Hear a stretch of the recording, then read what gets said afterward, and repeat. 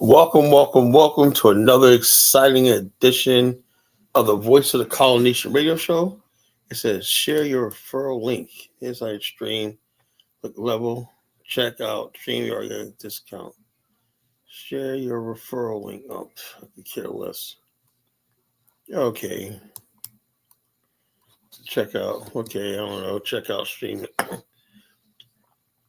So I guess I don't know what that's all about, but I put it out there. Share new to streaming.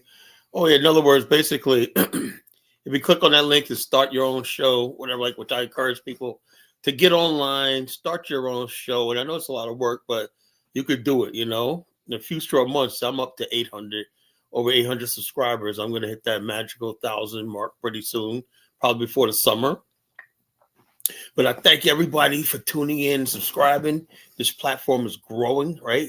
I believe this is more than a platform. This is a colonization cultural revolution. I believe this is going to be the next thing in Black America, colonization. As this platform grows, the influence and the reaches grows and whatnot. And so I believe the colonization is going to replace or just basically be up there and be the most important platform as far as Black America, because I'm combining Black America, what's going on in Black America, with Africa, with Pan-Africanism, with Black nationalism all together.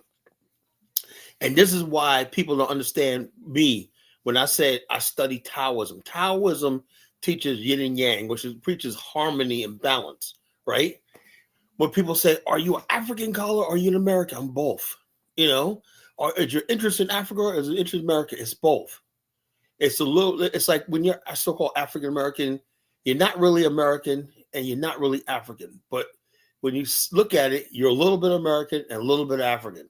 And when you take those two together and merge them together, you got what we call Black people, folks of Black America, the Black American folks in America, or the commonly known as African Americans. It's a fusion culture of our experiences here in America. And FB, we're not African. Dude, man, please go someplace, FB. We're not African. We're not African. The thing is, we are African and we all also are Americans. African, I don't know, FB, you got to come on here. If you could be a white guy for all I know, you could be white. And I'll say, okay, you're not African, you're white. I don't know who you are. You didn't show your face. But if you're a Black person, get up here talking about you're African, you're a fool, you're a clown. You're an idiot. You've been listening to too much TikTok. Get off TikTok. Get off a thing where that reinforces your freaking ignorance and everything. Every Black person in America is from Africa and Black African or sub-Saharan African origin. Period. End of story. Elon Musk is not African. That's another thing. African means Black, the Black race. Elon Musk is a European. His DNA, if he did his DNA would trace back to the Northern Europe. My DNA traces to Africa. Elon's DNA originated in Europe. He's a European. No matter how long he lived in in Africa, he's still a European in Africa. There's no such thing as an African European. So as I said, people try to conflate that Elon Musk is African. No, he's not. Elon Musk is a white man. He's European. The people down there call themselves African, not Africans. They're freaking European white people, And so if they're in Africa, they're just an invasive species, It's like you find these monitor lizards in Florida. That don't mean that just because they're there don't mean they belong there. They're an invasive species. You got all these animals that people bring in and let them loose in the jungle and south of the Everglades and everything like that. They thrive. The python, the rock python, is in the Everglades. That don't mean they're indigenous to the land because they could survive there. Colombia, Pablo Escobar brought hippos there. And now they got tens of thousands of them, right? Because they bred there. But that don't mean hippos are from South America. They were introduced there, just like the whites were introduced to Africa. Black America, same thing. We were introduced to America. That's it. We're from Africa. We were introduced to America. But we're not indigenous to America. That's the thing. People don't understand. When you accept that and be at peace with that, you'll get someplace in life, You'll start loving yourself and be accepting yourself in life. I accept it, That's what's happened to me. I'm like, I deal with it, Slavery angers me. It's a shame. It's an embarrassment, but I deal with it, you know, because that's the only way I know how to live. I'm not going to ignore it, you know. So what do? We're not Africans. Do you think that could make you closer to white people? You think white people going to love you more because you denounce being African? Freaking people act like fools, I swear to God, you know. But this is why we have the colonization of cultural revolution. When I came on the scene 20 years ago, you know, it was 20 years ago, back in 2005, right? I first got my thing. You know, I don't have a Liberian passport. I have a United States passport, U.S. passport. When I came on 2005, right?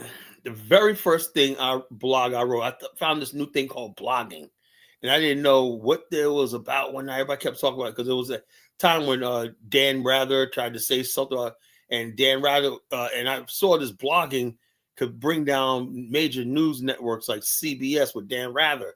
And I'm like, wow, what is blogging, right? You know, and it come to find it was a guy who started a blog from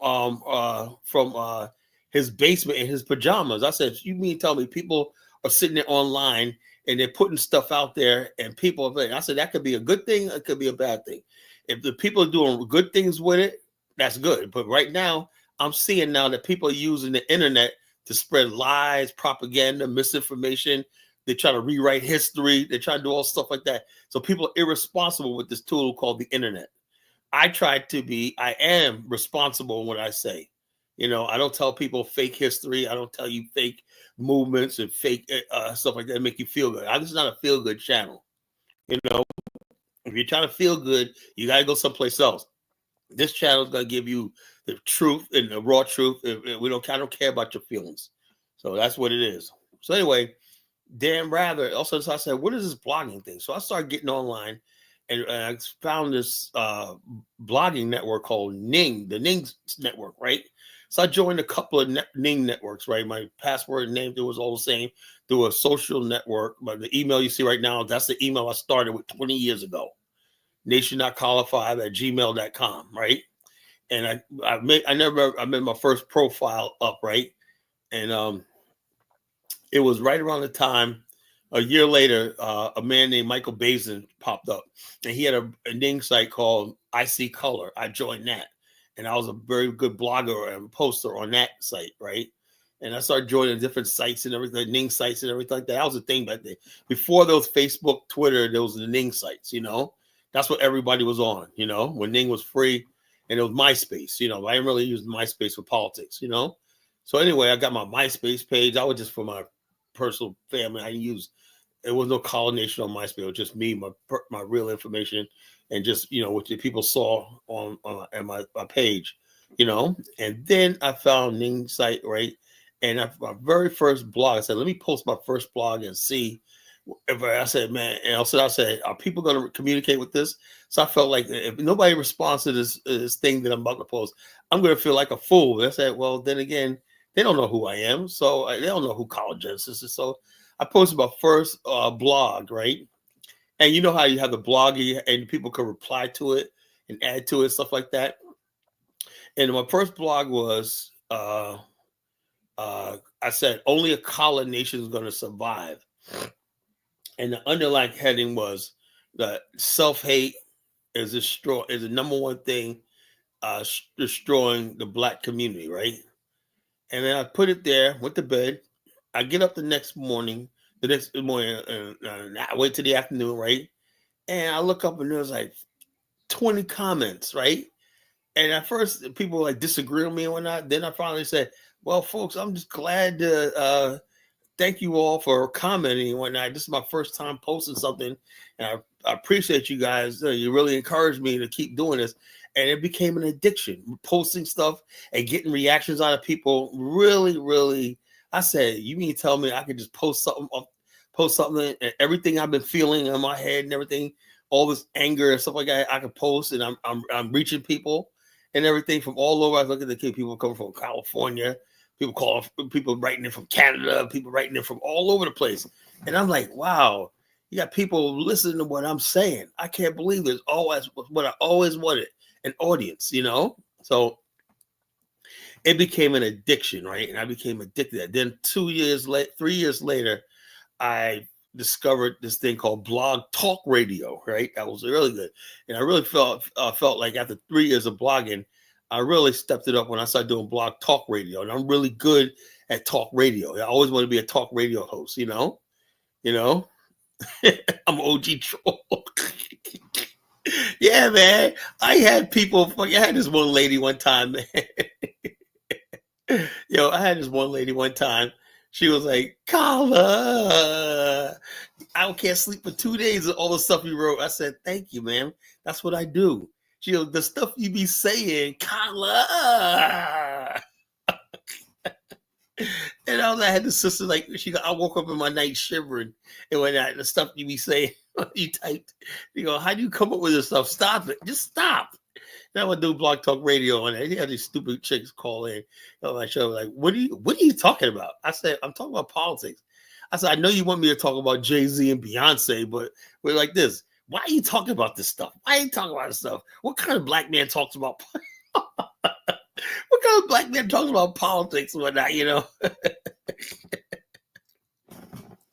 Oh, man. Yeah, Princess P, Oh, man. So I basically started off the colony. I said, we need a cultural revolution, right? And my views of the world is based on a lot of traditional black culture, some good things about Africa that I discovered over the years studying Africa, right? So I can say, look, Baruti, he hasn't really studied Africa, right? He just going on this Ubuntu thing. Colonization is actually something that's been lived. Colonization represents the way I see the world. It's the life experience. Everything I've learned in my life, every mistake I've made, everything I read, whatever like that, lead me to this idea that we need a colonization, a colonization revolution, and colonization is more like I would say the yin and yang, the balance of everything, We're Americans, but we're not really American, We're Africans, but we're not so much African. We're a lot of American too. So it's like a balance there, That's why when people try to tell you as a Black American, African American, that you got to forget everything about your history and adopt some Ubuntu and adopt a tribe and become some dusty ass African tribe that should be in the museum or something like that, We can't do that because we're also a product of the modern world. We're a product of the industrialized world, and there's nothing wrong with that, But we've contributed a lot to urban culture around the world. There's a lot of good, and I'm sick and tired of people making it seem like Black culture is bad and everything. Right now, the worst side of Black America is being, and I said this when I first came out, I didn't like the fact that, I didn't like the fact we don't have a European mindset. We have a Black African American mindset. I don't know that's another thing. We have our own culture, our own way of thinking. White people and Black people do not think alike. We don't have a white mindset. If we had a white mindset, shit, man, we would have killed a lot of people a long time ago. White people, first of all, white people would never put themselves in a situation where they're the minority and let another race of people rule over them in perpetuity. So please don't tell me that. A lot of our problem is we still have a slave mentality in America. We still think we need another race to take care of us or look over us. That's not a European mindset. That's something that came out of our slave history that we have to deal with, So it is what it is. Yeah, but we're basically in captivity in America. We're not freaking Americans like Europeans are. Europeans are Americans. We're Afro-Americans, like the friggin' you have French Canadians, you have Scott Irish. We're African Americans, we're the African culture, the African story of America. That's what I tell about the colonization. We're an African people in America, an African story, So yeah, so it is what it is.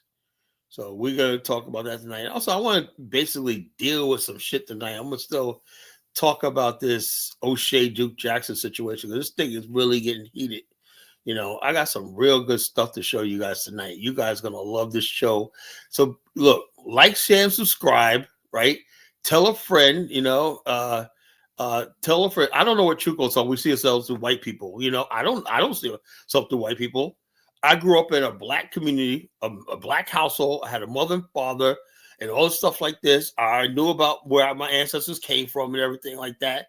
The music we listen to, the foods we eat is nothing to do with white people. You go to black people's house, the stories we tell and everything like that, the games we play and whatnot is all ours. So I don't know what people told us, but people who don't know Black America and get the information secondhand, like Chuko, he thinks that, you know.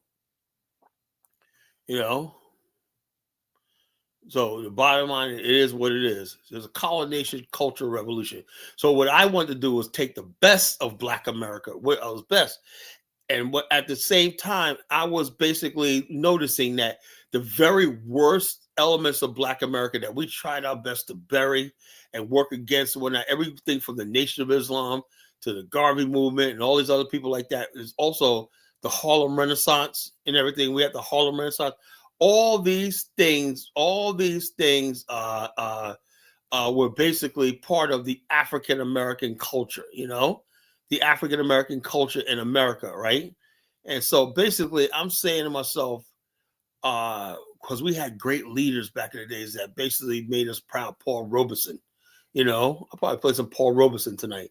So all these things were the Alan Ailey Dance School of Harlem. All these cultural things that basically made Black America the most civilized and the most advanced Black culture in the world. To this day, the culture of the Harlem Renaissance influenced the modern Black world, the globe over. Everybody in Africa, the Caribbean, everything like that, Harlem was the center of the universe, in the Black universe. And so therefore, that culture of the Harlem, right, that transport literature, math, science, and everything like that, that basically put Black people on a path. Also, that also extended to Black Parisian culture. Large numbers of African Americans that went to places like Paris and Russia and every place like that. So the whole world, is basically Black world is basically influenced by this African American culture coming from America, particularly. So it is what it is. I realize that there's a retrograde part of our culture, just like there's a retrograde part. It's like I tell people, I put it to you like this: when you think of the mafia, Italians, you think of the mafia, right? If I were to tell you that the mafia really is not really Italian at all, the mafias were criminals. They came from the Italian culture, right? But they were like a parasite. You cannot basically, because I grew up with Italians, right? I grew up with a lot of them, right? And the bottom line is this idea that everybody thinks every Italian kid is a fucking mafia person and the mafia is just running around, everybody's a godfather and all this stuff like that. That is friggin' a lie. Italians are the most hardworking people. I like this, crack cocaine, mass incarceration. Chuko don't know nothing about Black. That's what Black people said. Right? Chuko, there's 45 million Black people in America. There's less than 500,000 people in jail or whatever like that. So please, stop that. You have your own view. That's not the Black America I live in. There's millions of us most of us are doing well, in this country, because you don't see Black people leaving, do you? So it is what it is, I know you guys want to be like, that's what I said. You take the worst part of Black culture, the streets and all this stuff like that, which is a creation of the white man, That's all it is. It's a creation of the white man. White people basically brought the drugs in, the crime, they escalated it and all stuff like this. Black people basically are victims of a system that basically we don't control, But still, we produce the most inventions. The first car was built by a Black man. The refrigeration. The modern elevators. All these inventions given to it by the Black people in America. Right? We were people of invention. Unlike any other group of Black people on the planet, we are people of invention. Yeah, we got problems like everybody else. The problems in Black America is we do not have a majority, and we cannot take care of our problems. Other people have these same problems that we have right now. When the Irish came here, they were the freaking lower than Black people, right? They were more dirty and whatever. But the bottom line is the society basically looked at, doing the progressive movement, looked up and said, we could do something. We got to make them part of us, let them see things our way and whatnot. So the Irish community became assimilated into the dominant white society, and a lot of the gangs and stuff like that disappeared. Where Black America, for the most part, would never assimilate into mainstream society. The only thing it could assimilate into is into Black culture, and that only goes but so far, you know. So it is what it is, you know. So we don't steal from you, FB. You're not one of us, you know. You're a fucking interloper, you know. Freeway, Ricky Ross, and Big Meats were thugs and criminals. You know, what the hell's that got to do with the 99% of hardworking Black people that are doing their friggin' thing? You know, so in other words, basically, Chuko, you also got John Gotti. You got Pretty Boy Floyd. What about all the white gangsters that came around and whatnot? You know, they got more white gangsters with them. Ma Barker. You know. What about all during the Depression? How many people, white gangs, were robbing banks and stuff like that? You know, the Prohibition era. You know, but everybody wants to judge Black people. Yeah, we just like anybody else. We got gangs. You know, we got gangs like every other group of people. The 5 Points gangs in New York were Irish, American, and stuff like that. You know, you got the mafia gangs, all stuff like this. You got friggin' biker gangs in this country who are distributing heroin and fentanyl and whatnot, you know? But Chuko only want to talk about Ricky Ross and like this. Yeah, we have every group of people have gangs in this country. You know, that's just Chuko's hatred for himself, you know? I'm not going to say like this. And I'm not saying, oh, that's good. But it is what it is. Yes, it's gangs in this country. Like everybody else, they got gangs, whatnot. You got white. When I was growing up, actually, I lived in a predominantly white area growing up. All the gangs I grew up with when I was a kid were white. Yeah, white boy gangs. They used to have rumbles and stuff like that. If you really knew American culture, that was really, really big. Gangs in white communities were really big, you know? They used to have rumbles and shit like that. They were way more violent than Black gangs ever were, you know? Kyle is truly an amazing, complex person. As he says, American, but not really American. African, not really African. I guess yeah. Well, like I said, the bottom line is we're Americans, but not really American. We're African, but not really American. We're in a conundrum, you know? So we have to do, that's why I create the colonization. We understand I can't just be an American because that's hypocritical, you know, because of slavery and everything like that. I can't fully embrace America. At the same time, we've been uprooted from our continent. We've lost everything in Africa. I can't be fully African, you know? The only way to solve this problem is we as people who in our situation need to have a land of our own, and we need to get reparations to help build that land for everybody on this fucking planet that benefited from our destruction. That's the only way that's going to work, you know? You know? They the fresh out of the jungle. Yeah, no, he's done. Yeah. Yeah, they don't know American history. They're fucking stupid, you know? White people have gangs. Yeah, we're in a precarious situation. We're Americans, but we're not really American. We're Africans, but we're not really African. You know, so that's what you're dealing with. You know, and that's what I'm dealing with. You know, I can't just basically say one day, you know, something, I want to be a Yoruba. I can't do that. I got to go by who I am. Who I am comes from my heritage, my experience. You know. Now, which we call if I moved, if I was part of the African Americans that moved to Dominican Republic, my situation culture would be different because I went into a different environment. So I would have to change and adapt because in that environment, new friggin' thing. And also, you can't a constitution can't make you an American. You know, an American is something. The only thing a constitution is validate what was already there. Constitution said, okay, you guys want to be Americans, so we're putting it down on paper. You know, white people were Americans before they wrote a constitution. You know, so it is what it is. The pre-war is Debbie, as it said authentically. Who told you that, Chukwo? This is what it said. Chukwo's a fucking moron. You know, I don't know why Dollar Bill thinks you like Chukwo. Chukwo's a freaking. Who in the world? I want to know who in their right mind ever said Freeway Ricky Ross is authentically Black. Whoever said that? Chuko, can you find me the quote where somebody said that? Chuko, I'm going to give you 2 minutes to come up here and show me a link where somebody said Freeway Ricky Ross or whatever like that. Big Meech is authentically black or real. I want to show you what it is.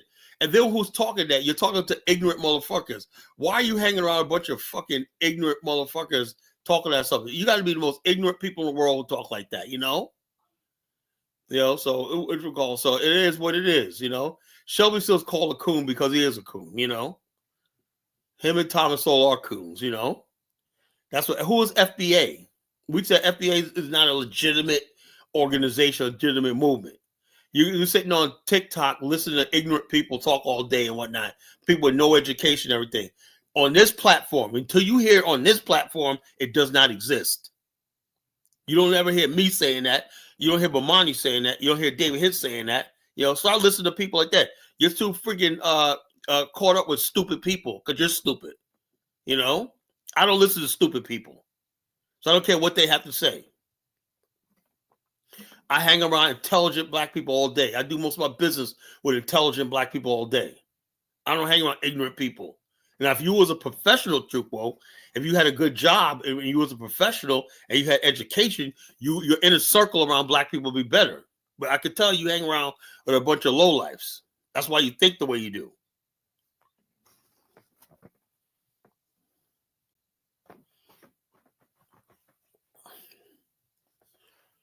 And I really don't want to get on Africans, but they keep fucking asking for it, man. God damn, man. Why don't start with me, man? Because you're going to ask for it, and people end up getting their fucking feelings hurt, man. Like, well, Carl hurt my feelings last night. Oh, what the hell? Keep your fucking... There would be no FBA movement if Africans learned one thing. Keep your friggin' mouth shut. You know? I've been telling Africans that for years. Shut your friggin' mouth. You know? They say, Carl, you're African. No. I am culturally and racially, I'm African, obviously. Culturally and spiritually, I'm basically something different, you know? And I don't need to learn some stupid language like Kiswahili to be a friggin' African. You know, I don't want to. What the heck does that do for me? Nothing. They tell Africans, black people talk about everything else, but actually building yourself and pulling our race out of poverty and humiliation. Right now, black people, the black race is the most humiliating thing you could be as African, you know? Like the worst thing on the planet you could be as African. But Baruti thinks learning Kiswahili is going to solve something, you know? Not building infrastructure, not building science, math, technology, and all stuff like that, you know? You ain't no professional, Chukwu. Stop your bullshit. Stop your... Chukwu, why don't you come up here and tell us what you do then? You know? Why don't you come up here and tell us what you do? You're lying. Everybody on this fucking platform, most of you ain't got shit. I know it, you know? Most of you can't pay your fucking bills. You know, it's about you're a professional. Professional what? Professional dishwasher? Professional janitor? Please, Chukwu, stop it, man. You're talking to college Genesis, man, you know?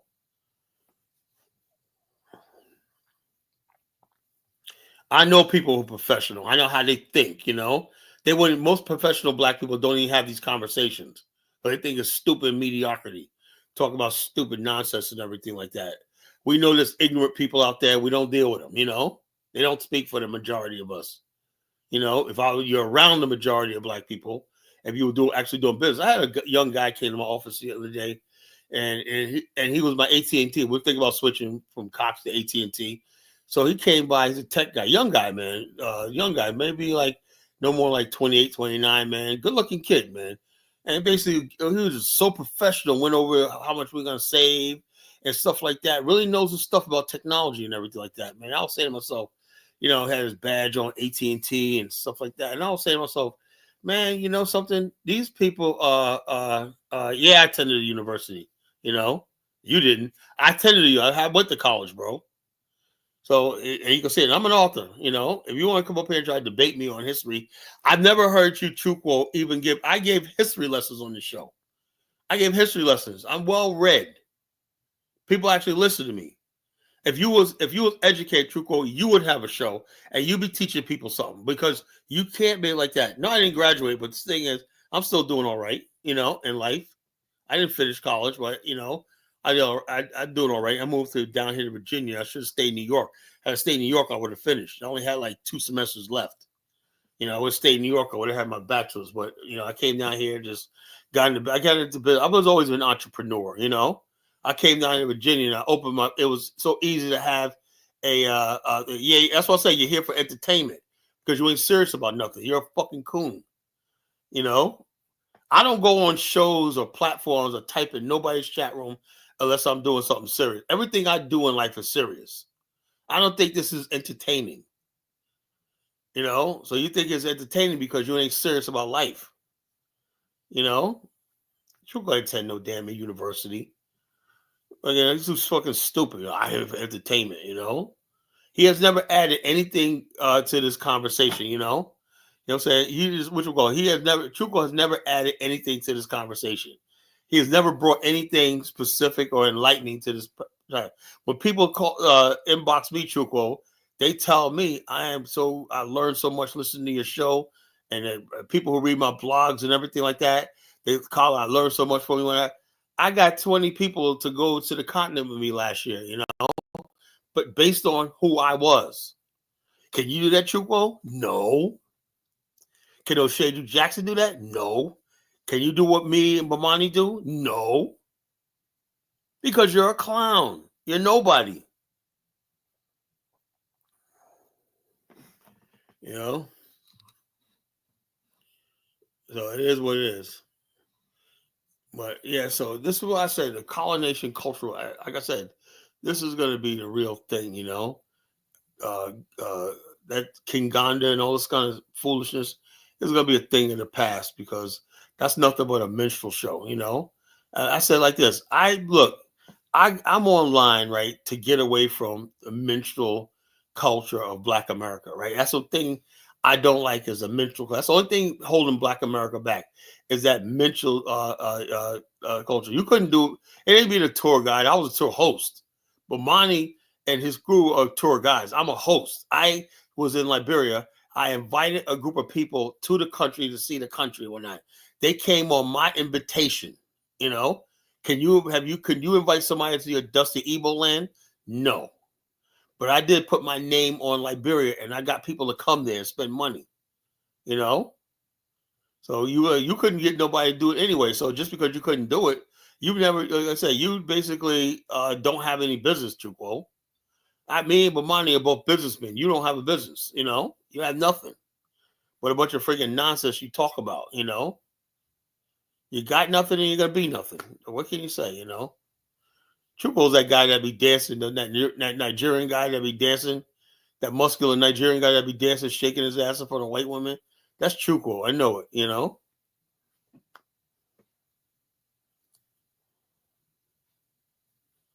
Well, yeah, it is. Well, Baruti, he said, if being African is a low, it is. So now my goal with the colonization revolution is let's turn it around. Let's turn it around. Let's do something better. Let's have a cultural revolution.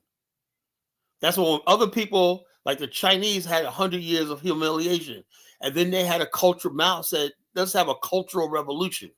They had a freaking cultural revolution, and China is what it is today because they had a cultural revolution. They first admitted that there was something wrong. It was something they admit that something was wrong. Say Afro dumbass admitted we need structure. Yeah, coming from a country, man, where grown men are taking young boys and having sex with them, he's going to tell us about structure. Okay, princess, Afro dumbass is going to tell us about structure, and the Gambia is a certified shithole. But he's going to tell us about structure when he's living over in America he's living in America as a janitor when posing as a businessman. I got the receipts on Afro dumbass. I know about him. He's a fucking janitor. He was in prison. He worked as a janitor and maintenance. He was no fucking prison guard. So I got privy to some real information by some real Gambians, alerted us about him. He ain't what people think he is. Lying. He's like, he don't got shit. Just like most of these Africans who get up on here and whatnot, they ain't got shit. They just get online fronting like. What I'm trying to do also is spell this myth about the successful African, But first of all, the Chinese came here. You could judge them. Why? Because they came here and built their own enclaves and everything like that. You could say, for better or for worse, you see Chinatowns, right? Anywhere you see black immigrants in here, they're always moving into white suburbs, right? Black America has a task of holding down majority black communities in America, right? Good and bad, where about that. Sometimes not good because we don't have the investments and everything like that. But the bottom line is, at least we're not walking away from our communities, you know. And for dumbasses, the truth, you know, yeah. So if Africa good as the truth, FB, why you always on my platform? That's what I think I was saying. If Africa dumbass is such a truth, why do people come here? Why do people come here? I don't get it, you know. You know. Liberia does have running water, you fool. Liberia had running water since the 1930s. You have running water, you have all that. Liberia, Monrovia is very modern. Our ancestors built something there great, you know, before these savages took it over. You know, so it is what it is. I'm here to break you. You're gonna break me? How you gonna break me? You look, FB, let me give you some advice. If you can't come up here and cam up, show yourself one thing, and you're hiding behind a moniker because you're too scared of, I don't know if you're a man or a woman, I don't know what you are. I don't even know if you're a man or a woman. I don't know what to address you. You know, you can't even show who you are or whatnot. How you gonna break me? You know? That's what it is. The internet's full of just fucking sissies and cowards. This movement right here, I want strong black African American men for this movement. I don't need cowards. I don't need sissies and whatnot. That's what I want for the coalition. I want strong black men. I want strong young black men to build and whatnot. I don't want this friggin' nonsense and everything like that, you know? So, but yeah, so it is what it is.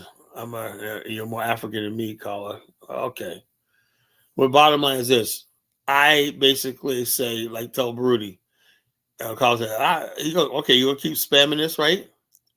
You know, it says, if being African is being, look, Broody, do you understand that we had a thing for 300-something years called the transatlantic slave trade, where the Africans were the sacrifice to build a modern world. There would be no industrial revolution. Lisbon, Liverpool, Amsterdam were backwater shithole cities, right? And they grew into metropolises over black bodies. Right now, Africa is still suffering from the transatlantic slave trade and had done nothing about it. Now the Congo is saying that it's so sad. The Congo is asking for Donald Trump to come over there, take over his minerals, right, for protection. This is what we're supposed to be proud of. You know, this is what we're supposed to be proud of, Rudy. I'm trying to tell black people, right, we could build something new. That's why I say we need an African stand. We need to stand up and build something new and be men. Rudy wants us to be boys and children forever, you know, and be proud of being nothing, you know. I'm sorry. You know, I'm proud to be a human, you know. If God made me black, I'm proud to be black right now. I'm just saying, ain't nothing to freaking brag about, you know. You know. Well, so I don't care about what O'Shea says about me and Bomani. He has no evidence, no proof, and I'm gonna freaking deal with this fucking fool once and for all, you know, tonight, you know. And I'm gonna keep on O'Shea until he freaking breaks, you know. So here's the thing. I'm gonna play something first of all before I start, you know. I'm a time Chuko out, then I'm gonna end up banning him. End up blocking him for good because he's annoying. Like I said, I can't deal with freaking stupid trolls and stupid idiots, you know.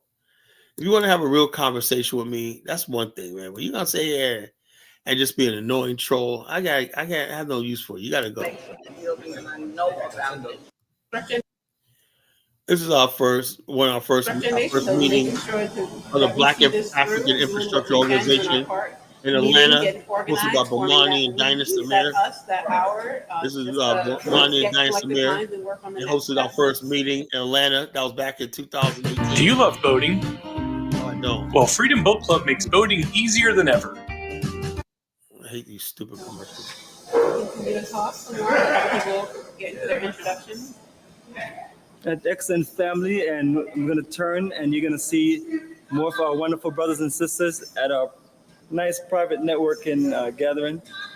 And I'm looking at 5 folks, and let me get a camera close and then we just get some basic introductions.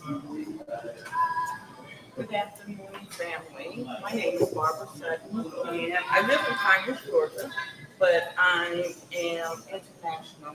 My dad was retired Navy, is retired Navy. So I actually, my formative years were in Europe. I grew up in a little town called Nellen in Scotland. And my father told us we were coming back to the United States 11, and I spent 7 years, which is what I had as a means. And so that's how I got to know some of the other members of the organization. And so here I am. And that's beautiful, and that's what the folks like myself in Atlanta, since I've been here, it's always about us just connecting, networking, and just like the White Devils did in ancient Rome, they sat together and they decided the fate of the future of their children, the future of the world, and they just took charge and they did the thing. And that's where I want to see us, where we take it to the next level, to the 21st century, and work our way out of the 20th century. Does anybody else want to share or say one or two things? You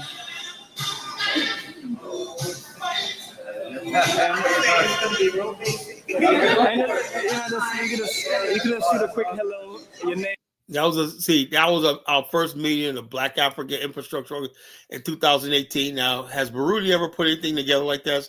Have Baruti ever got a group of organizations? Have you ever organized behind your Ubuntu? No, but people came together with the words of the collogenesis, So what does it tell you? Colonization is real, So it is what it is. And I'm here rebuilding the BAIO to the highest level, and the bottom line, the BAIO, when the smoke clears and I get rid of all these other clowns out here and whatnot, the colonization of the BAO is going to be the only Pan-African Black nationalist organization around. And I'm going to see to that, And so therefore, we're on a path to nationhood, And the bottom line is either you get on the train, the national train, or move on the side, or you're going to get run the hell over.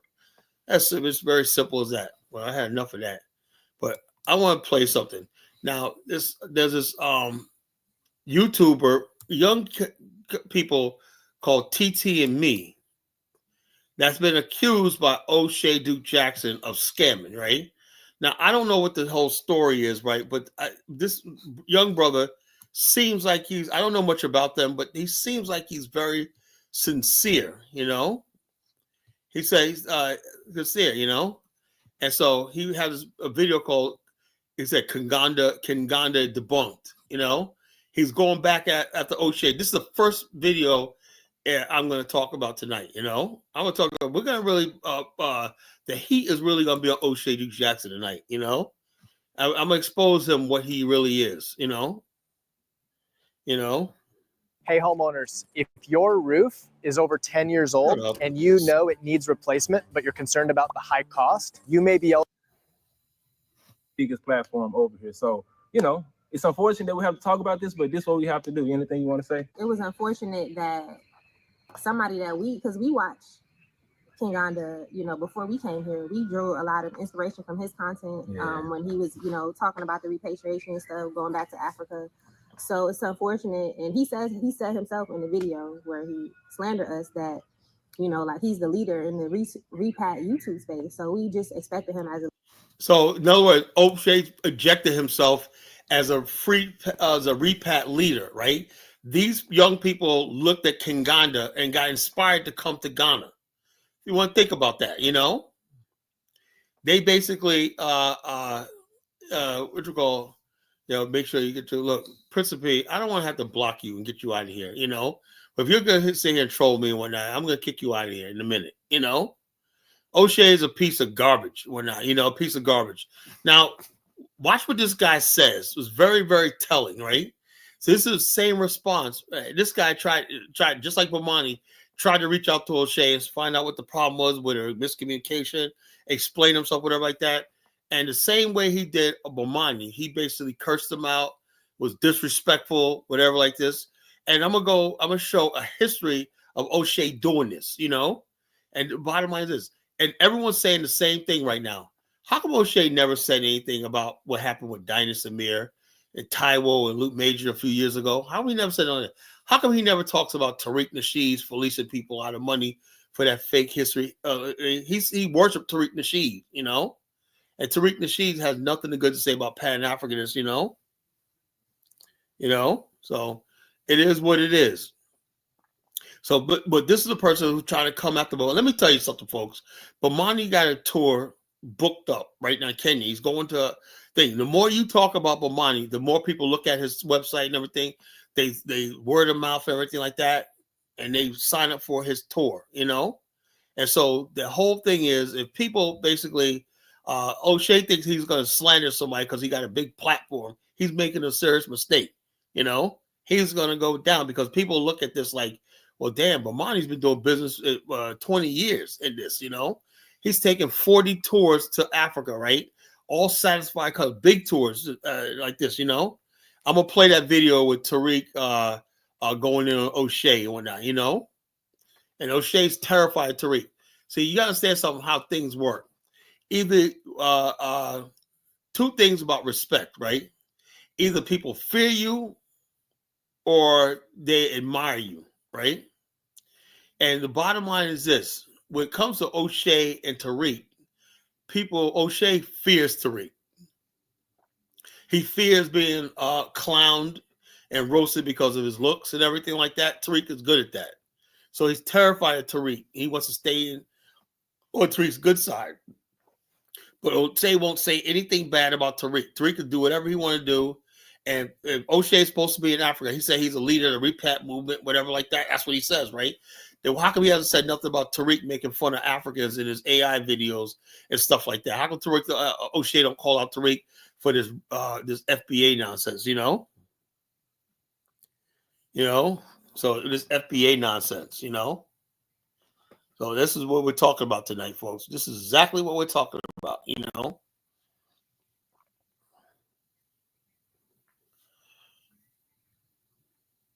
So it is what it is. No, what I'm saying, look, Jacques is right this. If you basically put out a video, an AI video of a hidden history museum, that thing look nice where he put it out there. I said, okay, you might got something there. It was black, big things, a hidden history, and it was like a huge building and whatnot, you know. It looked like a cathedral, you know.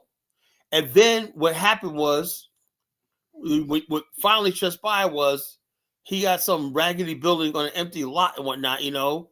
That what you paid $2 million for? He should become clean. He probably didn't pay no more than $150,000. What did you do with all the other money? Does no one even ask these questions? And that's what Brandon was talking. Brandon was right about that, you know. You're going to take people's money and then basically give people a friggin' what you call, you know? Yeah, Tariq, no, he picks his battles, you know, wisely. He don't want to get in with Charleston White. That'll be the end of him, you know. He don't want to get in with Charleston White, because Charleston White will go in on this dude like crazy. That'll be the death of him. Charleston White's not O'Shea. O'Shea's a coward, you know. O'Shea goes after people like these young couple right here who he thinks won't fight back, whatever like that, you know. And he try to go after Bomani because he wants to get into the tour business. I'm going to talk about this Jay Cameron guy too. Okay, and I got not evidence on Jay Cameron, but I'm going to say something, right? Now, Jay Cameron was talking about land in Ghana, right? Getting land in Ghana. But he was talking about that 2 years ago. He has not talked about the land he was on 2 years ago. In 2 years, he hasn't done a video or anything like that in 2 years. So 2 years gone by, no land, right? No one's asked that question, right? And also, he has his itinerary, and he says, oh, he takes groups of people in Africa. And I told Bomani, be careful of that. Did you actually see people landing on the plane, meeting people at the airport at one time, whatnot, you know? Or he just met with a bunch of people in Ghana, right, and did pass that off as a tour group. Now, you can easily do that. You could be with a bunch of expats and whatnot and invite them all out the restaurant and then post on your internet and say, this is my tour group. You know, people do that too, to make it seem like they got more numbers and more successful than they are. You know, oh, yeah, I missed out on something. I want to go with Jay Cameron. So they say, we'll meet up at this restaurant, you know? You know, we'll meet up at this restaurant. We'll meet up at this beach right here. Take a bunch of pictures and everything, put on a website. It looks like you got a tour group. And then people are already there, you know. Jay Cameron's tours at like $5,000 and doesn't include airfare. And then with airfare, it's like $6,500. What are you going to look? $6,500 to go to raggedy ass Ghana. Are you kidding me? But Monty's tour, airfare, everything is like $4,500. And a full itinerary. And so therefore the profit margin is smaller with Bomani, but it gives you quality over quantity, you know? And so therefore Jay Cameron doing it. Now O'Shea wants to get in, said Jay, he put his money behind Jay Cameron. I want to get into Jay Cameron about tours. But has he looked the fact that Jay Cameron has been promoting, and I don't know if he's taking money about land deals and everything, and he hasn't posted about it in 2 years. You know, what happened to that? And I heard that he's in court or something like that over some land thing. How come O'Shea's not talking about that? And this is somebody O'Shea says he wants to do business with. See, like I said, before you guys start jumping up and down, talking about, oh yeah, I got O'Shea. I know you guys are happy because it seems like College Genesis is being attacked and whatnot. But I'm gonna show you once and for all, just like the one dude who thinks you're gonna get your big brother to handle the bully on the block, and the bully knocks your big brother out. That's me. I'm gonna knock your big brother out, O'Shea out, your big brother Coon out, you know. Because the bottom line is this: he's not strong enough, and no, neither are you, you know. You know, so it is what it is. Let's just continue with this video. This is a young, beautiful couple, man.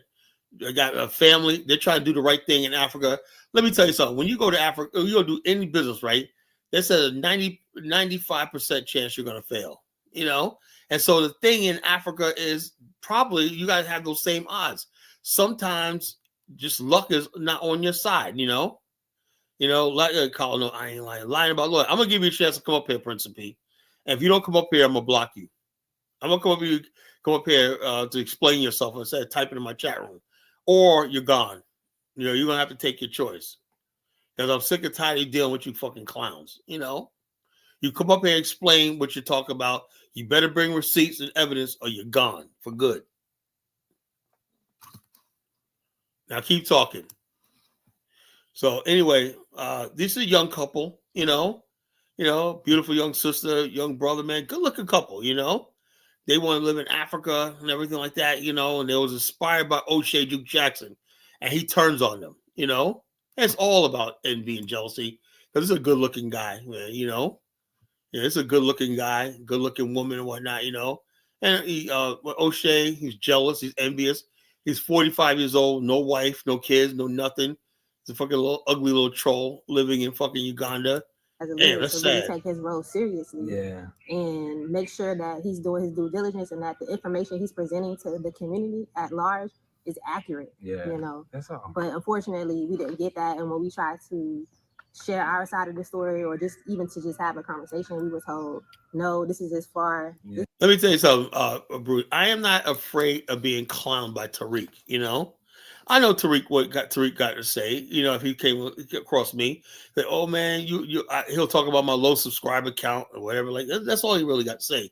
Low subscriber count, whatever like that. I don't know. I mean, he could clown me and whatnot. I mean, Tariq is good at roasting. He'll find something to roast you about. That doesn't really bother me, you know. All I know is I got the truth on my side, and I got strength on my side, you know, and I got my ancestors behind me on my side, you know. So it doesn't really matter what he says about me. My movement, this thing about the College Nation, this thing about the Black African Infrastructure Organization is the most powerful thing that ever came on the social media in decades. You know, this right here, this cultural movement, College Nation, this is what started all off. This was started Dynasty Mir off. This started everything off. You know, this is where it all started, right here. You know, this movement. I'm on Blog Talk Radio and everything like that. I was the first one on social media talking about Africa 20 years ago. Talking about we need to build with Africa. 20 years ago, people thought I was insane. We need to think beyond America, you know. Only a colonized nation is going to live, you know. Colonized nation was asking the questions, are we capable of living in our own world without white people and everything like that? And I realized that, yes, we can. But the only way we can be safe and everything like that, we have to be out. We have to have the cultural context of our reality. And the only way you can have that is you have to have space. you have to have a place to do it. And it could never happen if you're living under somebody else's media, culture, and power structure, you know? So it is what it is, you know?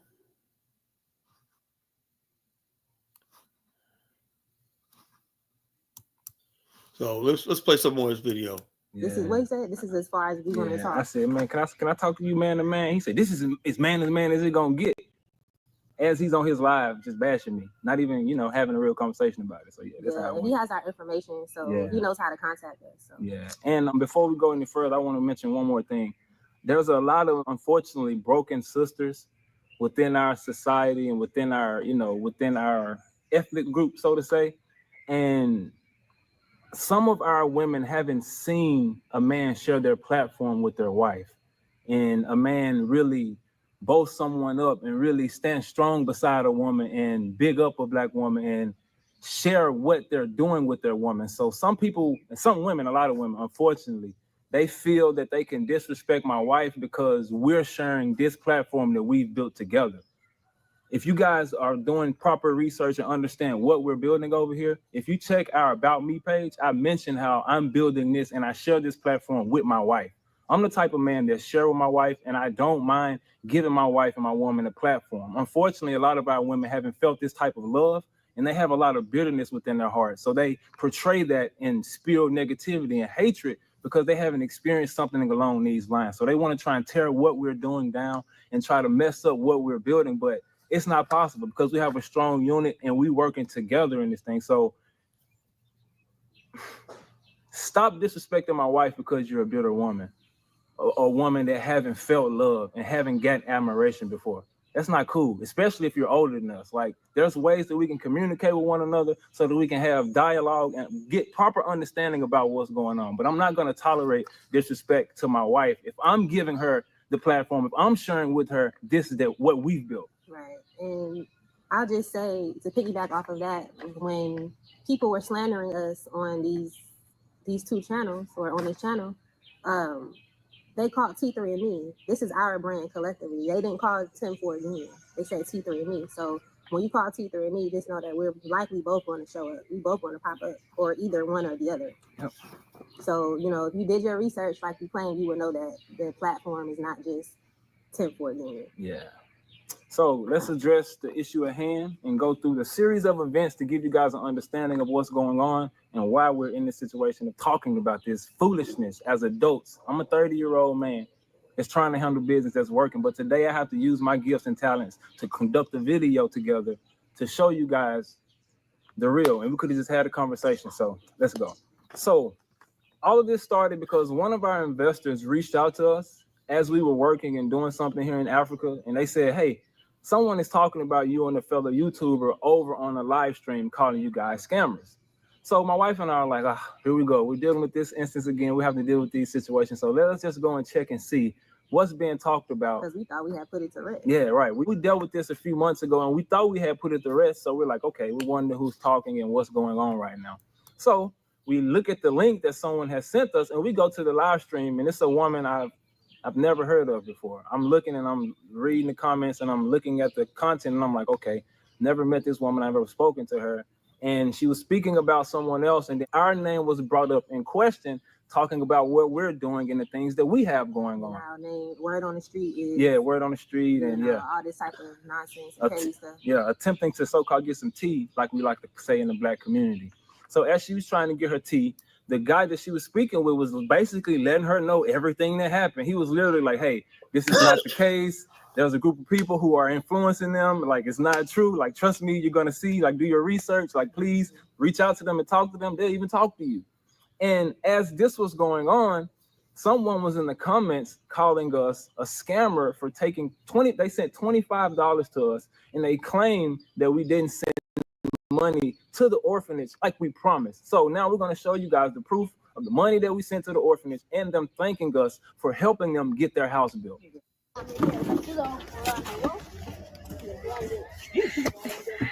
There you go.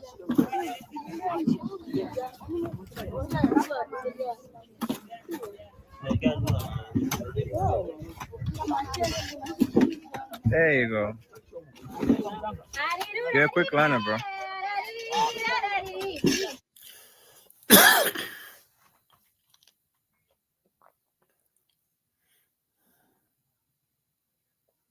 Did you know that Amazon has a $50 million fund that they have to pay out every month? And here's how you can get a cut of it. My name is...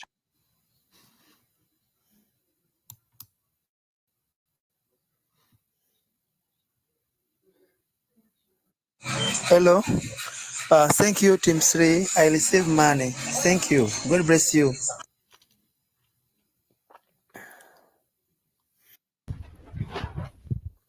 Ibariki Yoko, Mungu ibariki Tanzania. Mungu ibariki Yoko, Mungu ibariki Tanzania. Hapa ni jiko letu kama mnavyoliona. Limeshaanza kutumika tayari. Mungu ni mwema sana. Mungu ni mwema sana. Mungu ibariki Yoko, Mungu ibariki Tanzania.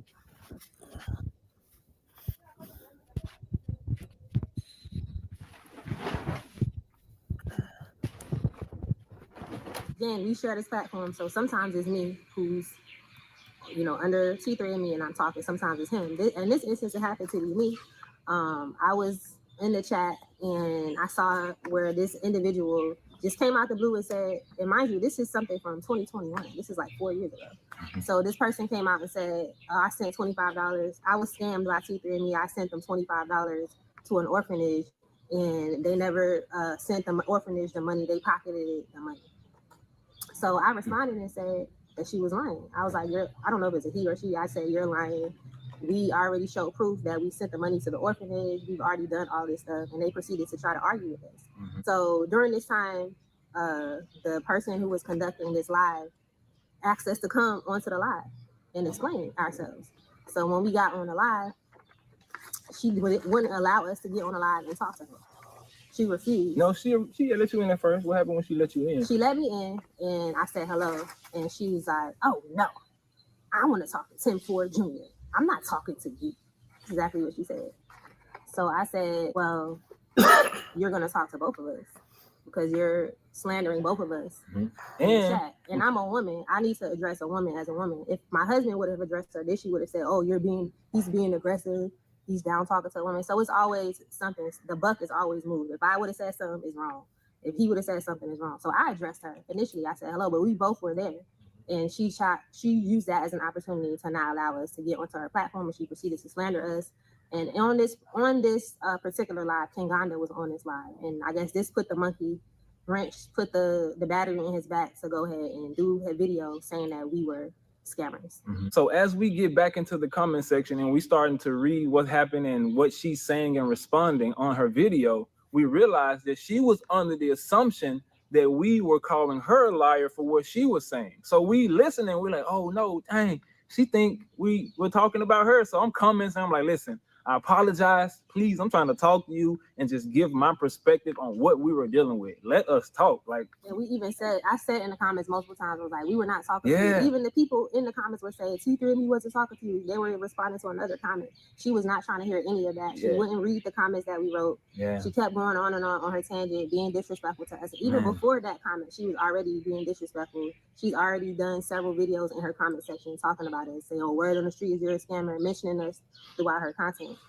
So we just were pulling up to set the record straight. You keep calling our name, we gonna pop up in the here and set the record straight. So that's what we wanted to do, but we weren't given the opportunity. And then the next day, Kingana decided to piggyback off what she did and say that we were indeed scammers without any proof and without any evidence. And we're gonna address all of the allegations with our proof and our receipts. Because one thing we don't do, we don't have to lie. We don't have to tell falsehoods. Everything we say, we can back it up. Everything. So the next day, as we were at home building and trying to continue to work and do what we were trying to do, one of our elders that actually fixed the accusations and went and did research and looked and saw the truth of the matter and did a video explaining everything, letting the community know what really happened. He sent us the link from the live stream saying, hey, Kinganda is calling you guys scammers. Go watch this video. I'm like, what? Like, what's going on? Why didn't he call me first, for one? Like, as I was watching a video from the day before, he mentioned how he reached out to the other YouTuber and he spoke to him about the situation and got a clear understanding of everything. And he was able to come up with what he felt about the situation. But I was never granted that same opportunity. I was never reached out to. I was never given the chance to tell my side of the story. And even when I came on this live stream, like I mentioned in the beginning, I came on this live stream. I'm like, hey, brother, I didn't even go off. I didn't go ham. I didn't say, hey, you disrespecting me. You playing on my name. I could have went there. But I said, hey, brother, can we speak man to man so we can really, talk about this so you can get a full understanding of what's really going on? We can provide you with our proof and receipts as well. And he like, nigga, I ain't got nothing to say to you. I already know the proof. I already know the receipts. I already know what's going on. Which he doesn't. He later admitted that he didn't have any proof. In the same video, he said, I don't have this proof, but I'm just going based off what I heard. And so he begins to proceed to say, your name has come across my desk for years. I've been hearing about you for years, man. So I know you're doing something. And I'm like, hold on. You haven't reached out to me not once. And I can admit, there's been my name going across several people's desks because I'm working. I'm doing my thing. And one thing that we deal with is haters and people who are trying to stop what we're doing. All the greats dealt with it. All the people are trying to deal with haters. So it's just my turn to deal with the haters. And I'm okay. I'm standing here strong and speaking up against what you guys are accusing us of and let you know no haters are going to stop us. And we're not backing down from anybody. We're going to keep doing what we're supposed to do and keep saying what we're supposed to say. But let me keep going. I'll be honest. My name has come across several of the so-called big YouTubers' desks over here on the continent of Africa. And you know what they did when my name came across their desk? They called me man to man or email me and had a conversation like, hey, man, I know what you're dealing with. I know what we're building as a people. I know what we're working on. And I know how our people operate. Bro, you know how our people operate. You know how some of our people are haters and liars and would try to sabotage what we're doing. So the fact that you wasn't man enough to come and have a conversation with me about this, bro, it's very disheartening, man. I really looked up to you, bro, and you really let me down with this. And I'm sure I'm not the only one, but if you have this type of platform, if you have this type of notoriety, yes, you have the biggest platform right now. Yes, you do. And you do have numbers. But the way that you are handling it, the way that you are moving, the way that you operated with your leadership, bro, it ain't gonna last like that. There's real workers out here hunting and coming for the top spot if that's what you're doing at the top. So get yourself in order and learn how to conduct proper research and learn how to speak to people man to man instead of going off what haters say. It's unfortunate that you met those people before you got a chance to holler at me man to man, but this is me, bro. When I tried to come and talk to you man to man, you could have met me and felt where I was coming from, but you decided to be disrespectful on your platform that you've built. Good job, you built the platform, but I'm building one too, and I'm working towards something as well. So I'm gonna stand up for what I've been doing and stand boldly and let you know you got the wrong one, bro. You're not gonna lump us in to everyone else and whatever is going on outside of what me and my wife are building. No, we ain't the one, bro. Yeah, and you said our name came across your desk a few times, so it got to be true. Like, do you know how many times your name has came across our desk as well? Like, many people, not just you, many YouTubers, people call us and do consultations with us. They talking about you guys, other YouTubers, other people who's doing work in the repackaging. They're leaving comments underneath our video. We even have a screenshot of when somebody left. When was that? A few months ago. Like 2 months ago, somebody was talking about you on underneath one of our videos, which didn't have anything to do with you. And it was before even all of this stuff even went on. So by your same standards, if somebody's name came across your desk, they're automatically guilty of what they've been accused of, and you're guilty of a lot of things. You're also a scammer as well, because a lot of people have been saying that about you as well. But the difference between me and you is that we have integrity. We're not just gonna look at what somebody said without any proof, without any evidence. Oh, just because somebody said it 3 or 4 times, it must be true, and I'm just gonna run off with the narrative that this person's a scammer, this person's a bad person, this person's defrauding people, whatever the narrative may be. And you said we making you look bad. You making yourself look bad. These comments don't have nothing to do with this. This is people's own personal opinions of you, own personal, ideas about you. It doesn't have anything to do with it. All right, that's enough. But you get the gist of it, right? They explain themselves, all the stuff like that, which we call this is what we're talking about tonight, This is what we're talking about tonight. I'm gonna end up making Dark Migo a moderator. I'm gonna see if I can do that right now. Make him a moderator. Maybe he can handle some of my trolls, whatnot.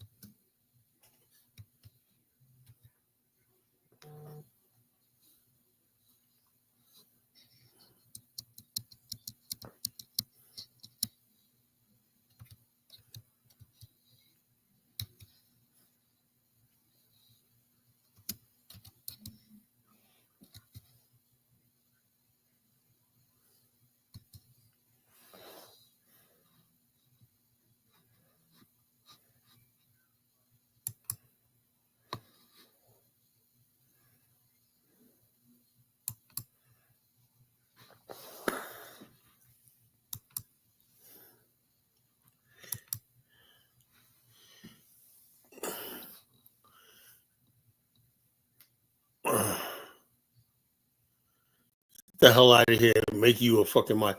I couldn't find Dark Migo. I think you gotta be subscribed. I make sure I did somebody named Dark Migo. I don't know if that's you or not. You know, if that's not you, I'll take it out. You gotta I think you gotta be subscribed to the channel, and then I could basically pull you up. But I don't see you in the thing, you know. Try free me. Let's see, I'm gonna try again.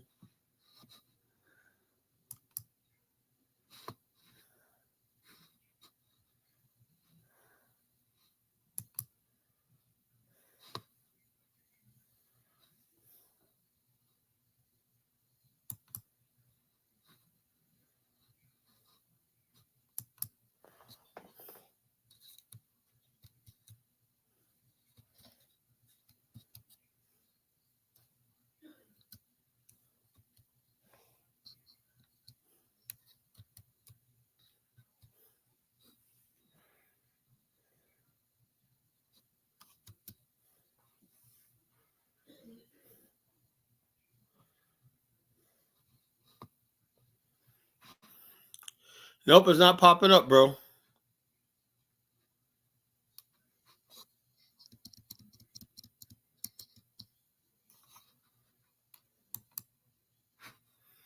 It's not popping up. I don't know what's going on.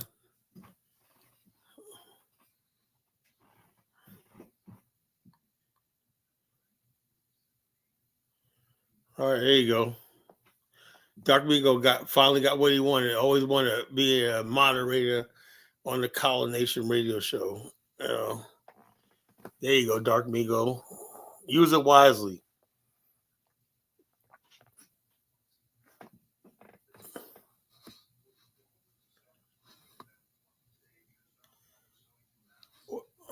Wait a minute. What happened to your wrench? Oh, shit. I just unmuted you. Oh, let me try it again. Oh, sorry about that, man. Sorry about that. You should have told me it worked in the first place, man. You know, hold on.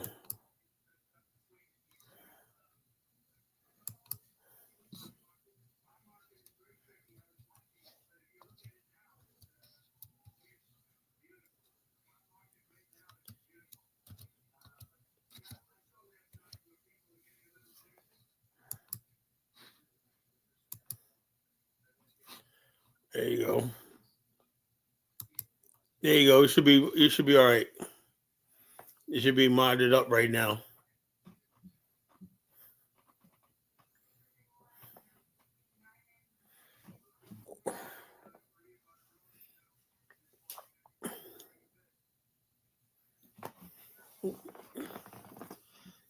Well, yeah. So, folks, you get the gist of it. This guy's doing the same thing, like a man. Like a man, he reached out to O'Shea, and first thing O'Shea comes out with his ghetto Sacramento, fuck you, f you. Man. This is what you're dealing with. O'Shea basically tries to portray himself as educated and everything like that. He's semi-articulate, whatever like that. He tries to be educated and everything, like tries to be like that, but he's not. He's nothing but freaking gutter, ghetto fucking trash. That's all he is, And the bottom line is, and look, I said this the last couple of shows. The reason why I create the Collar Nation movement, right, is to get rid of coonery and minstrel shows and Samboism and stuff like that, right? And I wanted a safe space for Black intellectuals, intelligent people, serious people, civilized people. That's why I created the Collar Nation movement, But here comes this guy, and he's bringing that minstrel, stupid ghetto nonsense to this Pan-African space. That's a problem I have with O'Shea Jackson, I don't think he belongs in this space, he's a king in a repack. Like, who freaking invited him in? Just because he lives in Uganda, some dusty-ass country. What the hell? And he's over there. When I'm like, said he was supposed to be a doctor. But who goes from going to be a doctor to a fucking YouTube content creator? Freaking insane. And he's all call on my business. What I'm gonna have to do is do a video walkthrough of my office space, and everything like that. Show you that I have a real business, office, everything like that I go to every day, every morning, and work and everything like that, and do real business, And I got people that work under me. I'm responsible for putting food on their tables and everything like that. I'm a businessman, a real businessman. Bomani's a businessman. That's why we clicked so well together. And so the bottom line is, when you basically going to move in on us, you want to get into tourism and stuff like that, we help people get to the African continent, Bomani's help people get their citizen, get settled in Ghana.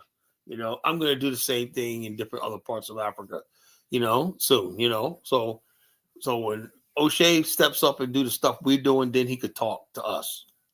But everybody's a scammer. Him and that, and the chick they were talking about was that Kiki Loves Nigeria. No one knows who this chick is. She gets up here, tries to sound like she's intelligent. She probably did 1 year community college and whatnot, What she needs to do is take the money and get her fucking teeth fixed or whatnot. She looks like a whole fucking jackrabbit and shit, Teeth protruding out of her nasty looking gums or whatnot. One teeth going south, one tooth going north or whatnot. Her mouth is all jacked up and whatnot, She need to do something about that mouth she got, That teeth is all kind of jacked. You need to see a fucking dentist. Talking about trying to help people and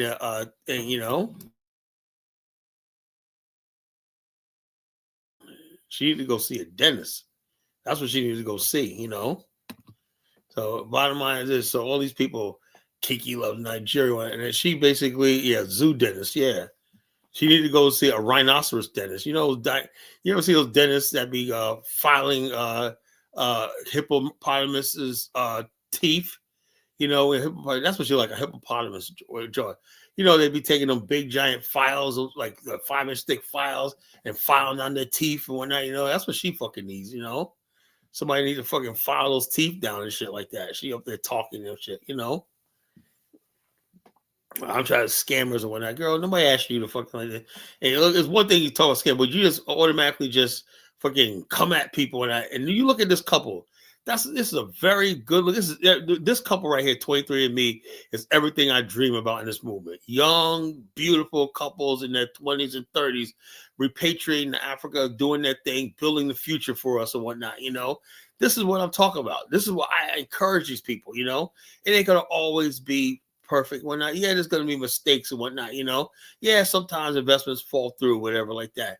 But for God's sake, you don't give up. This is too important to give up. These people are trying to discourage people because they hate the movement. We got haters.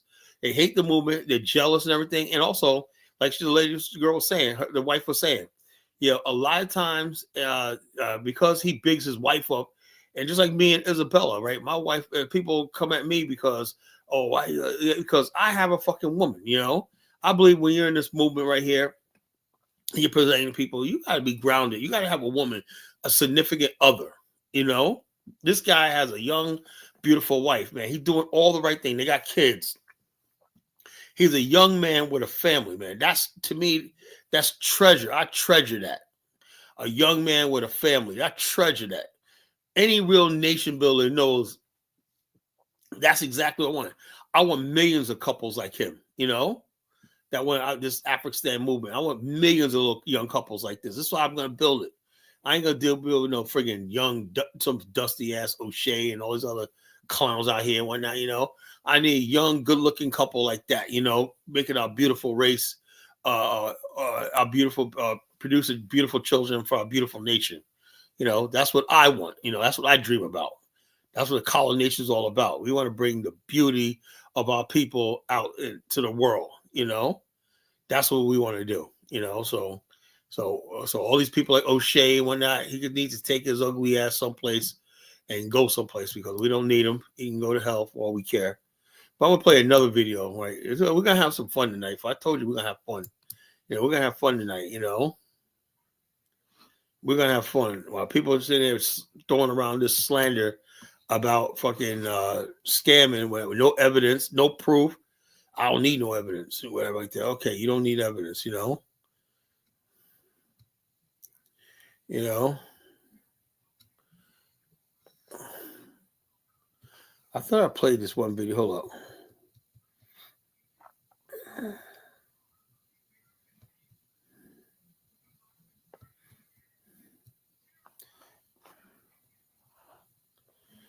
All right, hold up. Let me find this video, folks.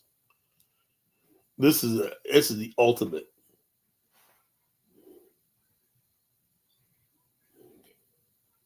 She kept calling the police. They wouldn't do shit. All right, let's see.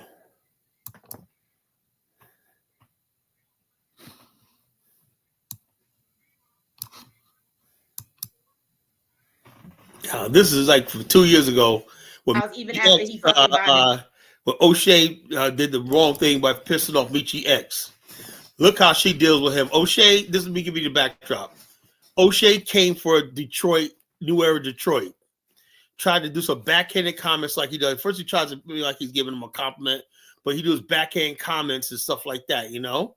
And his manosphere talk. See, New Era Detroit are real men. They're not these fake ass internet manosphere, these cowards that get online bashing black women all day and all night and whatnot. These are real brothers out there protecting their community, and they got the full support of the community. That's why O'Shea knew he had to back down to this one. When she came at him, he basically backed down off of this because he knew he was not going to win this fight. Has Michi X going in on O'Shea. This was 2023 or 24, one of those. I can't beautiful. But on that note, white supremacy says the same thing. Look at these niggas destroying themselves, right? They don't like us. So when we do the work for them, it's so beautiful for them. See, so like I don't like Taharka and I don't like Tariq. So them doing the work for me means I don't have to do anything. You niggas are slapping each other, y'all suing each other, y'all fighting each other. This is beautiful. So I'm happy. I don't have to do anything. I'm gonna just sit back and watch them destroy themselves. You do know that's the same thing that the white folks do when it comes to black people. Just let them destroy themselves and let them think that it's them. Let them think that it's all their idea. Let them think that they've done this shit. So let's talk about some of the disrespectful stuff that is coming out. We're going to talk about O'Shea Duke Jackson. He does a show called The Celebrity Junk. He has a channel called O'Shea Duke Jackson. He has quite a large following over on his channel, and he makes videos about stuff all the time. Sometimes they are right, sometimes I don't agree with him, but either way it goes, he doesn't really bother me. Sometimes I watch his shit and I be laughing my ass off, right? But he made a video, and I want to say something that this is first to the black men. Y'all be on some bullshit. Is he part of the manosphere? Is that what you guys are? This manosphere shit, right? I'm not really into all of that, but you're the manosphere, right? You niggas is dumb. Okay, all of you, if some of y'all in the chat, you about to get mad, it's okay, be mad, it's all right. I'm gonna talk about black women in a minute and the dumb shit that they doing, but you are stupid as hell, because I watched several of y'all, and O'Shea is the biggest one, but he made a video about New Era Detroit. Now, first of all, I'm from Detroit. Second of all, New Era and them are my people. Third of all, Zeke is like my brother. I can call him on the phone right the fuck now. And I don't appreciate you niggas taking something that they are doing that is great and turning it into some, I am rejected by women because I'm an ugly ass nigga. I ain't never got no motherfucking counseling for all my issues, so I'm an emotionally child ass acting man. I've been hurt by a black woman, so I hate all black women. My mama used to beat my ass and my daddy wasn't there, so I hate you all ass niggas. I'm tired of y'all, right? So this is what y'all gonna use to turn into your scenario. So you guys can go over there. I may even play a part of his video, but it's not necessary because I can sum up everything that he done said, right? So he takes, if you guys don't know, New Era has been out in the community in Detroit recently, okay? They do this all the time. And as New Era, they do everything. New Era is actually our new Black Panthers, like the real new Black Panthers. No disregard to the Black Panthers who got their guns and everything. But if you understand the Black Panthers, that's not all that they were.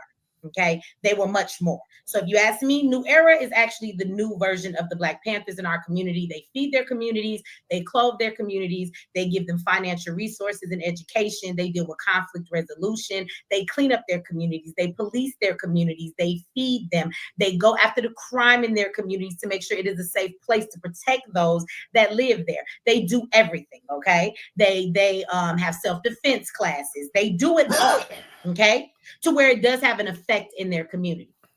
Now, they recently have had some strings of crime going on in Detroit.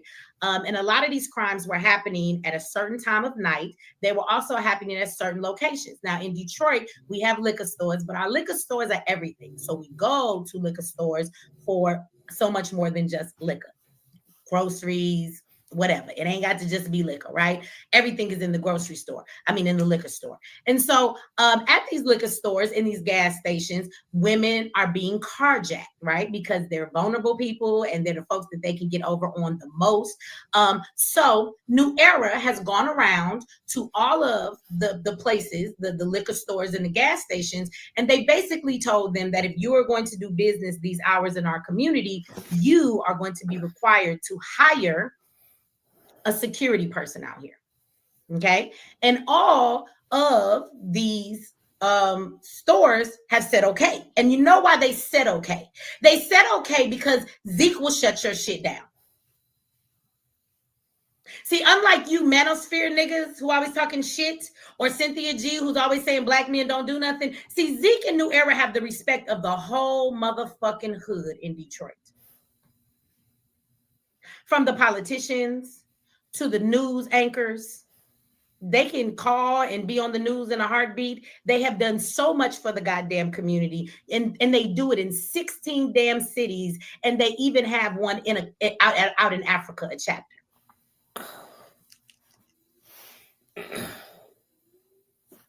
So on top of them requiring them to get some type of security, Zeke and the brothers that are the security for New Era go out and work that shift.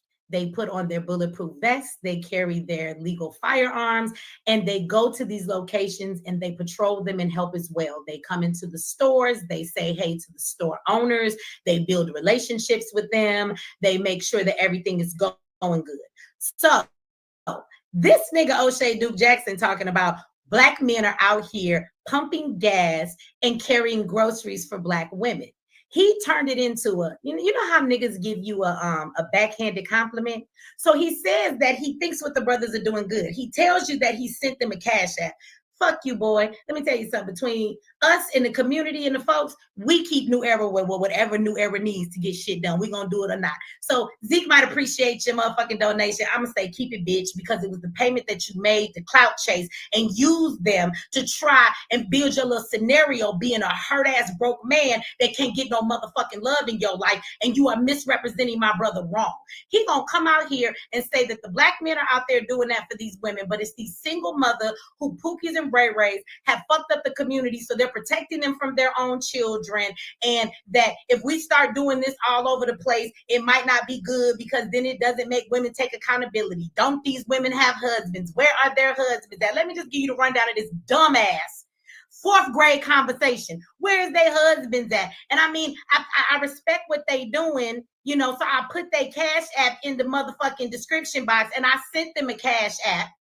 Right? But then he's saying he don't think it's a good idea. But let me just say that for men to gain back the respect from our women, maybe we do have to start doing this. So from that perspective, I think what they doing is a good thing. Shut the fuck up.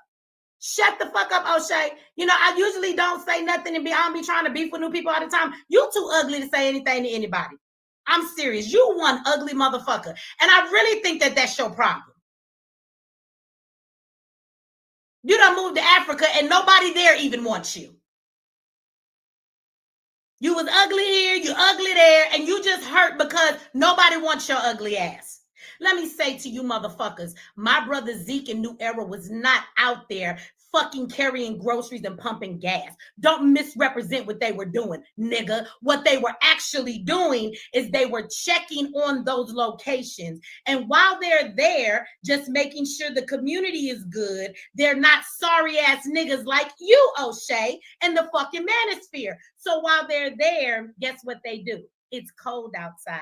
There's a lot of snow in Detroit. So they pump the gas. They carry the groceries. And you know who they do it for? For everybody. Now, grown-ass man might not want their help, but if an elderly man like my uncle rolls up to that gas station, they're going to fucking help my uncle too, you dumbass motherfucker. So you sit here and diminish their program and say, you really think New Era got together and was like, oh, let's go outside and carry women's groceries and pump their gas. That's not why they were even there. But instead of just standing around looking tough with your guns and your just let me act like I'm policing shit, they actually care about their community. So anybody that they seen that may need that help, they did that for them. But you turned their let's protect our community. We always talk about how we have a lot of crime in our communities. Yes, we talk about our babies that are out here being killed. We talk about cleaning up our own community before we talk about all of the violence and everything that is done against us from the hands of other people. Yes, yes. Don't we say that? So now you have brothers out here that are doing exactly that. And you sorry ass need therapy motherfucking group of niggas wanted to use this and spin this about getting respect from Black women. And then you sound dumb. The nigga gonna say, oh, these Pookies and Ray Rays, and where's these women's husbands? What? Are y'all really that dumb? How old are you, O'Shea? Are you really that dumb? What the fuck makes you think that every person coming through the gas station or the grocery store is a single mother? I just want y'all to let that sink in. You niggas is so jaded, the stuff you say don't even make no sense. Can we just think about that for a moment? Nobody is checking anybody's resume. Excuse me, ma'am, are you a single mother? So you think that that's all that live in Detroit? You do know that some of them people coming through the gas stations, the liquor stores are teenage children, young boys, because they protect the children too. Maybe some of them are elders. Plenty of these women have husbands. What do you mean, where are their husbands? They're coming home from work. They didn't even know that Zeke and it would be at the gas station. And when they got there, the brothers are just checking, going store to store, business to business, making their presence known so that the criminals know their presence is there and they will stay away from those locations to make it a safer place. How do you know the young lady driving through is not a 20-year-old that is at college out there and she's coming through to get some gas? I really want y'all to just let this sink in. Y'all too fucking grown to be having this conversation from such a narrow-minded fucking perspective. And it is disrespectful for him to take what these brothers are out there doing and try and fit it into your scenario and say that they just went out there and their program was to help women. It's not about women, nigga. It's about the community. It's about protecting anybody that's innocent. See, New Era believes firmly in bitch, leave your beef with who your beef is with. Don't come over here robbing innocent people. Don't come over here selling drugs to women and children. If you got a beef and you want to beef with a nigga that's beefing with you, make sure your bullets hit your right target. See, New Era were the people that were there when the Asian man shot the little boy in his arm that came to get the bike out of his yard. Do y'all remember that? Well, that Asian man ain't never been back to his house even after he fucking bonded out. New Era made sure of that. New Era just went back, even though that happened last summer, and made sure that that baby was taken care of for Christmas because they care about their community. There was an elder woman that was in Detroit, and somebody kept driving past her house just shooting it up because she was on a block that was mostly abandoned. She kept calling the police. They wouldn't do shit for her. You know who went inside of her house and caught that motherfucker so they could stop terrorizing this elderly woman? New Era did. I want y'all to shut the fuck up. You can say what you want to say. You can talk all the bullshit you want to talk about black women. You can talk about how black women ain't doing what they're supposed to do and our babies are fucking up the community. But what you don't get to do is take the image of men who are actually doing what the fuck you niggas should be doing instead of crying about how women won't let you lead. See, a real man ain't waiting for a woman to let them lead. They just do what the fuck they do. And he said, I'm sure most of those women and people in that community are single mothers and they're not married and they're kids. Let me tell you something, O'Shea, ugly ass Duke Jackson. Let me tell you something. All of those men that you saw live in that community, bitch.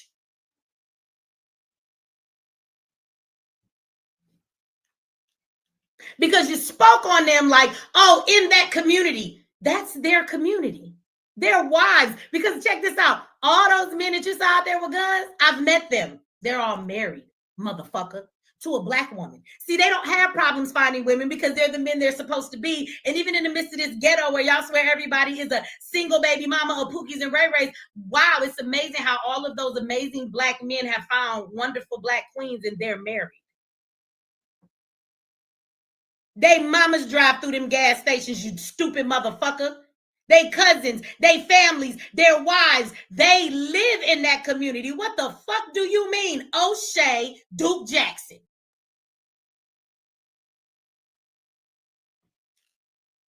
And they're not doing it to gain respect back from black women. New Era, and everywhere they go, they have the respect from anybody they are around. Because of the way that they carry themselves. And I think that this is ridiculous that we do this shit and we turn these scenarios to fit our own views so that you could have some fucking views. You got people in the manosphere calling my brothers and them talking about, oh, they simping because they pumping gas for these single mothers. Do you know how jaded y'all sound like little ass boys? That ought to tell you that all of these manosphere niggas who saying this need counseling.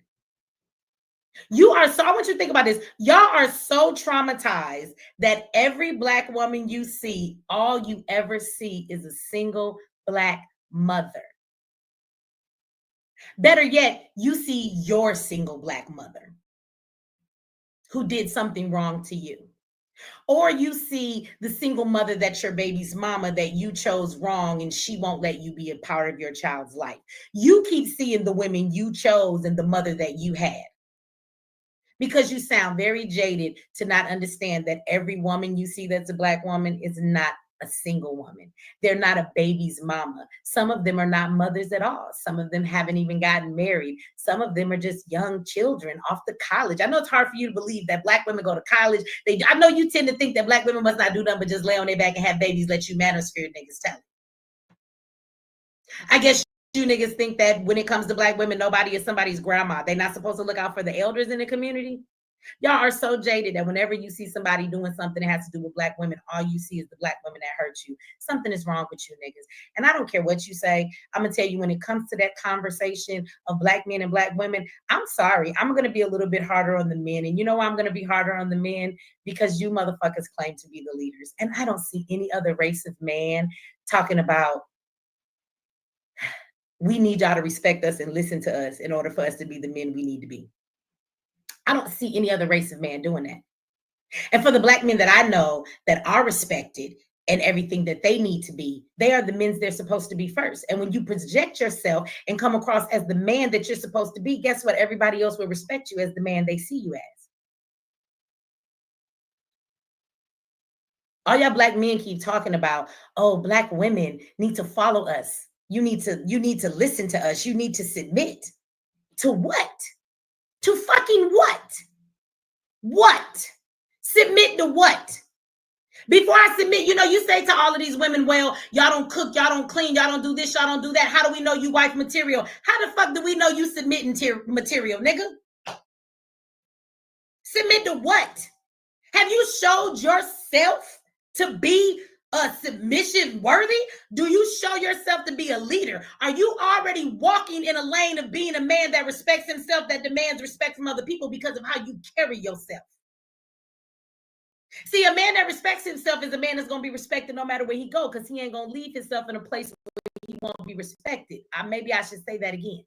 Same thing with women. But we talking to you broke ass niggas who want to take something great in our community and turn it into something small. Respect yourself. And everywhere you go, you will be respected, because you will remove yourself from the place that you ain't respected.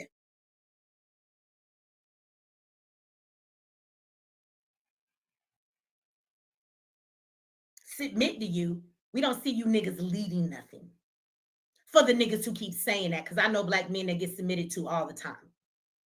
Carry yourself as a man and you can get some submission. But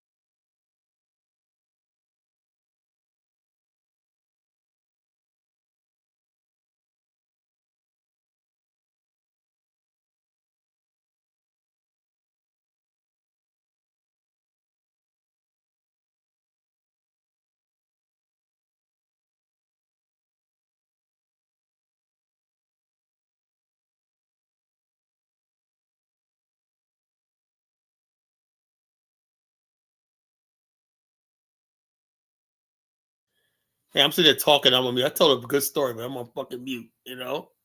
That's why he asked me to call and pass out. I was sitting there talking, I'm muted. What I said was, the problem with O'Shea was when I was 15, 16, 15, I had in my city the hottest black girl sister in my town, you know, real smoking hot, man. We're friends to this day. She was like, well, when I was 16, she was like 14. We were like a teenage couple. We were just teenagers. We were just so fucking cute together and everything. I remember sitting on the bleachers with her at her school, and I was wearing my jacket. She had my jacket, my varsity jacket on and whatnot. You know, she'd wear my jacket and whatnot, and that was so cute back in the day. When a girl wears your jacket, that was like, oh man, she's your girl and whatnot. Everybody knew she was your girl and whatnot, you know, and everything like that. So, and then she goes and she gives you that finger. I remember I first met her, she gave me a finger, like, come here and whatnot. I didn't think she was like, I said, she come. I said, everybody's like, oh, she's calling you, man. Come on. Next thing you know, walked around the building. She goes, oh yeah, I heard about you. Blah, blah, blah, blah. Walk around the building. Next thing you know, we're making out in back of the movie theaters, whatnot. Never forget that. We're sitting there making out in the back of the movie theaters, whatnot. Oh my God, it was like sparks. But you know, then we go on dates and whatnot. We're over her house. I mean, the bottom line was I was so fucking in love with her. When I was 16 years old, you know, just innocent love and whatnot, because a girl just found you attractive, you know, and she thought you was cute. You know, then there was this guys that never got girls. And mostly a lot of guys couldn't get girls till they was older and they was able to, it was on a different level. Now, when I was, you know, what was bad for me is when I turned like 21, 22. Because, you know, when I was a kid, being cute was all I needed, right? I didn't need money, you know. All I knew was I was cute. Girls thought I was cute and everything like that. So I got girls. But when you turn like 21, 22, that's when the girls my age, whatever like that, wanted guys with nice cars. They wanted guys with their own apartment. They wanted all stuff like this. They wanted to know, are you in school? Do you got your degree? So it was a difficult time when you turn 21, 22. It's like, you had your phone when you're teenagers, right? But when you turn an adult, it's a different ball game. You know, now some people, that's when you if you're educated, whatever like that, or you got college, everything, that's when some of my friends who couldn't get girls in high school, they start doing good right around that time period. When they're in their 20s and whatnot, they got that good job, or they might be a contractor with their dad or uncle, whatever like that, and they got sports cars and whatnot, and then they attract a whole different the girls look at you differently. You know, because you got money, you're a man, you know. So therefore, you know, at that time, my early 20s, I was really doing bad with females, you know. It didn't start picking up till I was like 25, 26. But from the age of like 20 to 24 was horrible for me as far as women, you know. It was like really horrible, you know. Yeah, Oche did not experience that. I could tell. He did not experience that high school. He's bitter about the society that he grew up in, the culture. He's bitter against Black America. That's what he hates the most. He hates Black America because we think we did him wrong and whatnot. You know, that's the problem. And Michi X is really on point with this. You know, that's why he looks at that T3 and me, that guy with his young, beautiful wife and everything, and that just puts envy and jealousy. Then O'Shea's going around talking about Bomani's having threesomes with women and whatnot. If Monty does, he's a grown man, single man. If he wants to do that, so what? He's handling business and whatnot. He's going around actually talking about Bomani's sex life on his show. You know, what the fuck, man? Who does that? Who dick polices? Who cock watches? You know? What the fuck is going on with this guy? This guy's losing his fucking mind, you know? So the bottom line, Bomani's a very good-looking dude. He's successful, and women are attracted to him like that, you know? That's what it is. Women are attracted to him, you know? The bottom line is women don't basically don't attract O'Shea's like in his 40s and still, like Michi said, you in Africa, they don't want you even over there. That's sad, man. You know, you going to Africa where you're supposed to have it everything like that, you know, you still can't get nothing in Africa. Let's finish what Michi X was saying. But most of the men that get that submission are usually men not begging for it. They're just the men they're supposed to be. And the surprising thing is that, guess what? In real relationships, we submit one to another. Because for as much of a man as Zeke is, his wife, there's a part that she plays in what they do in the community. There's a part that she plays in her family. And there are certain things that she does greater than he does. And so when it comes to that thing, Zeke is man enough to understand that he picked a good partner. So he trusts in her just like she trusts in him. And there are plenty of damn times that he also allows her to take the lead because what she's doing is what she's best at. Y'all kill me with the submit. When you niggas don't show yourselves worthy to be submitted to. Where you leading us? Where we going? Where the fuck we going? I just don't understand that concept. And I just want to say that I think that shit is really disrespectful and it's very damaging to the Black community. We have people that are out here standing up all the time doing the work. Y'all be over here on YouTube running your fucking mouth, getting your goddamn views when there are people that are actually doing the work. They're out here doing the work. And what you don't get to do is shit on the people that are building up their communities, doing.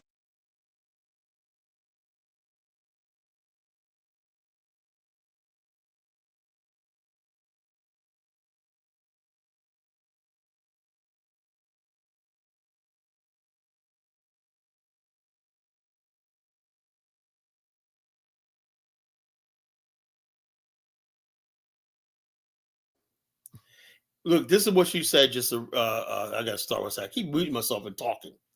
She basically said it right. You can't talk about people who's doing the work. Momani Tyehimba is doing the work.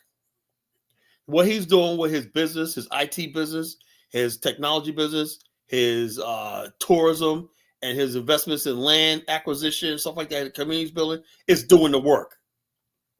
He don't have time for this foolishness. And also, with somebody O'Shea, all he does is got his platform up there to attack people who are actually doing work.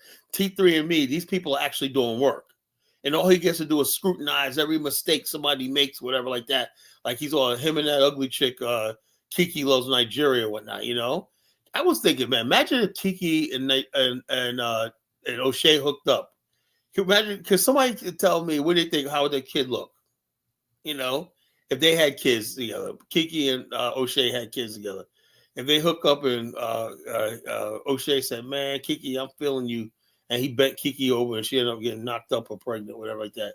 Imagine what that kid would look like. Oh, God, yeah, I had perish the thought, you know? You know? It will come out looking like Afro Dumbass, you know? It will come out looking like Chuko.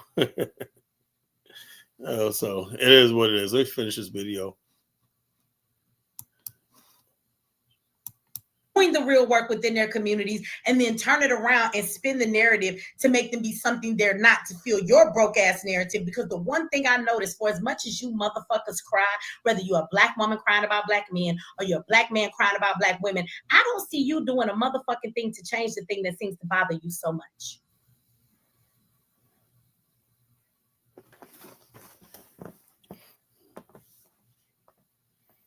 I don't see you doing anything to fix it. I see you crying about it. I see you always talking about it. I see you trying to get views off of it. And that goes both ways. You just want somebody to hear your perspective and tell you you're right. So what if I tell you, yes, everything you said was right? Now what? Now what? You don't have no motherfucking options. You don't have anything that we could go and do. Sound like a bunch of motherfuckers who just want to keep complaining. See, because for those of us that have these passions and these things that we want to do when it comes to building the black community, we're doing it. Yeah, we talk about the shit that's affecting us, but we're also out there making changes to change the things that affect us. We're not just talking about it. See, because when you're just talking about it, you're just a fucking crying ass motherfucker. Shut up crying, bitch. Maybe that's the first key. See, because anybody that's going to lead me somewhere, I'm going to need you to not be such a crying ass bitch. I'm going to need you to stop crying about everything, sir. I'm going to need you to stop whining about everything, sir. I'm going to need you to go take charge of what's in your control, and the shit that's not, shut the fuck up about it. Y'all worried about every black woman in the goddamn world, and you niggas ain't got a black woman in your house that's having a successful relationship with you. You ought to shut the fuck up. So you have your little dumbass beefs. Keep talking about black women. Keep motherfucking talking about black men. But what the fuck you won't do, not on my watch, you're not going to ever bring your ass up and fix your lips about black men and black women that I work with on a regular basis and know they out here doing something real in the community to make a difference in our community, when all you do is run your mouth. You don't get to take what they do and turn it around to be your little scenario so that it can fit your hate that you have towards black women. I think Zeke would be really upset to find out that you're using his narrative to try and talk shit about black women, because he don't feel that way about black women. So motherfucker, speak for yourself. And just say you hate black women and you are broken and hurt, and stop trying to use another man to prove your point when that's not that man's point at all. I thought it was very disrespectful. Very disrespectful. I don't think New Era gets enough respect and enough credit like they should. And I just think that it's really fucked up. Let me say this. I'm going to say this. It's fucked up because for anybody that took that video from New Era and played it talking about they out here simping, and turned it around and made it a divisive thing between black men and black women, you ought to be ashamed of your motherfucking self. Because you know what I noticed? For 8 years, this man been doing the work. You niggas ain't made no video talking about, check out these brothers who are actually doing. Principe, she is black. BGS looks like my sister, my late sister Trina. Her and her they passed for twins, you know? She's half black, so in our culture, she's still black. She looks black, she is black, you know? That's the whole thing. She was like any sister that you see in my family, whatever like that. So it doesn't matter if she has a white father, man. You know, she's part of the black community. Is the white community embracing her, or is she in Detroit in the black area? You know, she's mixed, but she's black. There are black people who are mixed. She's mixed. In your culture, that's why I say I can't deal with you Haitians, you know? In our culture, she's black. In African American culture, she's black. Just like Adam Clayton Powell didn't look all black, but he was black. That's our culture. So you need to stay out of our business, Principe. You know, as far as I'm concerned, the way she talks and everything like that, what she talks about, and I don't even like Michi X, but she's black. You know?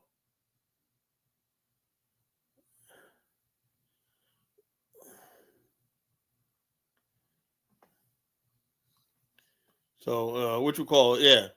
So it is what it is, you know? She's black. That's all people need to know. Her mind, soul, and everything like that is black. You know, it's black is like in our culture, black is how you feel and what you believe in, your point of your worldview. You know, she's not a mulatto worldview. There's some people you could say like that Zendaya chick. That's a mulatto because she doesn't identify with the black struggle in the black community. Michi's black. Say what you want about her and whatnot, but she's a black woman. You know, it's all about your perspective.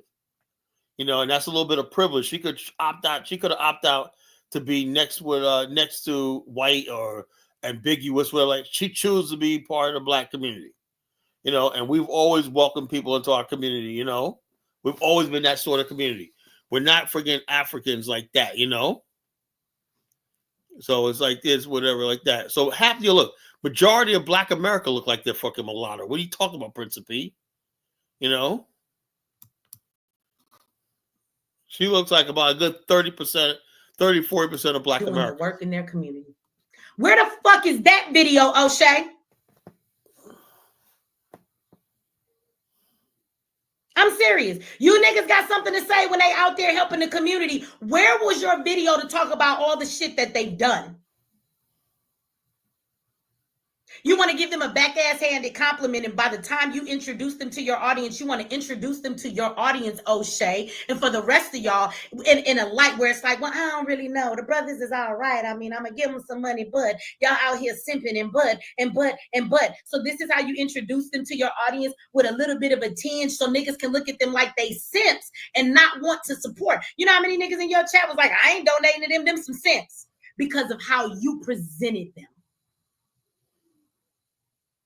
Where the fuck is y'all niggas videos about the work that they doing? Where's your video about all on Black Friday while everybody was out motherfucking shopping, right? Monday, Tuesday said, next subject. You talking to me? Is you talking to me? Monday, Tuesday, I'm going to give you a few seconds to answer me. And otherwise than that, we just going to block you. Are you talking to me? Okay. Okay. I thought you were. So let me help you out, sweetie. Let me help you out Tuesday, okay?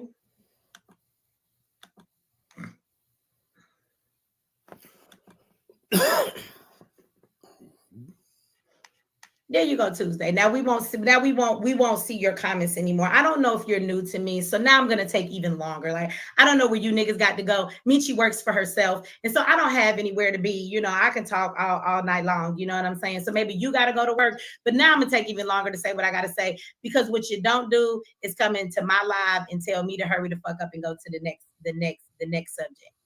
Bitch, you could come back, right? If you don't want to hear, go get a glass of water. You know what I'm saying? Go take a piss, go scratch your ass, go text your mama or something, tell her you love her because you're a dumb motherfucker and you done caused her too much heartache in your life. You know what I'm saying? Go do something. Go check on your kids, ask them how their homework doing. I don't know. Go do something, bitch. Make a sandwich and then come back. But I don't understand for the life of me how y'all come into people's chats and say, oh, well, next subject. I'm going to cover the subject till I think the subject is thoroughly. Yeah, why is it that we always got Haitians and Africans coming for our light-skinned people in Black America? We got light-skinned people in Black America. They're just as black. My brother David here is a very light-skinned brother. He's black. You know, he's one of us. We're not going to friggin' disown our friggin' light-skinned people for you friggin' dusty people from the islands, you know, in Africa, you know? Get that through your thick heads, man. We're not you guys. We have light-skinned people in our community. They're just as much part of Black America as the rest of us. Covered. How about that? Y'all kill me with that shit. Come into somebody else's goddamn live and tell them what the fuck they should be doing and what they shouldn't be doing. Like, y'all do realize, see, this is what I mean. And I'm guaranteeing you, from my understanding of psychology, the name Monday, Tuesday, I'm guaranteeing you that's probably a man, right? And it's always you men. It's always you men. What is that? That submission thing?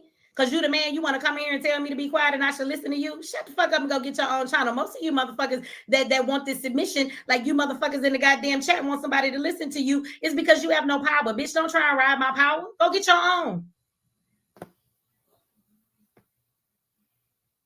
Because you are nobody, you want me to bow down to your standards. Let me tell you something Monday, Tuesday, because you can listen, but you can't talk no more. You can be here and listen, but I type something. I dare you. Ha! Put it in there. Let's see if it come up. Go ahead. Everybody wait for Monday, Tuesday to type something. Monday, Tuesday, got to go create another troll account real quick. They'll be back. We see you in a few minutes, bitch. My blocking finger work. I got time. This is the other thing. Notice not more. Look, be on. If I tell them to hit them up, they're going to start have you ever been to Africa? I've been to Africa. There's not more light-skinned people in Africa. What are you, stupid? You know, there's most light-skinned people in black race in America, you know, and Dominican Republic. I mean, maybe the only people, Brazil and Dominican Republic have more light-skinned black people, but not in the Caribbean. No, there's no light-skinned people in Haiti. There's no light-skinned people really in West Africa. You know, few in Liberia you do. Got a few in Liberia. But the bottom line is this. Michi X is a typical phenotype of an African-American sister. You know, that's why I say you guys can't judge your standard on our standard. What we see is thing, you know. So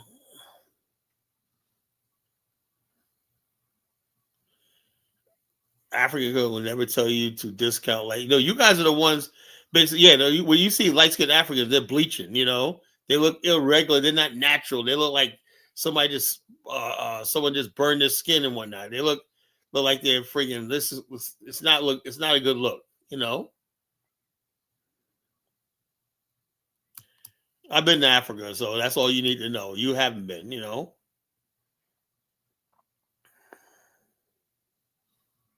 No, there's not that many light-skinned people now. It's more dark. Most Africans, fully blooded Africans, are very, very dark, you know, very, very black. And then in Liberia, just you could tell who has Congo, American, Liberian background, you know. And then you got a lot of Liberians who have Lebanese background in them. And they tend to be light-skinned too, you know. I'm not deleting nobody's comments. I got a new moderator, Dark Migo and whatnot. He's handling shit, you know. I don't delete people's comments anymore, you know. I let my moderators do it. If my moderators can't handle the job when I get rid of them, you know. If I gotta see looking at people's comments I don't like and the moderators not doing their job, I take the moderators thing, you know. But I don't see anybody deleting comments tonight, you know. You know, so unless you said something fucked up. Y'all, and then I'm gonna have to apologize because they're gonna block some of the wrong people. You're funny though. Move on to the next subject. Why is something I'm saying bothering you? Y'all better be glad I got other people in here because I swear to God, I am my live right here. This is all we're gonna talk about is O'Shea Duke Jackson. We'll talk about the next subject next week. But we're gonna talk about it tonight. But I'm gonna do it in my own time. Y'all better shut up. I see y'all gonna keep playing with me. I'm gonna take a apple juice break. I'm gonna go downstairs and come. Hey, y'all niggas gonna be looking at these lights.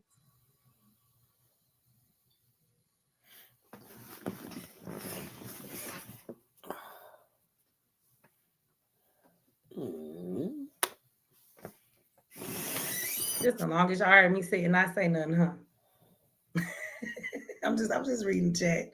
I'm gonna slow it down, take my time now. Feel like I was moving too fast in life. I'm getting older. I gotta take my time, enjoy every moment I have left. Cause I done hit the wall and I'm an old bitch according to you niggas. Let me call downstairs and see if Rima bring me some apple juice upstairs. Let me say this about them comments y'all saying in there. Yes, I'm laughing at these men talking about submission and providing. Y'all is right. Let me tell you one thing I think is crazy. I'm gonna just throw this out there and I'm gonna go back to O'Shea. Why do y'all think that we supposed to submit to y'all all of the time?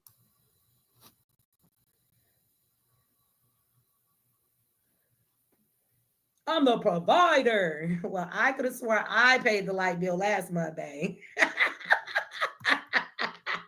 I could have sworn Tuesday. Now Monday, Tuesday, you're gonna wait. You're gonna have to add Wednesday to your name before I finish this live. but it's just disregarding. Do we see how much the shit that we do tears down our own community? Like when it's a nigga like O'Shea and other people who are co-signing this bullshit, you're basically disregarding the organizations. You do know that we have to rally behind them and we have to give them support, because in doing that, that shows the enemy that we are unified. I get see what you just said. See what you said. When you basically attack someone like Obawale Cambone, somebody like Bomani Tyehimba, right? There are people, enemies of black people, who do not want to see these movements grow. Don't want to see the black nationalist movement grow, the Pan-African movement, the black repat communities go or whatnot, you know? When you attack, recklessly attack people and whatnot, you know, that's like O'Shea attacked New Era. New Era is doing great work in the community. They need our support. Now, there's people that would like to shut New Era down, mainly the police and other people like that, the white power structure and everything. So if you have people like New Era Detroit controlling Black America, we could have a chance of taking over Black America. The only thing that's keeping Black America weak is the chaos and the crime and everything like that. So therefore, the people who benefit from Black America being disorganized and everything like that don't want New Era Detroit. You know, the people who exploit Black America, the people who don't want to see Black America going to Africa and whatnot, yeah, they're gonna look that. That's why all the people right now, the people who hate, why do you think people are so happy that this O'Shea thing is going on? Because they think, good, this is going to be the end of Pan-Africa. This is going to be the end of Africa, the repatriation movement. Yeah, if you think that little ugly little troll is going to stop me, stop Bomani, you are sadly mistaken. I think you, if you put money on it, you lost your thing, you know? You know, you lost your fucking money. You lost your fucking mind, you know? If you think College Genesis is going to back down, you think College Genesis is going to stop what he's doing, you are out of your freaking mind. You are out of your black mind. You know, it ain't going to happen. So you don't come at me. You don't come at Bomani unless you are really going to bring this stuff. Because the people, like she said earlier, Michi said, you can't come at the people who's doing the work. New Era's growing stronger. And O'Shea, what does he do? He's a culture critic.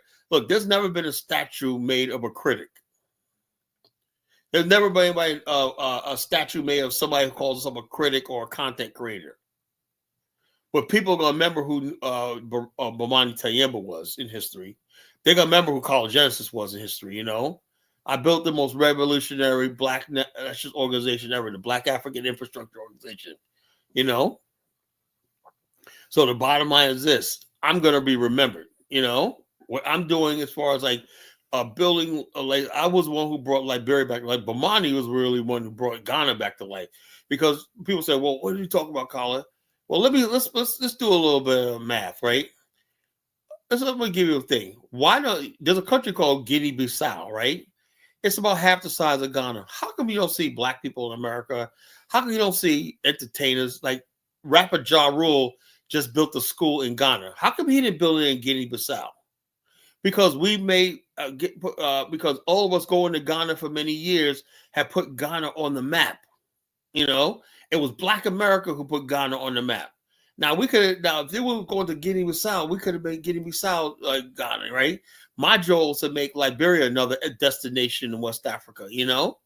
And so therefore, as people start going to Liberia is going to have the same growth and experience as they, because why? Because as we show attention to the continent, right? Then we bring in high profile people, and then next thing you know, investors and everybody wants to be a part of it. Because bottom line, Black America is the charisma. We're the party, you know? We're the people that bring people to you know? So you got one group of people, Nigerians, think, oh, we could do ourselves, but Nigeria's not any place. It has no tourism. Nobody goes there. You know, nobody goes to Nigeria. Nigeria is just, I guess they're in their own world. But the bottom line is this: we, Black America, we basically put Ghana on the map. And we could do that for any African country. You know, so this repat movement and repatriation movement is real, you know? And so you got a young continent, young people out there, you know, continent out there, you know, young people out there going to the continent. Instead of, let's say, how we can help them and give them advice and everything like that. O'Shea is old enough to be these people's parents. You know, he's an old man. He's old enough to be a parent. But yeah, he's talking to this guy, F you, blah, blah, blah, blah, you know. And so, like I said, he got the wrong one when he did New Era Detroit, because Michi came after him hard. You know, he was done after this, you know. I mean, Bomani, remember this. He was done after this, you know. And so, and he was laying low for a little while, and he resurfaces like this. So I'm basically is going to remind people who exactly this guy is in the coming days and weeks. I'm going to basically always be talking about O'Shea Jackson, because he made the mistake of coming after me and coming after Bomani. And this heat is not good. So everybody now, I know it's right now, because Afro's think tank says, "Oh, I'm gonna give Bomani props for about scammers." No evidence, no nothing like that. So he already put T3andMe's thing out there. It was basically somebody saying they was scamming. Prove that? Yeah, I did say it. You're talking about $25. And so all it takes was somebody to write in somebody's chat room that they scammed me, without no evidence or nothing like that. And people like O'Shea picks up and just run with it. I heard it was a rumor, you know, and he don't care about anybody's reputation or anything like that. That's dangerous, you know. That's dangerous. So you just don't care about nobody. You're just recklessly accusing people of doing stuff and everything like that, you know. So that's dangerous. Let me finish with this. It's almost done. How the niggas talking about unity, and we don't understand how to get to unity or what unity really is. We're not unified if you got to come out here and talk down on what black men are doing for your point. All you do is hurt it. And they sit back and say, well, it must not be shit because the black man said that it's not shit. They're going to use what it is that you said out of your black mouth to try and put a stamp of approval on it and say, well, if the black man said it about the other black man, it must be true. And that's exactly what happens in this situation with Bomani. You know, people look at it like, if O'Shea said it and he got a big platform, it must be true. You see how it works? And O'Shea does this when he don't think anybody's going to call his ass out, you know? And that's why I say anybody listen to this show, you understand where I stand and everything like that. And you spread it out. And also, like I said, Afro's think tank did a video. I'll give O'Shea props. And then everybody in the video, I guess they must have listened to my show, was like, how come he hasn't called out Tariq? Why is he kissing Tariq? The Afro's think tank said, good point. See, Afro think tank's a freaking clout chaser and whatnot. He thinks he's going to get next to O'Shea. That's sad when you look at O'Shea like, I got to get on O'Shea's good side and whatnot. But like, get the fuck out of here. O'Shea means absolutely nothing to people like Bomani and I, you know, because we're real black nationalists. We're real Pan-Africans. And this guy's a clown, you know. He's a freaking straight up Sambo.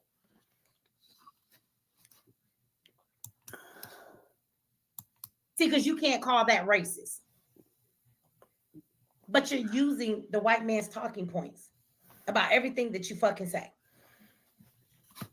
That shit is damaging to our community and you're not helping. Yeah, that's another thing. Every time you hear a lot of these guys, whether it's O'Shea or Rifleman and stuff like that, you know, even Brandon sometimes, they using under the guise of being objective and criticizing and whatever like that, you know, or just trying to, I want a better thing, or Chukwo, you know, after they using white supremacy talking points to tear down Black America. Because what happens is this: when you start using these talking points, you do it recklessly. You know, you basically are slandering all Black people. So people look at us all like, oh, we're this, we're that. When you say Black, you don't qualify. You don't put a qualifier and say some Black people or some Black men or some people are doing this, we're not. You just say, oh, all these scammers in the Black African YouTube scammer. So everybody on YouTube is a scammer now. That's according to O'Shea. It's up to him to decide who's not a scammer. So everybody like, please, O'Shea, don't talk about me and whatnot. You know, I'm not a scammer, but please don't call me out, whatnot, you know. Got people begging this little ugly nigga for mercy, you know. Please don't call me out, whatnot, you know. And O'Shea's going to act like, I said earlier, O'Shea has no love for the Black community because the Black community did him wrong when he was growing up. He was not a good-looking kid. He was not the kid that didn't get a girlfriend, whatever like that. So he grew up bitter against them. So why would anybody that grew up that way, that much hatred for Black women and hatred for Black people in general, right? Why would he be caring about if people are getting ripped off, whatever like that? You know? Professor Carla, what do you think are the ideology? I don't know what you're saying. Ideological. What the hell are you talking about? You gotta speak a little, type a little clearer, Brody. What do you think are the ideological? Ideological what? You know? God have mercy. Help me, Lord. You know? Well, let's put the link in the chat room, folks. If you want to call in, there's a link in the chat room. You want to call in, you can talk, add to the conversation. We've been 2.5 hours. I haven't had any guests and everything like that. You know what the rule is. 3 hours, I don't have no guests. I'm shutting it down. So if you want to keep the show going, somebody has to call in, you know, to talk about this topic, you know. But yeah, so I think I had enough of that one, you know. I think a fellow Californian calling in. What's up, Mufasa?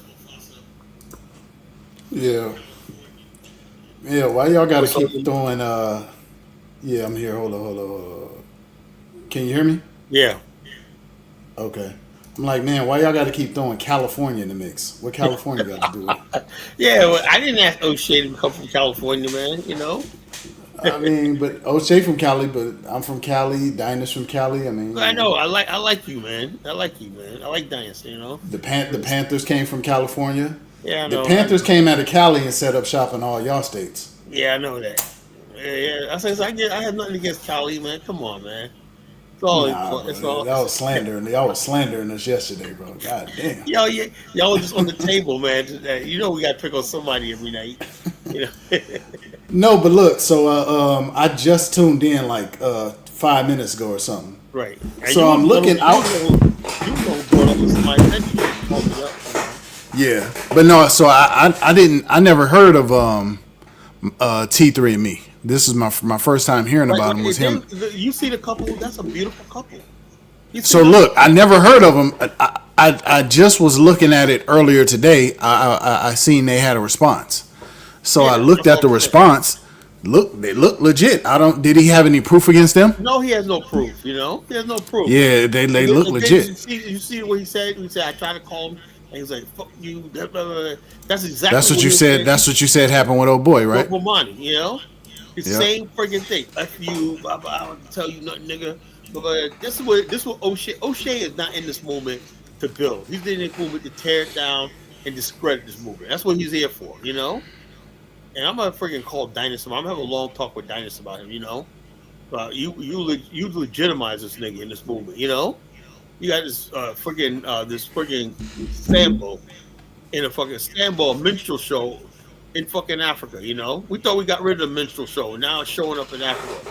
I call it the Kunganda channel, you know. Yeah, that's it. He talking about they struggle YouTubers and they got like 53,000 subscribers. Yeah. So the bottom line that's not struggling. Something, and they're a young couple, man. That is when I see a young couple like that, man.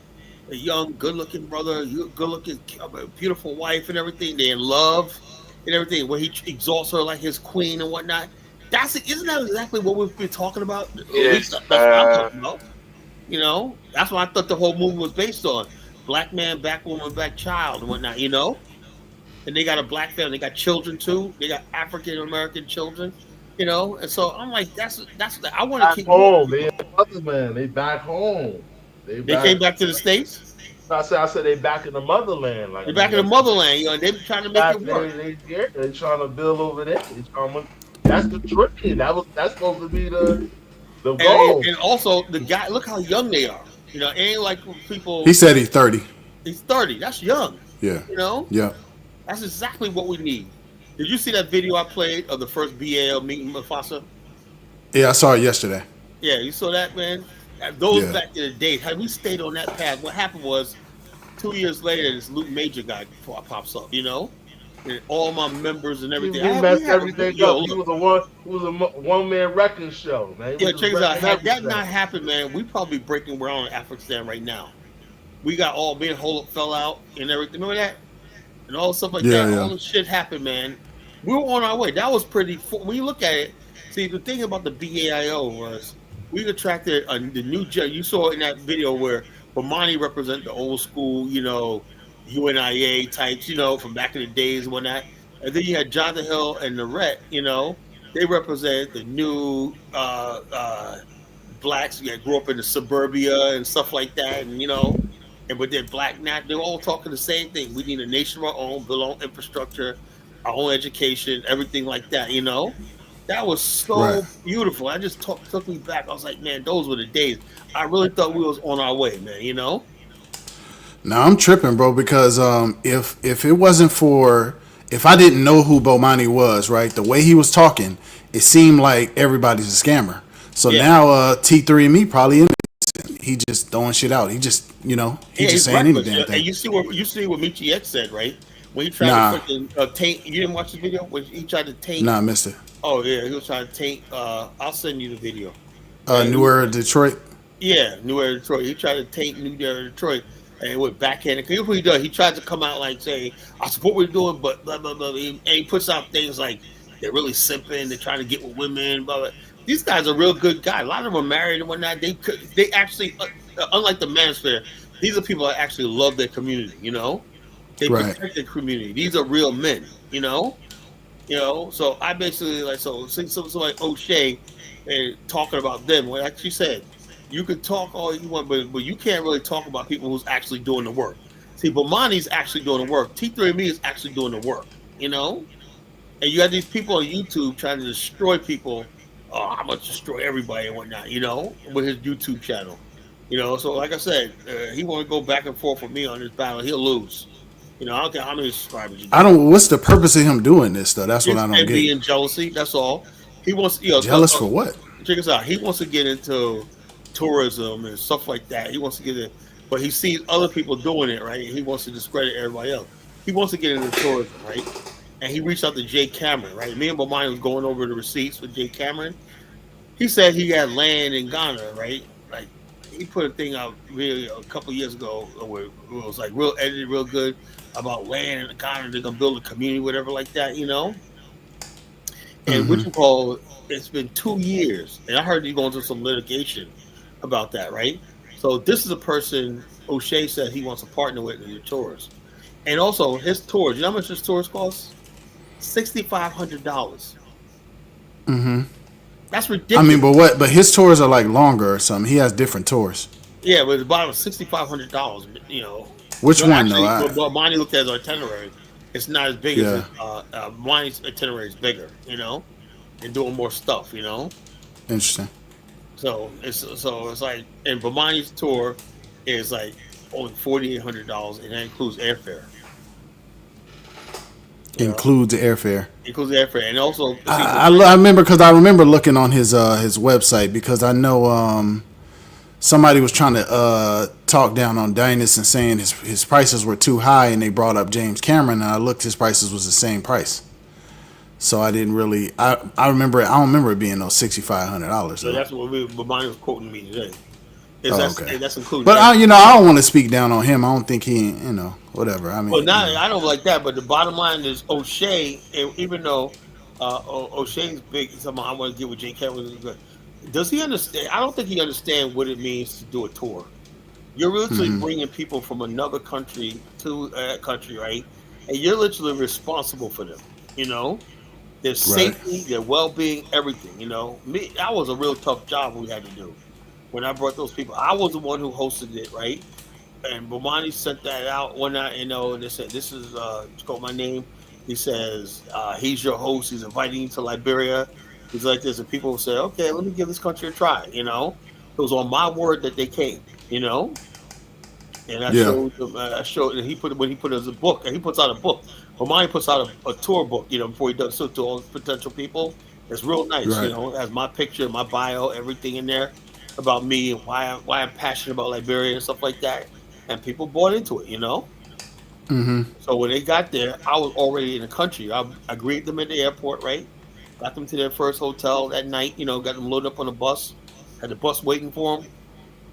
Everything went smooth. Got them to the first hotel, that night. Everybody checked in and everything like that. Next morning, breakfast. If everything flowed so good, And then when the finally tour was over, you know, I was the last person they see when they was getting on the bus, getting ready to go to the airport. Me and my wife were sitting out there waving them goodbye, you know. Right. So the bottom line, it was not easy, you know. A It's lot of not easy. class, Tyler. And, A lot of class. A lot of class. and not only that, when you talk about tours, right? You know, people just don't. You can't just be a comedian or a clown and somebody's gonna follow you across the world, you know. But Monty comes off as a professional, a very serious person. When you meet him in person, you know, and everything like that, his energy and everything like that, he runs his tour operation like he's like it's a military operation. You know, everybody's like, "Oh, we gotta go, Colin. We gotta go. We gotta go. You know, we gotta move. We're taking too long. We gotta do it." You know what I'm saying? He just keeps you on your toes the whole time. You know, it's like a military operation. You know, so it was great. You know, Yeah, man. Good like evening, Tyler, man. How you been, man? How's everything, man? Everything's good. How you doing, Dave? Yeah, man. This topic, man.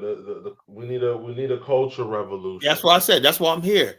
I want a cultural revolution because people like I didn't mean to get on you yesterday, Mufasa, but I'm saying we cannot build Black America and Africa on the same old, same old.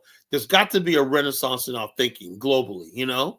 It has to be a renaissance. Because the bottom line is the black race is this death, you know? Right now, Yeah, we dead last and everything, man. Yeah, so it's death, you know, until we come. The Chinese were like that at one time. Remember the 100 years, the century of humiliation, right? Yeah. And then Mao Zedong had what? A cultural revolution. They said, look, we got to put some of the stuff aside. They said they had to put down Confucianism and all the stuff like that and say like this and embrace science. It was hard. It was hard. People. It wasn't easy to part ways with traditional Chinese culture and way of thinking, but they kept the Chinese culture, but way of thinking and governance and way to rule how we interact with self. They had to learn the idea that they have to live in a modern society. The world was changing, you know. That was a cultural revolution. They had to take on medicine and science. You can't just do agriculture. You really have to study medicine, you know, science, electricity, you know, all these things like that. They had to go. It's a cultural revolution, you know. But when people are backwards, like people, you know how China, like Japan was modernizing, right, with railways, telegraph lines, everything like that. China was dead set against that because it was something foreign. You know, the cultural revolution says science and technology don't belong to the Western man. You know, anybody can use it. You know, that was a cultural revolution. You know.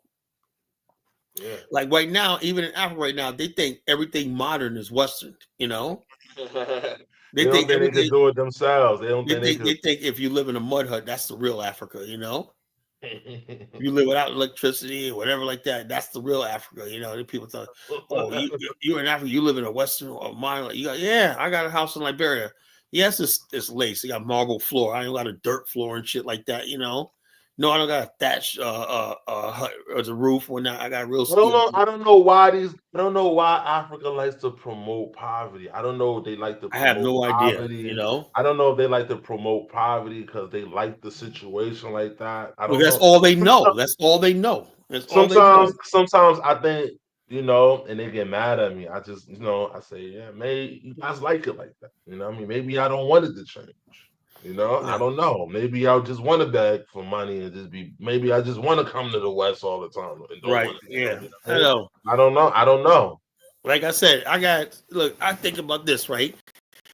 China, America's about to friggin' put a big tariff on Chinese-made furniture. Now, you know, Dave, right? Who, in your mind, makes the best furniture right now?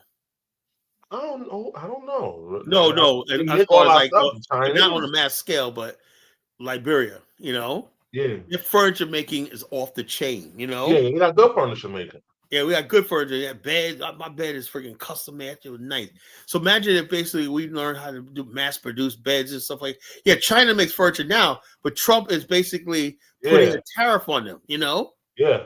So the bottom line is, why can't Africa be in a position to step up and say, yo, we're going to start building furniture making factories and whatnot, and, you know? So why the African mind, man? Yo, Kyla, I know what you think. They're not thinking like that, Kyla. They think African about how to come like here and work. They would rather be like Chuco, sit online talking about Black America all day. How can I come here and work for the white man? How can I come to the West? That's what I think. You know, that's how everybody thinking. How can I come to the West? How can I live a good life in the West? China is the future. That's what everybody's saying. China's the future. The tariff war. I don't know who's gonna win. I know. I think America's gonna win the tariff war. So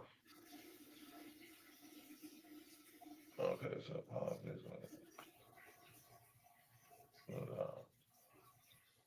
To what you said a second ago, I don't know if Africa is promoting poverty or if people is promoting poverty. Nah, they promote poverty, but I think they promote poverty. Why you say that? I mean, because you got to look at it. I think it comes from the misery merchants, the government officials. They always begging. They keep things stagnant. They stall development so they could beg. So they keep if you keep people poor, Mufasa, right? They keep them needy. You control them. You keep them. They don't want to. I don't want to provide opportunity for you on a merit based, on a fair based level. I want to provide opportunity for you. Oh, because you're in my tribe. The only way some people get elected in power is because the people. So they just come around and give everybody a bag of rice and chicken and whatnot. And you get their vote. You know. So you think somebody like Kala, a Diners could get elected in an African country? No, you know, because if I was handing out chickens and buckets of fish, yeah, probably would. But then again, even if you do all that, right? If you ain't the right tribe, man, you can forget it. You know, that's just the way it is. Africa's cultural revolution will happen when they put the tribe and that tribal stuff in the museum and move on and become real, like Chinese, a real modern people, you know? Then you'll see Africa change. Overnight it'll change if it had a cultural revolution. It's something hard you have to do, you know? And people they don't want to let it go, man. They don't want to let it go, Colin. You can learn, you can have your culture, but like Japan's the most modern country in Asia. Can we agree on that? But you know, Japan is I agree. Yeah, but Japan is the most Asian country in Asia too. The Philippines is the most Western country in Asia, right? But it's least developed. You know, Japan has its language, it has its religion, and they kept their writing system, everything like that. But they got everything the West has: high-speed rail, infrastructure, industry, everything like that. They were schools, universities, everything to the highest level, technology. Japan invented the transistor radio, you know? All that, right? And they didn't have to learn English. They didn't have to become Christians. They didn't lose their culture, you know? Do you see the difference? In Africa, the only one country that could probably turn it around real quick is Ethiopia. Why? Because they have their own language and writing system, you know? That shit don't mean nothing. Yeah, it does. Yes, it does. I hope it don't. No, it doesn't. Yes, it does. No, it doesn't. You know why it does? Because you know why? Because Ethiopia took the periodic tables of element. You know, the periodic table element. Have you ever studied that, Mufasa? Yeah. Okay, you know, oxygen, hydrogen, and whatnot. You know, and symbols. Do you know that they did their own in Amharic? They gave Amharic names for oxygen, nitrogen, all the stuff like that, you know. So when their science and everything is done, they're using science, right? Same atomic energy number, everything like that. But they have their own indigenous names to all the periodic tables. Same thing they do as far as like measurements and stuff like that. They basically integrate that into their own culture, you know. So they're basically, it doesn't feel like they're basically changing their culture. All they're doing is adopting science and everything, and they're making it uniquely theirs. And that's what the Japanese did when they built their railways. When you look at the Japanese railways and stuff like that on the train, it's on the side of the train and everything like that, you see the description is in Japanese, you know? You know, it's like Yokohama line and whatnot. It's written in Japanese writing and stuff like that, you know, and stuff like that. So they basically made their own modern Japan. Japan was a modern country, but it was Japan. They didn't become British or American. They became Japanese, but modern, you know?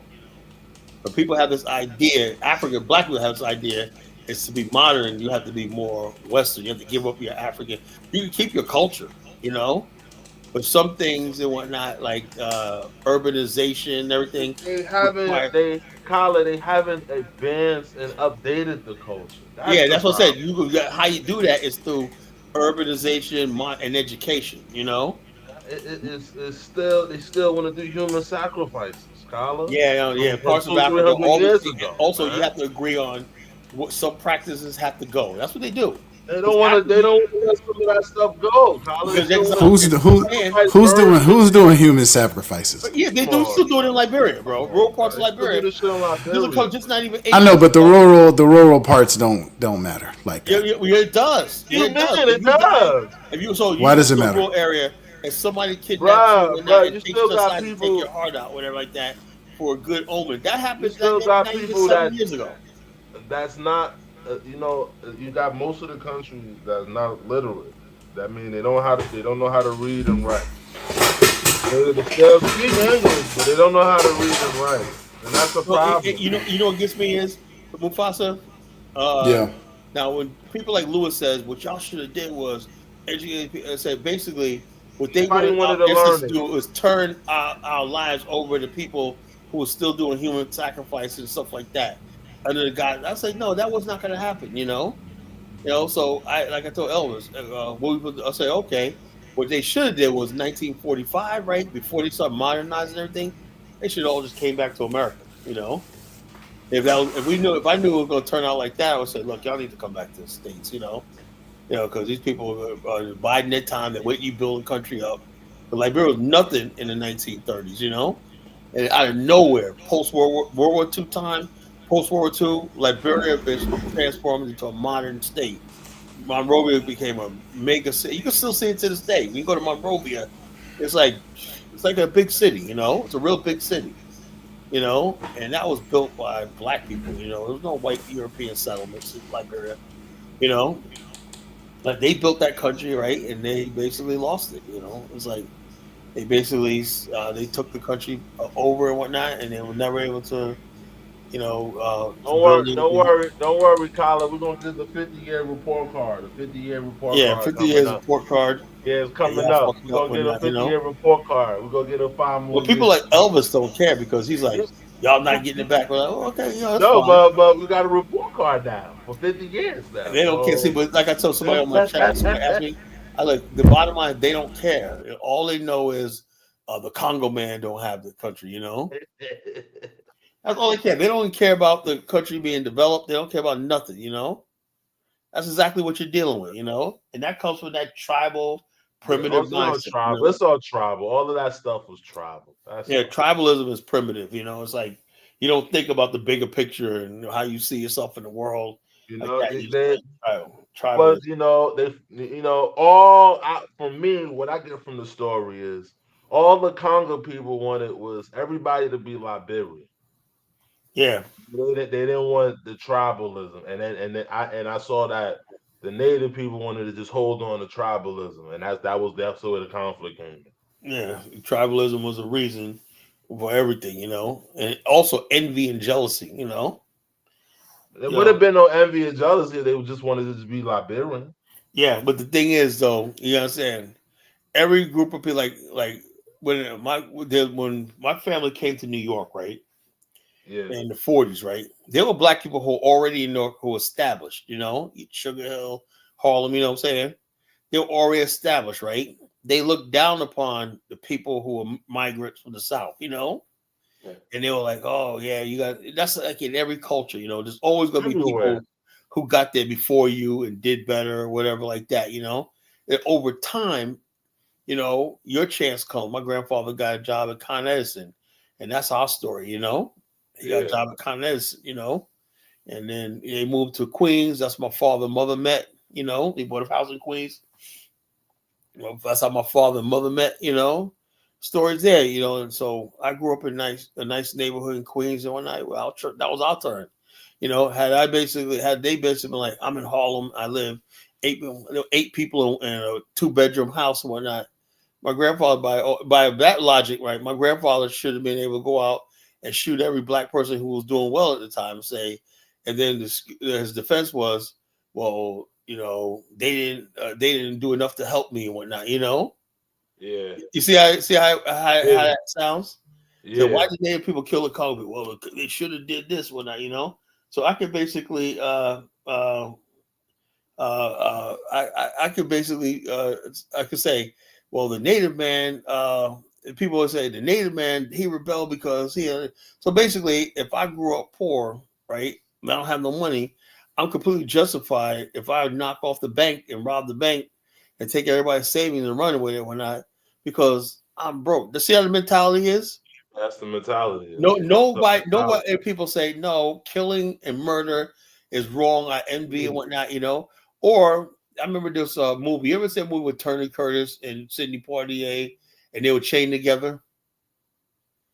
It's an old movie. You guys remember that? Yeah. You said Sidney Poitier and Bill Cosby. Tony Curtis. It was one black, one white guy. I don't know the movie. I don't know. The movie was good, man. It was made back in like 1957, where it was Sidney Poitier's first movies, right? But they were chained together. They were escaped convicts on the chain gang, right? And basically, the Tony Curtis was like a racist, right? Yeah. And he was basically, it was really good though, man. It was really good. He was like saying, "Yeah, man." He goes, "I had a job as a waiter, and I resented the fact that I had to serve people, blah blah blah, and I had to take it, So my boy, I've been called boy, whatever like that, blah blah blah." And also, Sidney Poitier said, "I got a similar story." Then he looked at him and was like, "What the hell you mean? You guys are?" He goes, "You? That's what you're supposed to be doing, And Sidney Poitier goes, he goes, "You know something?" Blah. He said, "What are you trying to say? I'm calling you a white man."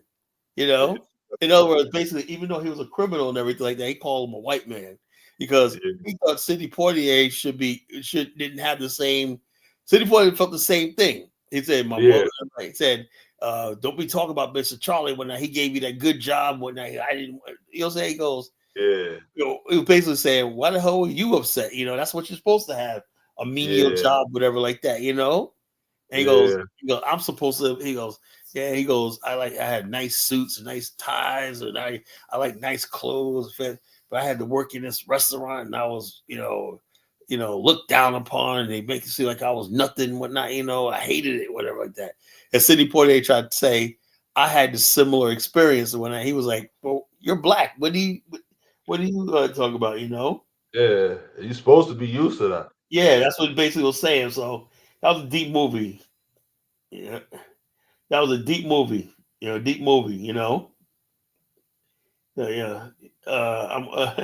Bomani, hold on. I'm texting Bomani. Go ahead, talk. I'm texting Bomani. Yes. I played Michi.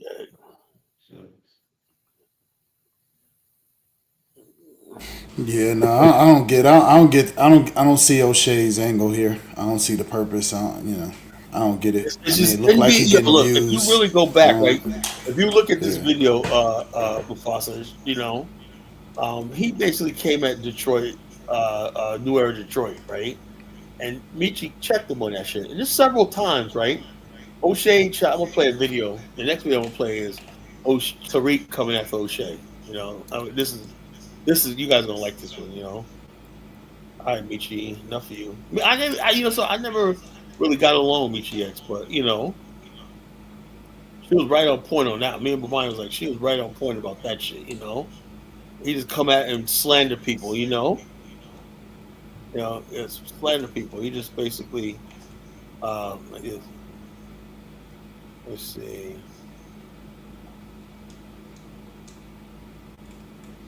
Yeah, I don't know about that, bro. Man, y'all might want to put some paperwork on him, bro.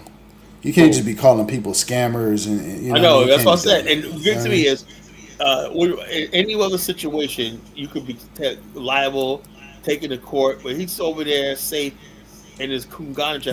They're not safe. See, this is another thing. So they're trying to say that Mark Meets Africa scam people or whatever. If you are having people transfer you money and you're an American citizen, that's a federal crime. That's wire fraud. So if these people are scamming people, they need to be pressing charges. I said that. And I said, Yeah. if he's really scamming so like that, you can go to the U.S. Embassy and report them. You know. So Yeah. why has that? If O'Shea got evidence, how come he hasn't done that? So He doesn't what is have the evidence. evidence? Yeah, I about to say, what's the evidence against Mark Meets Africa? Because I try to go to Kiki Meets Africa, but bruh, I can't. Ain't nobody got 7 hours. You know what I mean? And then That girl is so annoying, right? I'm like, And bruh, she said she'll. these people were Go saying, ahead. you know, they were talking about the female that came. They said we don't know who she is. That's Kiki. And we're being her and O'Shea hooked up now. You know, like oh yeah, like that. And she's on this whole shit. Like I'm trying to expose. What it is. These people are trying to destroy this movement. That's all that is. Yeah, because I don't like. She'll do a 7 hour live, and then she'll do like one data point at a random time. So she'll talk for like 2 hours, and then at 2 hours and 14 minutes, she'll show one thing. Then she'll talk for an hour. So I'm like, bro, somebody got to give me the cliff notes. I don't know if she telling the truth or not. Well, she I ain't basically watched it. rambles and whatnot. She has no no real receipts or evidence. Whether she rambles, she sets it up like she got this. Then the evidence she has is real weak, especially against the Bag family. The Yeah, I was Bag watching family. it back when it was the Dynast thing. Is when I was looking at her. She was going after Dinus. She wasn't really okay. So somebody sent her. So Alex Fowler, remember Alex Oh Fowler got yeah. I into remember it. that. Yeah. So Alex Fowler said something to her, and then she went and she basically said Dynas didn't do nothing wrong. But at first she was like, somebody sent me some information and he might be scamming, and then she came out and said, nah, That's he what didn't they do do. nothing. Yeah, that's what they do. Yeah. They do scamming, and the whole thing is this: Dinus is not scamming. Sometimes you may say it's true, it's overpriced, whatever like that. And even with that thing with Luke Major Taiwan, I still, after all this time, Mufasa, to this day, I have never called Luke Major anybody a scammer. Because even if Kyle, he was obviously scared. I don't think so. I mean, What do you think? What you think? me and Luke Major didn't like each other, obviously, right? But I Yeah. talked to him on the phone, and he sounded like he was serious. He sounded like he was sincere. He sounded like he was sincere about what he was doing. And he was like, "Yeah, we could do this," but I just think he was in over his head. He was dreaming and everything like that, and also this Taiwo chick, right? One thing that did not happen was Lou Major bought plots of land that he didn't see first. Yeah, but my thing is, I wasn't able to get enough information at what happened after after that day on Dinah's channel, so I don't really know what happened. And then when Taiwo did a video, and I didn't believe what she was saying. I didn't believe I'll her. tell you what happened was Taiwo, when it came down to people asking him, well, where's the land at? I want my Right. deed, whatever like that. And then what happened was COVID-19, the lockdowns happened, right? And then Lou Major said, he goes, that's good. We're going to move. We have another guy, Michael Jackson, the guy in the BAIO, my BAO Yeah. banker guy, right? He put them onto some land in Ghana, right? That was more legit. And it was hands on. They could verify the land was there, so they could say we're gonna move the opportunity and we're gonna give people plots of land there. He said the COVID is gonna buy us some time, the lockdown will buy us some time because the airport shut down. We can't do nothing, so that's our excuse. That's gonna buy us some time to move the operation to Ghana. Then by the time when the lockdowns are over, we can say, "Oh, we moved to Ghana," without telling anybody at first, because of what Okay, happened. but why did they fall out? Because the Taiwan said she had this land, right, and it was just hearsay, like Dinus has so-called land, right, and I think Dinus was trying to move the land to the Well, land. hold on. When did Dynas get land? When did Dynas Oh, get land? he always had land. He always said that. What land? I never When heard they it. made him a What chief, land? they so-called in his picture. Remember that picture on his Search for Huru video? That land he's looking at, that's the land he's supposed to be promised. That's supposed to be his Nah. land. Okay, I never heard of it. Okay. And he So said Lou Major in the video said, Dinus, why don't you buy some land? He goes, nah, I can only commit to one plot because I got to build my own homeland, kingdom, whatever, like that. You didn't hear that part, I heard that part. Yeah. Yeah, see. But he didn't say land. He was just saying he didn't say Oh, he had land. He had land. But Dinus has so-called land, like Afro's think tank got land, Yeah. And Afro's think tank over the summer was coming after Dinus. Remember that? Yeah, he's still coming after Dynas. He took a shot at him the other day. Yeah, he always taking shots at Dinus, Yeah. He wants that King of Nigeria crown, You know, there can only be one Nigerian Negro. You know, a Nigerian. Okay, but no, you didn't finish. You didn't finish. You didn't finish. How they fell out. Okay, well, like I said, Taiwo, it was not the money situation. Everybody realized Lou Major was handling all the money, right? And then there was rumors going around like that money was misappropriated. Where it happens, you know. Lou Major said I had to use certain for expenses or whatever like that, and then people were like, well, you know. And also, what happened was they had one. They was operating out of on a WhatsApp chat, right? And then what happened was the other group formed another alternative chat, you know, and they started. Who led the chat? Who created it? The chat originally was created by Lou Major, but then somebody else created another chat. You know, one of the members created another chat with people who was just like, and you had these weren't just anybody. These are people that were some of these people were older black people that really had been in Africa several times. The people, you know, sophisticated black people. You know. I mean, but did anybody ever come out and like tell everything that happened? I never seen a good video. Well, everybody just they were so embarrassing, bro. Everybody just walked away from it, like, you know. And I told Dynasty, man, you gotta at least come out there. He just said I have nothing to do with he just said I have nothing to do with them. I cut ties abruptly, right? And then the Negro Pin got a hold to it and it resurfaced again. When Negro Pin he got a lot of ammo now. He got a lot of ammo. Yeah, Negro Pin came out, and then Dynasty had to. Then Brandon had to come to Dynasty's defense. He didn't know this or whatever like that. He didn't know blah blah blah. We were all defending Dynasty. But I had told Dynasty had called me, so what I have to do, I say, you should get out in front of this and talk about it, you know, say, hey, look, I didn't know, I was, you know, this said, you know, they were handling money. It wasn't, Dynasty wasn't handling none of the money. It was Lou Major and Taiwo and whatnot, you know? And so Lou Major says Taiwo stole the money, Taiwo said he stole the money, and stuff like that, and then people... Yeah, that's where I got confused. So you saying they were all together, and then they, but you said Lou Major told you he spent some money on incidentals, right? That's what he said. Yeah, you know. So he had access to the money. Yeah, he had access to the money. Yeah, you know. So, and it was basically a Lou Major thing, you know. And him and Taiwo, and they were basically partners. You know, it was him and Lou Major, her and Lou Major were partners, and basically, you know, I think Taiwo wanted to take over the whole thing. You know, Lou Major's like, nah, you know, we got to do it like this. He honestly wanted to do that farming thing, you know. I don't know what Taiwo's angle was about why she wanted the money, but it was a lot of money too. And then Taiwo, right after that happened, the split, whatever like that, she formed another company, whatever like that. Get your land in Africa, right? She realized that black people in America are gullible, whatever like that. Yeah. Honestly, she used AI and cartoons. You know how they create cartoons, whatever like that. You know. She goes, this is what you do, right? It said you buy your land. They showed a cartoon character with land in hand. You want to own land, right? You know, so they showed a picture of the land popping up right there. So you go here and put the money in the thing. Next thing you know, you got a certain amount of acres of land, right? Now, what happened was you go into a pool, right? They show the money going, and then basically that pays for farming equipment, labor, everything like that, right?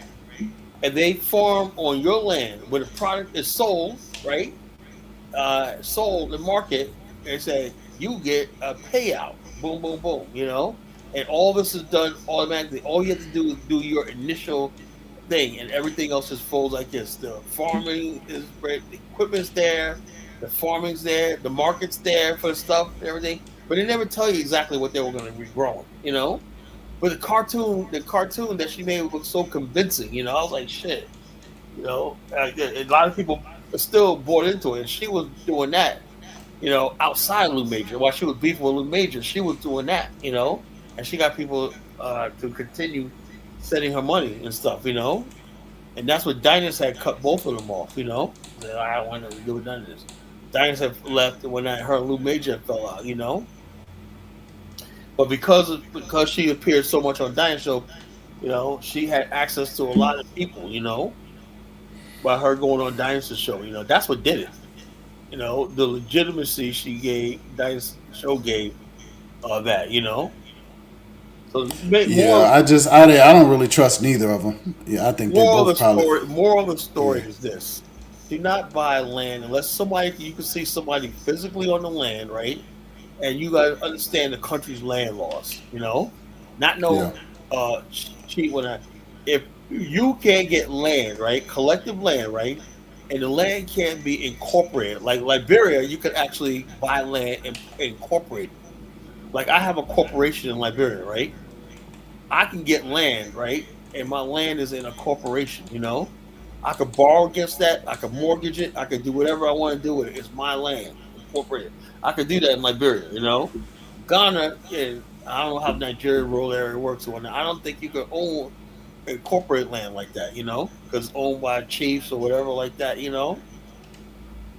But I don't think a lot of people in America that go over there understand how land laws and real estate work. That's a problem. Yeah, I think you can own it in Nigeria. Like I said, they always say that 48-year, 49-year lease. What John Cashin said that there was a Nigerian guy, right, that said he called me and said one time that he has this guy offer him land. I forgot where it was in Ocean State, whatever like that. And he says, "I want you African Americans to come to build a city, whatever like that, right?"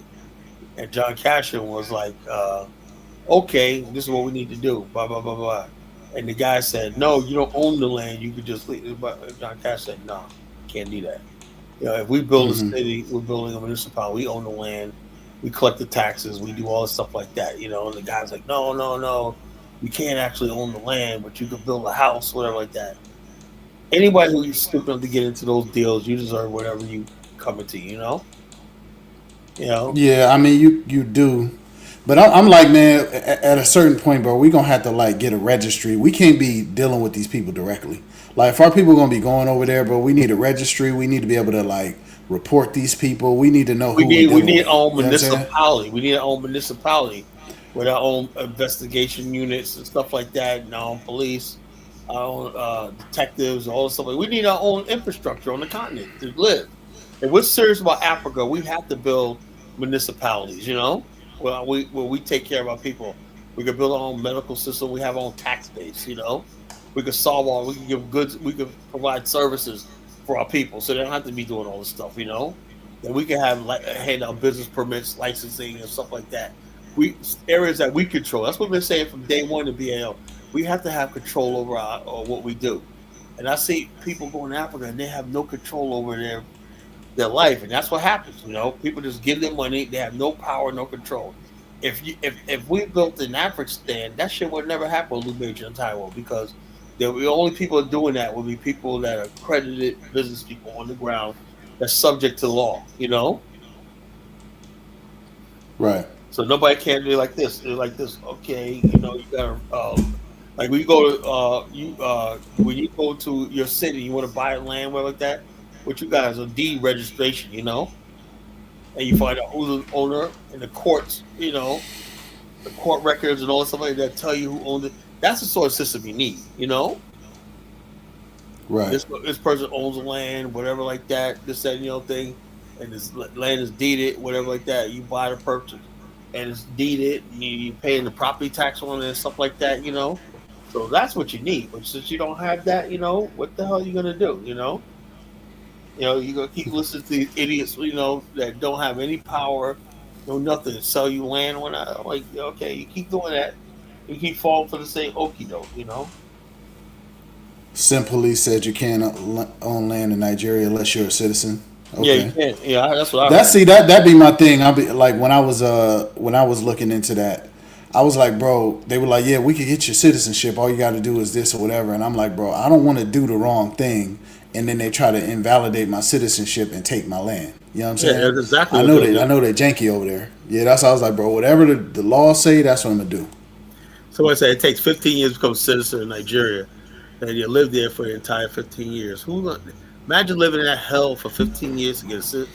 I've never seen that. I seen it differently. Also, too, there's certain kings and chiefs and people like that can get you citizenship too. I guess I can't deal with kings, chiefs. They can keep that shit.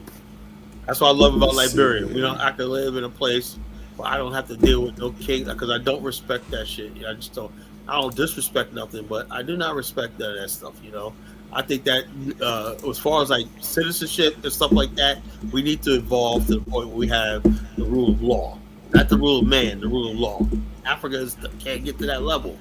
That's why nothing works. I mean, what part is not? What's wrong with having a law where certain people have the ability to give you citizenship? Well, no. First of all, that person has to be elected. When you give people power, like a judge is appointed by a state, there's a check and balance there.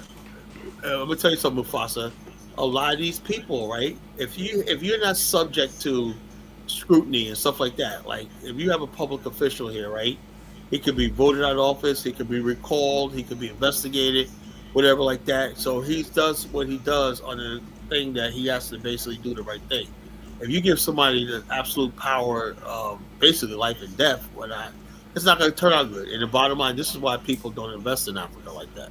Because you could be working on something, and they'll say, well, such and such king says your lease is up, whatever like that. Next thing you know, you just lost all your investment, whatever like that. So you need a neutral ground when it comes to people think they're going to benefit by one man like that. It's best to have a freaking council. In Africa, also, not only that, Professor, if you study African history, right, that's not, when you have a chief and king, that's not real African culture. That's something that came as a result of the Europeans, The Europeans, they thought that Africa was like them when they had monarchs and stuff like that. African society traditionally was ruled by councils, Yeah, but Kala, you can't make a general statement like that. No, I'm dead serious. That was all over Africa. You ever heard of the Oyo Macy, Mufasa? You know what that is?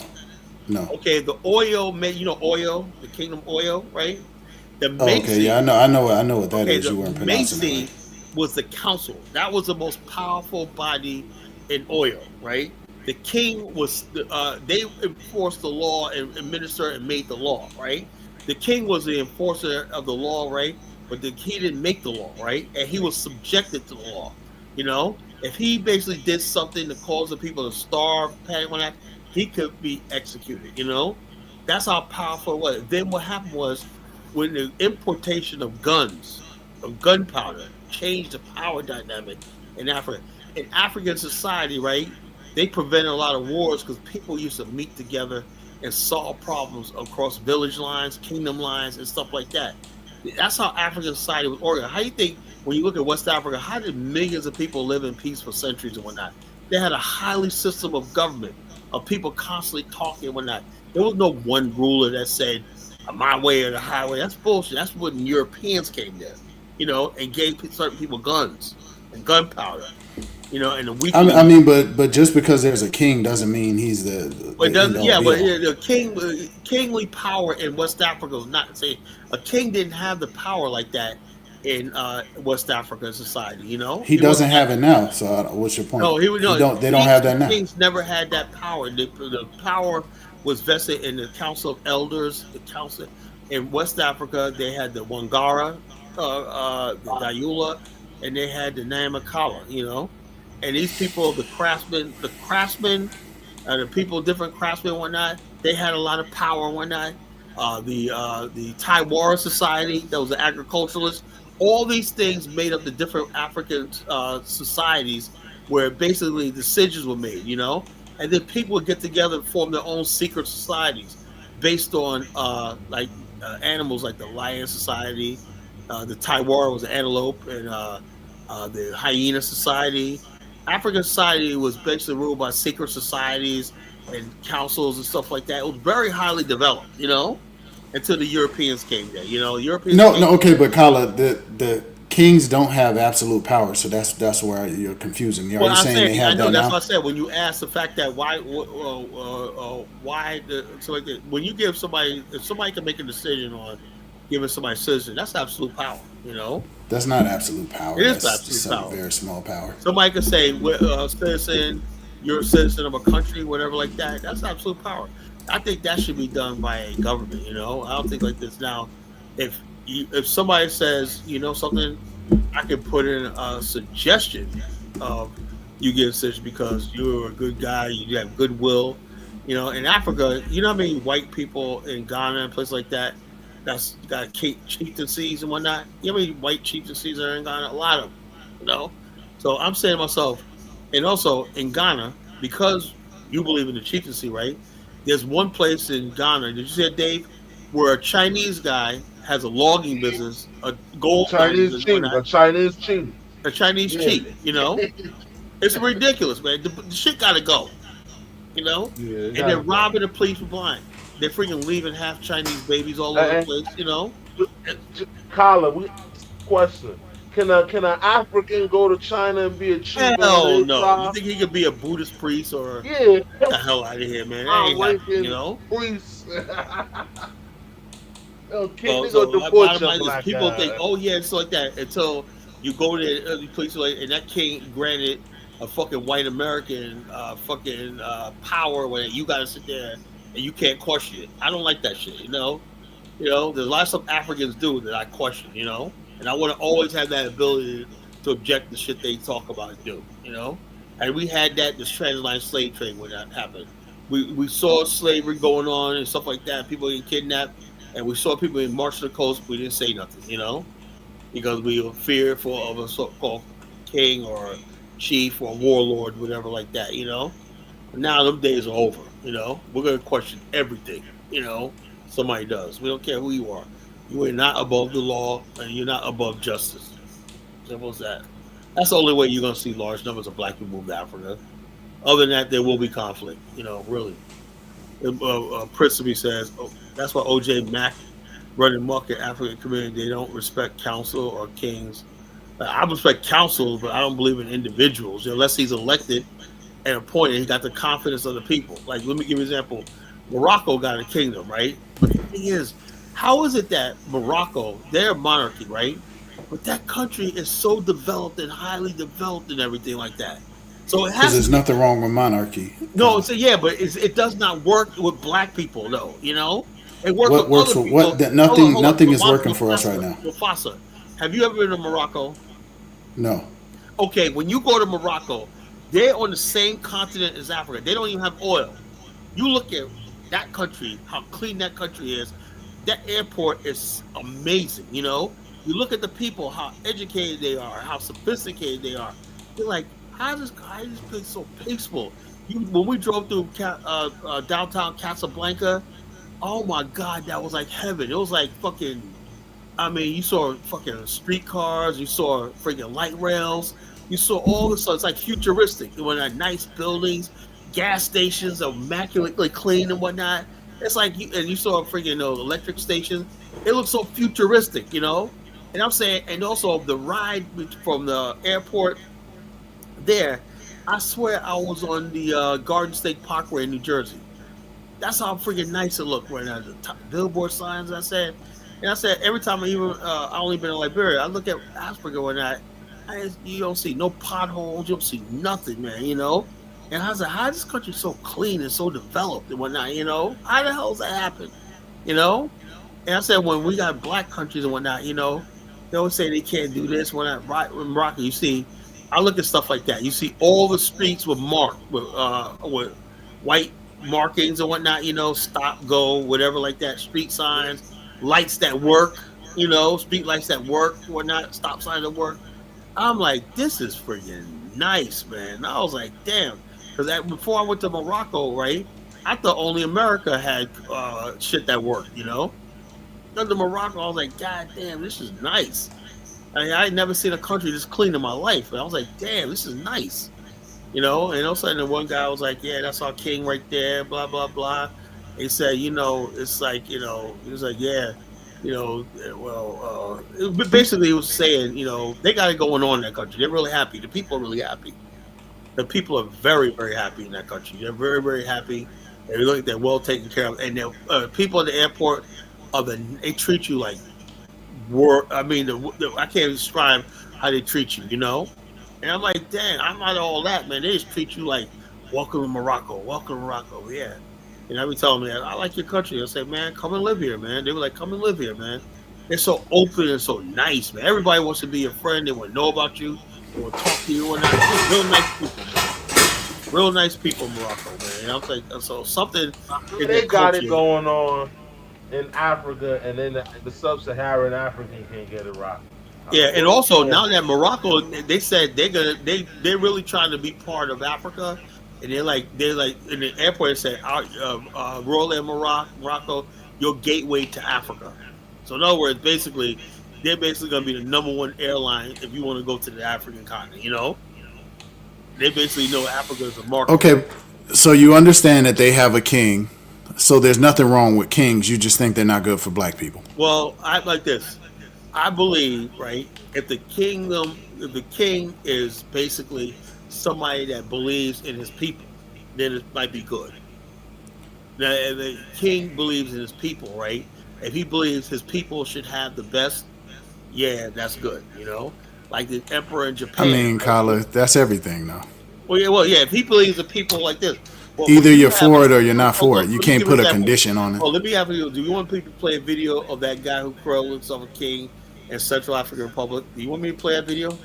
What does that have to do with anything? Because you asked me about a king in Africa, you know? You want me to play that video? I mean, Kyla, really? Okay, so you're going to go to the worst scenario to prove your point? That's typical in Africa, you know?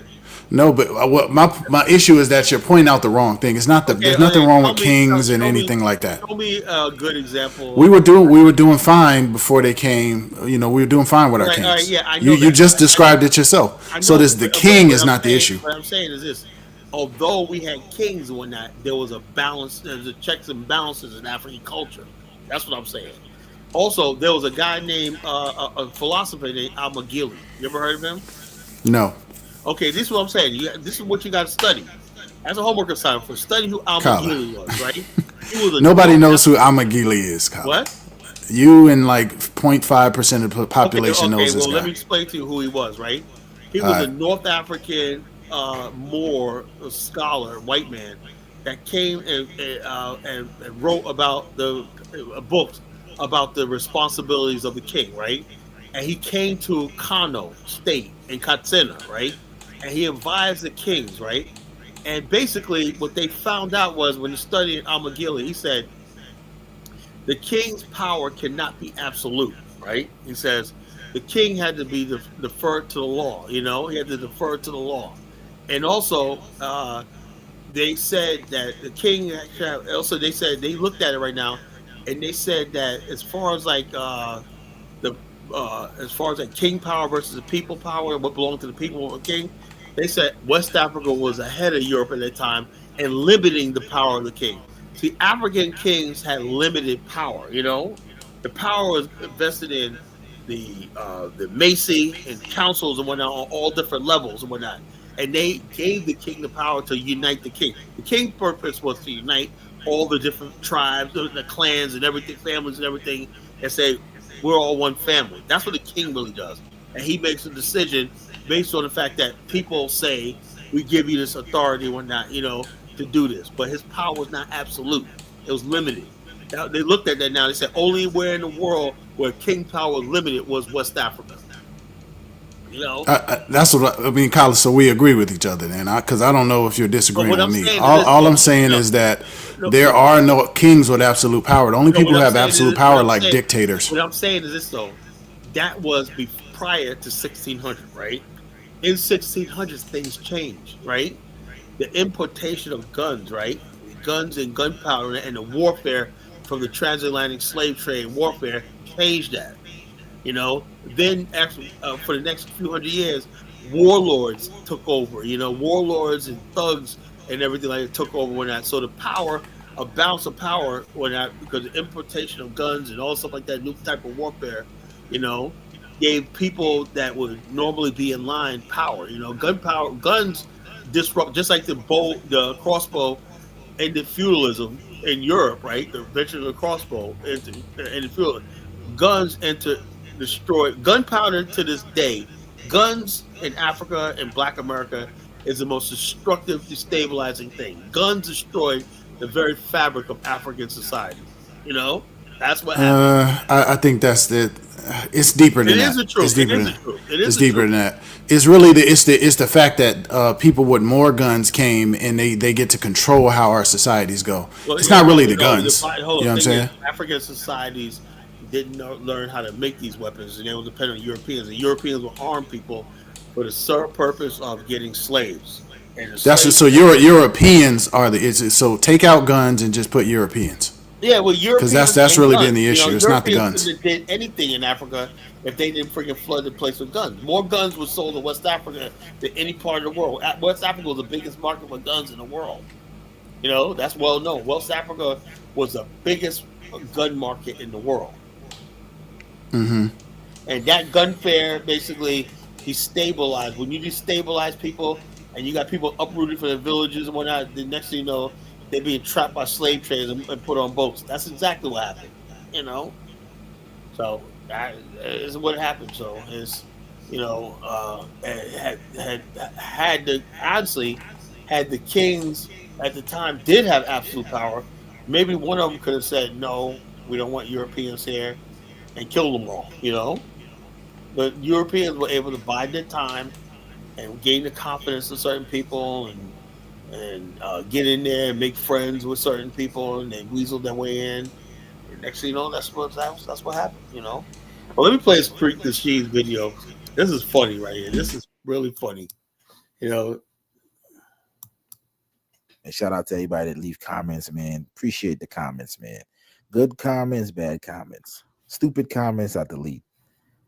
But we got to talk about this situation. This situation has been kind of bothering me for a while, and I see that other guys are talking about it, especially the dudes that I watch, the guys that are in the fight against the FBA cult and their supreme leader. So shout out to y'all. I always come to y'all videos. I hit the like button. I also leave a comment with my other pages and shit, you know what I'm saying? But nevertheless, we got to talk about the situation, man.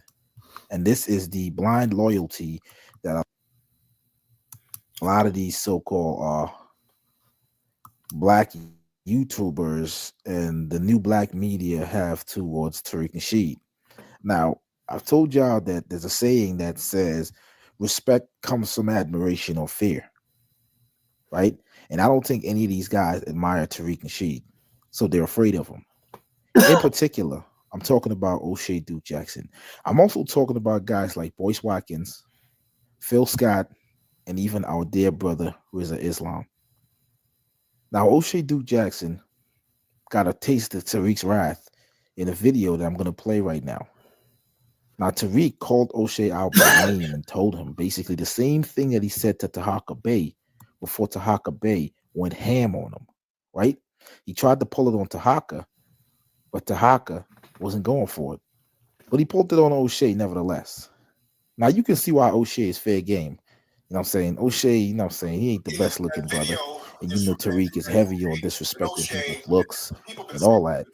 Tariq also said he knows his get down. I don't know what his get down is, man. We need to find out what O'Shea is really about. But O'Shea is in the motherland, man, out there in Africa, doing all his videos, making money, just being with the people, man. And I find it hypocritical that he's out there in Africa talking about he's this Pan-Africanist dude. Well, he's putting his full support behind a nigga like Tariq. Very hypocritical. But let me play what happened that made O'Shea make a about turn when it comes to Tariq. He used to talk sort of kind of negative about him, but after Tariq released this, yeah, he got in the line, and he got in the line real fast. So let's play it. Yeah, that video is from that dude, that O'Shea dude. And O'Shea, and the people have been saying you've been taking little shots, you've been, kind of playing the fence. O'Shea, I know you're listening. O'Shea, don't poke the bear. O'Shea, don't poke the bear, brother. You way too easy. O'Shea, I know you're listening, brother. Don't play with me, bro. You way too easy, my nigga. Way too easy, bro. I already know you get down, bro. You too easy for me, man. You need to let that go, man. Don't poke the bear, bro. You keep poking the fucking bear, and a chunk gonna get snatched right out that ass, bro.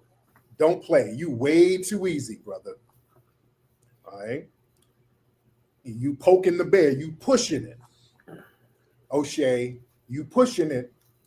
Man. I'm hearing little things here and there because I don't really watch what you do, brother. But don't poke the bear, bro. Don't do that. Don't do that, bro. Nigga, when I say a motherfucker is way too easy, way too easy, bro. For my type of petty, way too easy, brother. Way too easy. And I'm warning you once. I warned niggas one time. It's like I warned Roland. I told Roland, your little fat ass, Roland, don't play with me. Roland was talking greasy. Roland was talking all of that shit. Roland, don't play with me, Roland. Fuck him. All right. Just fuck me. Let's get it. Let's go. Let's get it. Let's get it, nigga. All right, let's get it. Let's get it. But man, listen. And speaking of petty, now you heard what Tariq had to say. Now O'Shea is scared out of his mind of Tariq Nasheed. Tariq Nasheed is a petty ass nigga. He's gonna talk about what he looks like. He's gonna talk about what he's doing in Africa. He's gonna talk about all types of different things. And O'Shea can't afford to have that happen to him. He's scared. He don't want to lose his platform. That's the only means of him making money. Although he says he has a degree in some type of medical something, you know what I'm saying? YouTube is his bread and butter. And he don't really want to mess with Tariq. That's why all these guys turn a blind eye to Tariq, because they're really afraid of him because he's petty. The only person that I saw that stood up to this nigga was my man Tahaka Bay. And he went ham, and he's still going ham. This is why I can't respect O'Shea. When Tariq said this man did a 360. This man never spoke another ill word about Tariq Nasheed. So I can't respect O'Shea for that. I respect O'Shea because he's somebody that I think he introduced us to Kevin Samuels and stuff like that. He got good videos or whatever. But this type of shit, this is pussy shit. I can't respect this, man. I'm from the streets. I can't. He never stood up to Tariq. He never responded. He never told Tariq, hey, man, I ain't the one, bro. I understand how you feel, but you're not going to threaten me and all that. He didn't do that. He tucked his tail between his legs, and he stopped talking about Tariq. But he's in the motherland. He's in the motherland of Africa getting money, doing shows, all that. But you're talking about supporting a man that disrespects the African diaspora. You know what I'm saying? Same with Boyce Watkins. He disrespected Boyce Watkins before. Y'all saw the video. I played that before. He disrespected Boyce Watkins. They're all afraid of him because he's going to expose them. He's going to tell the real truth about them, and they really can't fight back because they don't have the wit and a lot of different things that Tariq got. Also, RZA been in some shit before. See, Tariq won't really mess with him because he dealt with the Nation of Islam, but these guys are supposed to be stand-up guys, and this is what they endorse. This is what they tolerate. But you got to understand something, though, before I end this video. This is how they make money off the black community. They link with each other and say, these people are fucked up in the head. These people believe anything you say to them, and this is how we're going to make money. And we got to stick together. That's what it is. That's why O'Shea won't say nothing about him. Scared out of his mind. Dude's like his dad. It's crazy, man. I just can't understand this. But anyway, shout out to everybody that come to the channel. Shout out to y'all that subscribe, leave a comment. Some of you leave some shitty ass comments, but you know what? I'm gonna leave it. I saw a pretty chick left a comment on there. You know what? She's kind of cute, so I'm gonna let her say what she has to say. But everybody else is gone. Peace out, guys. So what do you guys think about that? You know. So like I said, I think I remember that, Kyle. I remember when O'Shea when what is it? O'Shea makes back. He was scared. He ran away. O'Shea ran away. O'Shea be like, what happened? It was. What if recording high quality content, editing like a pro, I'll tell you exactly and what streaming happened. like a star This was as funny, simple right? as hitting record? Tariq was going back and forth with Brandon, right? And O'Shea called him something being objective, right? And say he wants to bring peace between Brandon and his thing. And while he's taking shots at both of them, right? You know, Tariq, he does this, blah, blah, blah. He's taking like subtle shots at both of them while he's acting like he's trying to friggin' they shut up, Elvis, you moron, Guy, this ain't a gossip channel. This is fucking war. This is war. This nigga called me out, man. So it's on, Yeah, he called you out. Yeah, he called you out. Yeah. He called me out, man. So it's on. It ain't gonna stop. I am not gonna stop. But Foster knows me. I'm relentless, man. I'll go for years, man. I don't care. And all he's doing is making this channel grow, because everybody's like, as soon as he mentions my name, I'm like, who's this collar guy? I might watch my subscriber shit jump, skyrocket, go viral. Like Tariq going after, Brandon going after Tariq was built this channel, Brandon was like, all right. And then next thing you know, after about a year battling with Tariq, man, his channel went up to like 10,000 subscribers, So you always benefit with beef. I would like O'Shea to bring it, I got way more ammunition, on that motherfucker, Yeah, but tonight is good. So, but yeah, so and Tariq was, O'Shea was acting like, see, he was saying something, right? And then he made a slick comment about Tariq, in the school where like Tariq got a hold to it, right? Where he came around like he was trying to understand what the beef was between Brandon and Tariq but it came across like he was taking shots at both of them, That shit was so fucking funny. And I knew Tariq. He like, O'Shea, don't you say a damn. He just sunned O'Shea like he's a little kid. Sunned him. He ran away. O'Shea ran away. He didn't even say don't nothing. say a damn thing, man. You ain't got nothing to say. Now and I got shit on. What did he say? I got shit on you. I wonder what that is. Maybe you got some pictures of O'Shea doing some. He got shit on O'Shea, whatever. That shit was funny, man.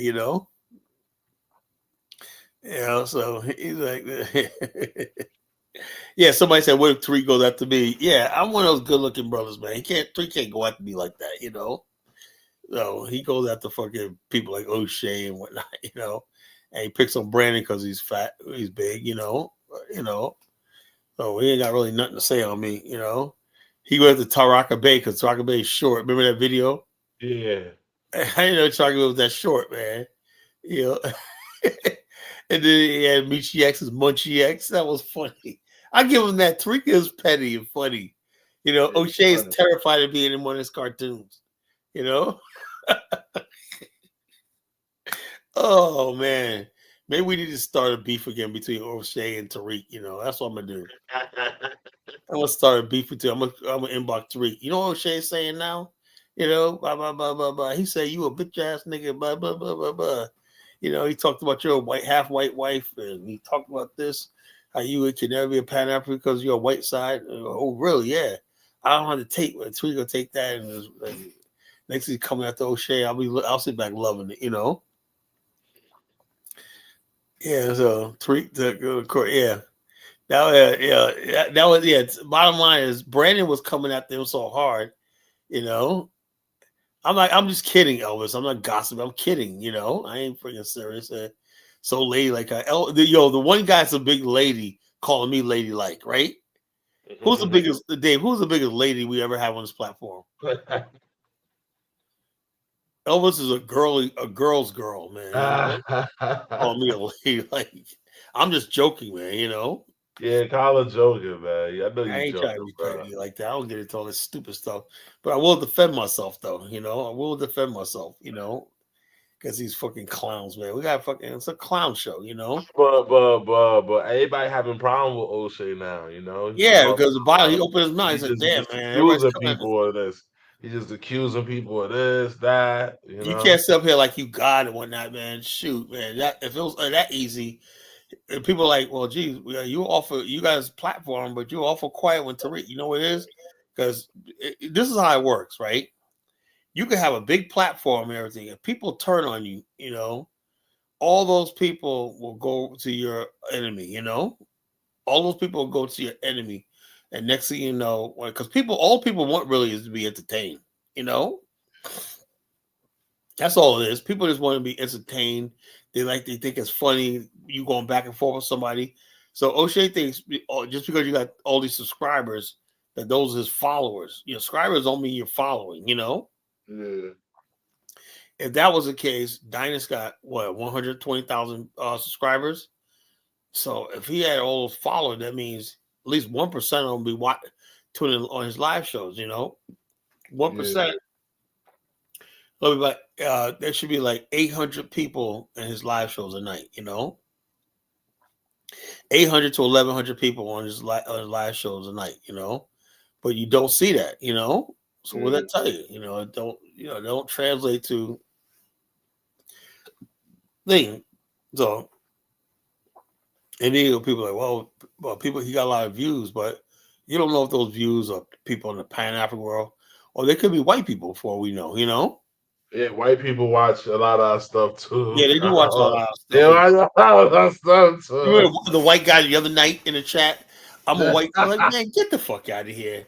I kicked them out. Like, man, I don't give a fuck what you They watching us too. They entertained by what we talking about. If you're a white guy, you listen to the show, say very little. Or if you talk, just talk. Okay, it's not a white guy. Like most is like, oh, stop the music. We got a white guy in here. What's your opinion, Mr. White Guy? We're not, man, get the fuck out of here. I got a Blog Talk Radio, so which I call my show, right? One guy was like in the chat room, answer the phone, nigger. Like, oh, yeah, that's really gonna make me pick up the phone, Answer the phone. I was on Blog Talk Radio.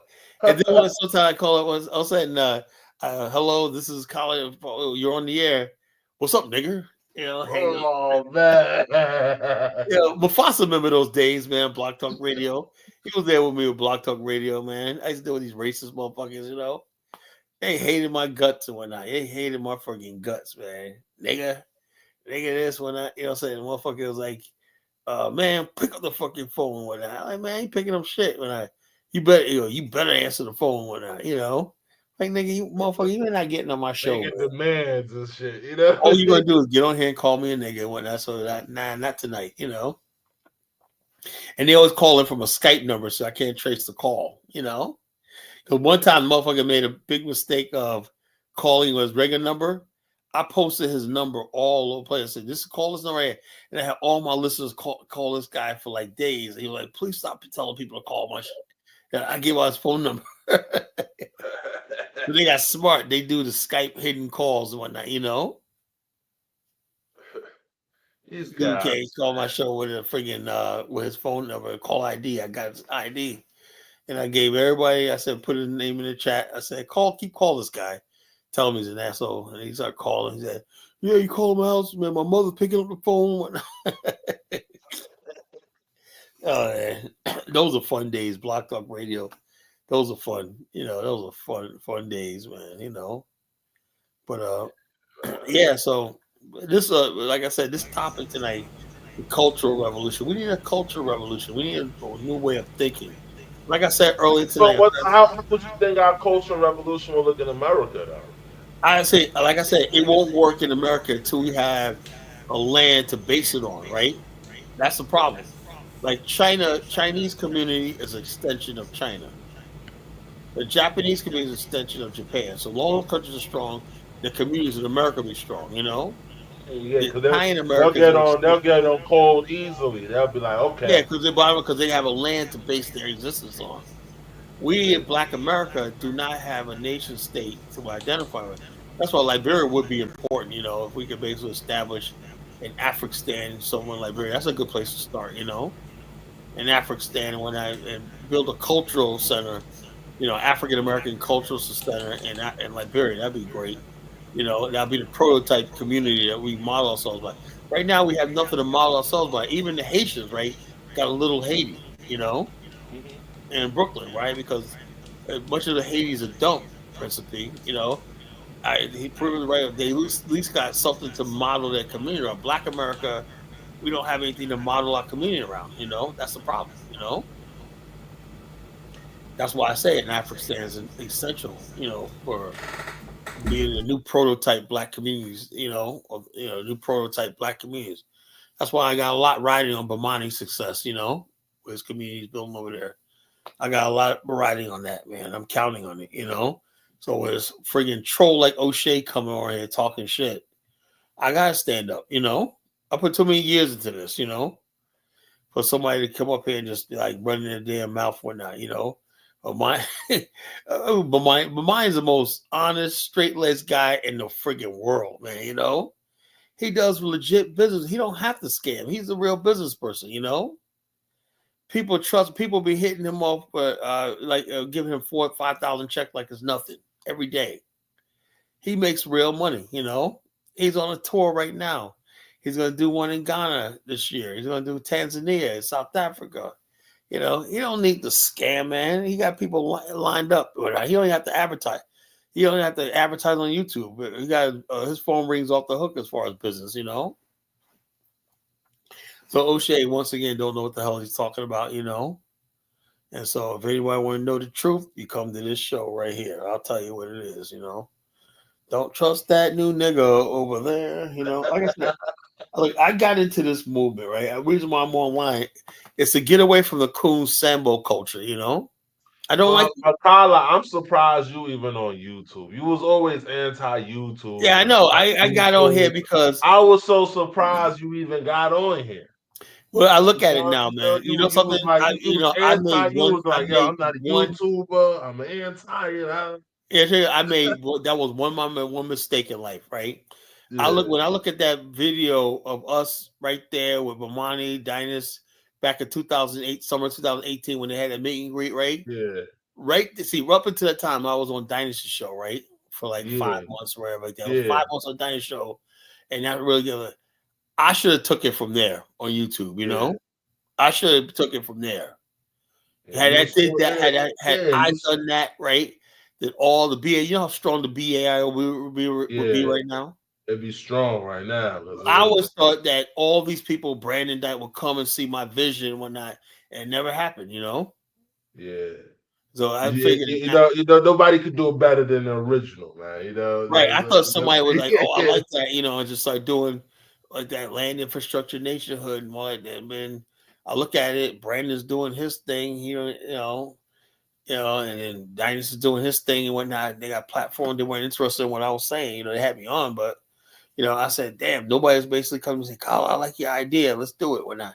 So the only person that really reached out to me like that was Bomani. You know. Yeah. I was doing shows with Bomani for a year. You know, but then I basically say, "Look, if I'm going to continue this, man, I need a YouTube platform myself to get my views out there." You know, so now I have a YouTube platform. I just only wish I would have got into this years ago, you know.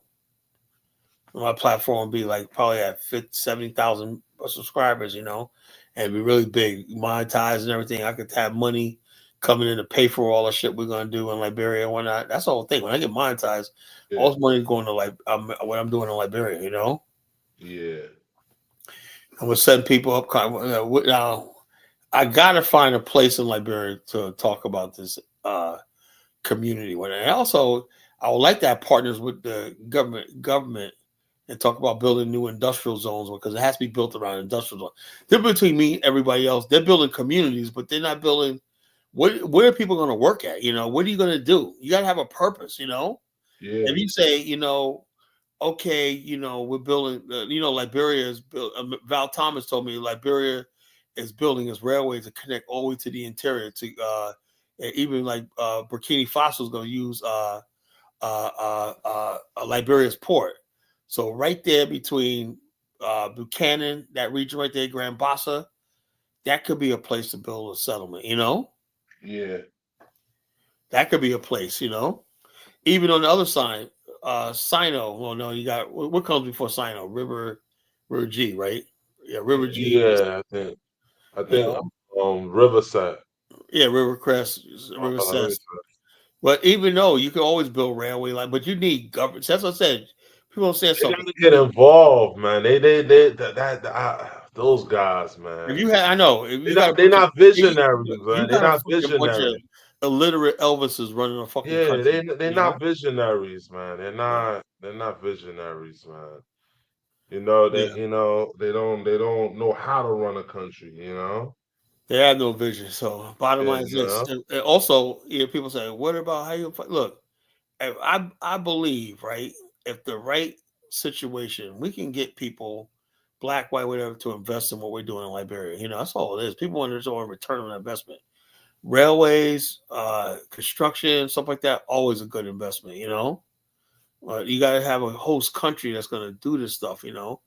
And we got, like I said, I wish I could live in Liberia. I could do a lot of stuff. I lived there, or if I was able to stay there longer, you know, like maybe like 3 or 4 months at a time, I can get the shit done, you know. Sooner or later, I'm gonna be able to do that. Now that I got a house over there, I could probably do that, you know, stay longer and stuff, you know. So we'll see next year. We got Dark Migo coming up on stage.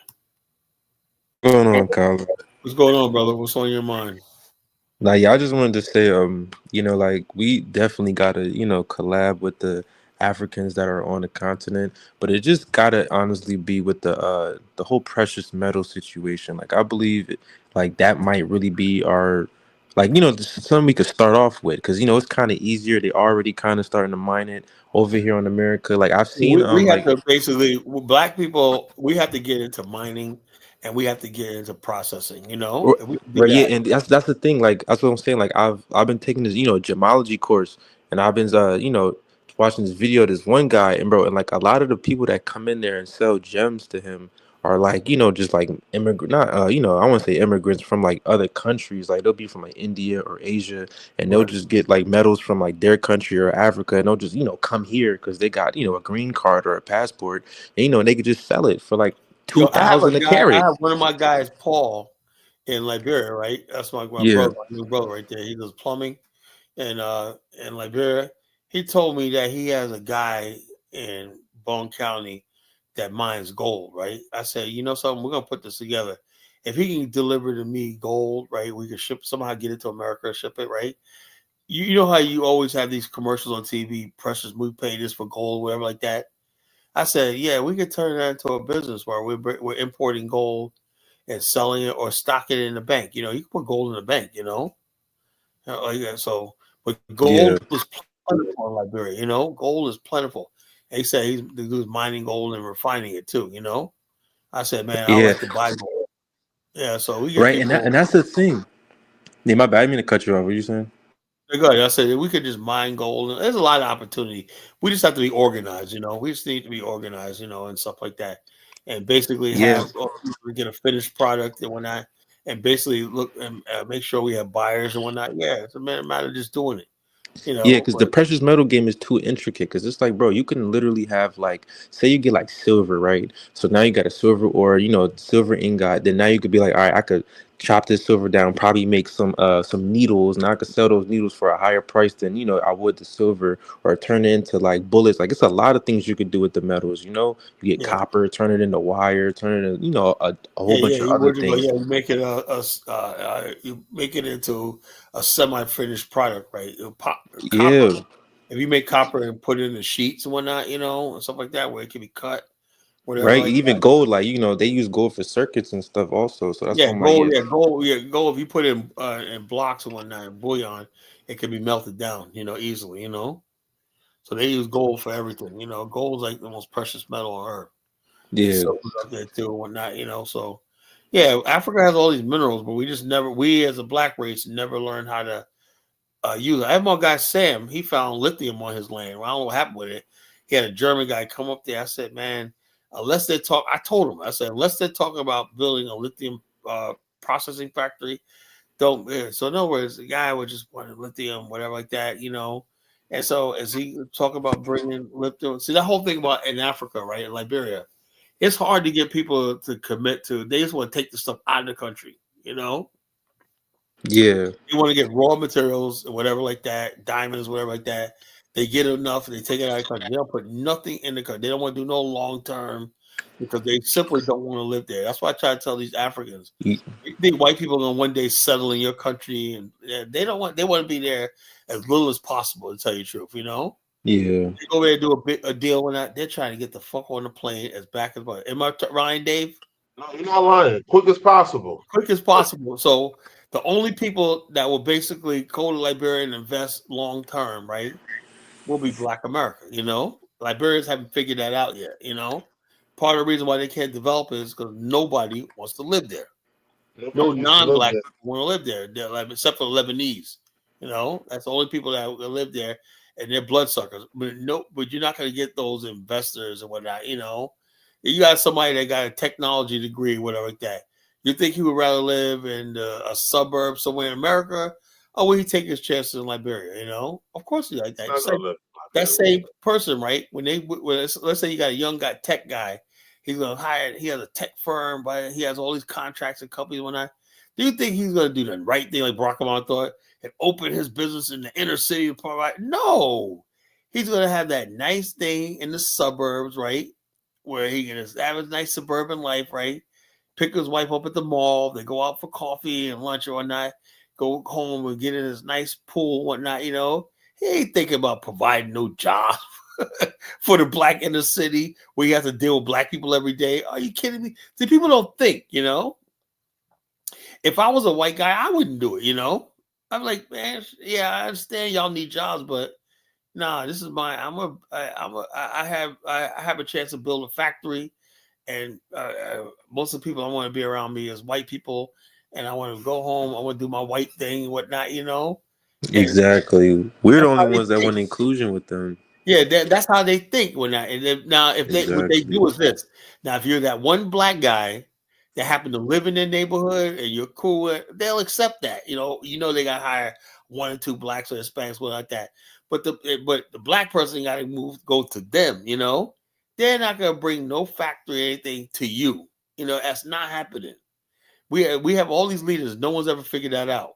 You know, yeah, they're not gonna build. Why? Because unless you have a government law that tells you that only way that would happen is, let's say you got a company that has a government contract, right? Then you could basically make some stipulations about where your factory, if you want a tax break or something like that, you know. That's what Donald Trump with the enterprise zones and whatnot, you know. You give people tax incentive to build their factories and stuff like that, and depraved, neglected neighborhoods and stuff, you know. That works. Good, but you got the government involved. But if there's government doesn't say that or give them incentive, they're not building no thing. Same thing overseas, right? Unless you got an international thing saying, okay, if you invest in this country right here, we're going to give you this, whatever like that. Or some countries say, oh, yeah, you know, we're going to, if you invest in a poor country like OPEC, Overseas Private Investment Corporation, if you invest in a poor country, you know, you get incentive and everything like that, you know. Other than that, ain't nobody going to take their investment to Africa, you know. They're not going to do it. Nobody taking no heavy money to Africa. It's Nobody too take high no risk. real money to Africa, you know. As an investment, it's high risk. It's very high risk, you know, and Africans don't understand that. That's why when people keep telling you all these rich Nigerians, get the fuck, I don't believe it. I'm sorry. High risk. I know reality. Reality is not a lot talk of money. To people too, Kyle. I talk to people too, Kyle. That, you know, it's high risk. They're gonna tell me it's high risk. It is high risk. That's just the reality, you know. I used to work in banking. They're gonna, you know. Oh yeah, because the bank is bank. When the banks got to underwrite that stuff. When you have any sort of factors as far as risk, they have little analytics and whatnot. They got a whole they got a whole chart. They got a whole team. Yeah, a whole chart. And Africa is basically only countries that They got teams. They got teams that go out there. They check everything. Everything. Electricity, everything like that. Yeah, they check everything. The roads, they checking everything. They look at the political situation. On investments. Yeah, they look at the political situation. They look at all that stuff. Like are they money laundering in the country? Are they crime? They look at every little thing. Before they basically say, okay, that country got a good score. It's an okay investment. It's worth the risk, you know. Even then, they're taking a risk. They said the probability of success is like, you know, they calculate all of that. You know, we got 75%. African country, you can get to the point where you can get your probability at 80%. Investments will start coming in. You know, until that happens, it ain't got. Only thing people you get in Africa are vulture capitalists. You know, vulture capitalists. Like loan shark capitalists. Yeah, basically vulture capitalists and whatnot, who basically don't care because they're going to basically get indebted. By what happens is they get paid by their country, and the country tax that onto that country's foreign debt. Yeah, that's what we call vulture capitalism. Right? That's why Africa has so much external debt, vulture capitalism, right? Because of mismanagement and stuff like that. Yeah, you know, stuff like that. You know, so it is what it is. And like I told Mufasa, we have to get to the point where we have to have a voice and say this. We can't go to a place where you got kings and chiefs still making decisions where they want to silence everybody because they got the supreme rule. That can't Kings work. don't have any power. I don't know why you keep bringing up They kings. should have no power in the state of the affairs of the state, whatever. None. They don't. They don't. Where do they have power? Like that. They should keep it like that, you know? Yeah, no, they don't. Would you have chiefs? No, they would probably be better off if they had it. What they have right now, they have this democratic system where they could just corrupt people. As long as you have money, you corrupt them. Like this. The whole thing is not. I wouldn't even say a democratic system. If you basically put any system, what happens is as long as you have extreme poverty, Mufasa, and you have a few people, it's called oligarchy. You have a few people that got all the power. Like perfect example I'm talking about. John Cashin lived in Nigeria for 35 years, right? And he met with a lot of top people and that. But the bottom line is, he wasn't in certain tribes, whatever like that. You ain't gonna get the opportunity. That's the way it is in Africa, you know. If you're not connected to the right people, you ain't getting shit, you know. That guy say. So you can put democracy, you can put a kingdom, everything like that. As long as that system is there, where people feel like they're entitled because they're part of a different tribe, whatever like that. It's always going to be like that. So democracy, kingdom, it doesn't really matter. You have to get to the point where if African society gets to the point where it's transparency and everybody how did that happen? I don't know, because it's education. Yeah, but how do you change people to delay their gratification? How do you do that? That's what's whole of civilized people, delay gratification. You know, education. So how do you? So you think education could create a delayed gratification in African culture? Yeah. Education is the reason they don't delay it. But because you have to have the sophistication to understand why you're delaying gratification. See what I'm saying? You need enough leadership that understands. Look, if we do this for a while, it'll pan out. But if you have people who don't understand that, they don't even understand. They don't even understand the politics of the world, where they fit in it. All they know is I'm gonna get a Lamborghini. I'm gonna go to Europe. You know what I'm saying? And that's a problem. What happened in Liberia? That's a lack of education. The Liberians, they went overseas and got educated, right, Dave? You know, and they still came back and didn't even look at. Okay, well, our country's at this point right here. We need to friggin' wait another 20, 30 years before we get to this. The whole purpose was a lot of them too. The whole purpose was to go try to challenge the powers that be. There wasn't a purpose of going to education. No, but see, empower the nation. It was to go educate themselves and empower themselves. It wasn't. It was self. No, but see, we ain't talking about education for the top percent. You see what I'm saying? We need general education. People need to be educated. So all these illiterates need to be educated. That way, the common man won't be so easily fooled. But you won't be able to just tell these people anything. Was like, let me give you an example. Perfect example was the rice riots, right? There was a lady named Chenoweth, right? Remember that, Dave? She, Colbert, right, had a long-term plan, right? And people knew about this, to make Liberia self-sufficient in rice production, right? What happened was educated Native people spun it like the Tolberts were trying to starve Liberians, right? By raising the price. Like, that was a tariff he put on there. So people buy local rice. They spun it and made it seem like he was getting rich. The Congo people were getting rich at their expense. And next thing you know, there was a riot because of misinformation. You know, and the people were like, we want power, we want this, we want what the Congo people got. And they told us, like, if you want to get what the Congo people got, y'all, it's going to take work. We're going to take a while. We got to build an infrastructure. We got to build an economy. But they didn't want to hit it. They wanted it then there. Was I'm told this inability to delay gratification. You know, they were told that the gratification was there, but the Congo people were holding them back and holding all the opportunity and whatnot. You know, that's what they believed. Yeah, and it was a lie. It was a false narrative. Yeah, but that's a part of why when you're in power, you got to educate your people. But even though the Congo people were telling them that, they didn't believe it.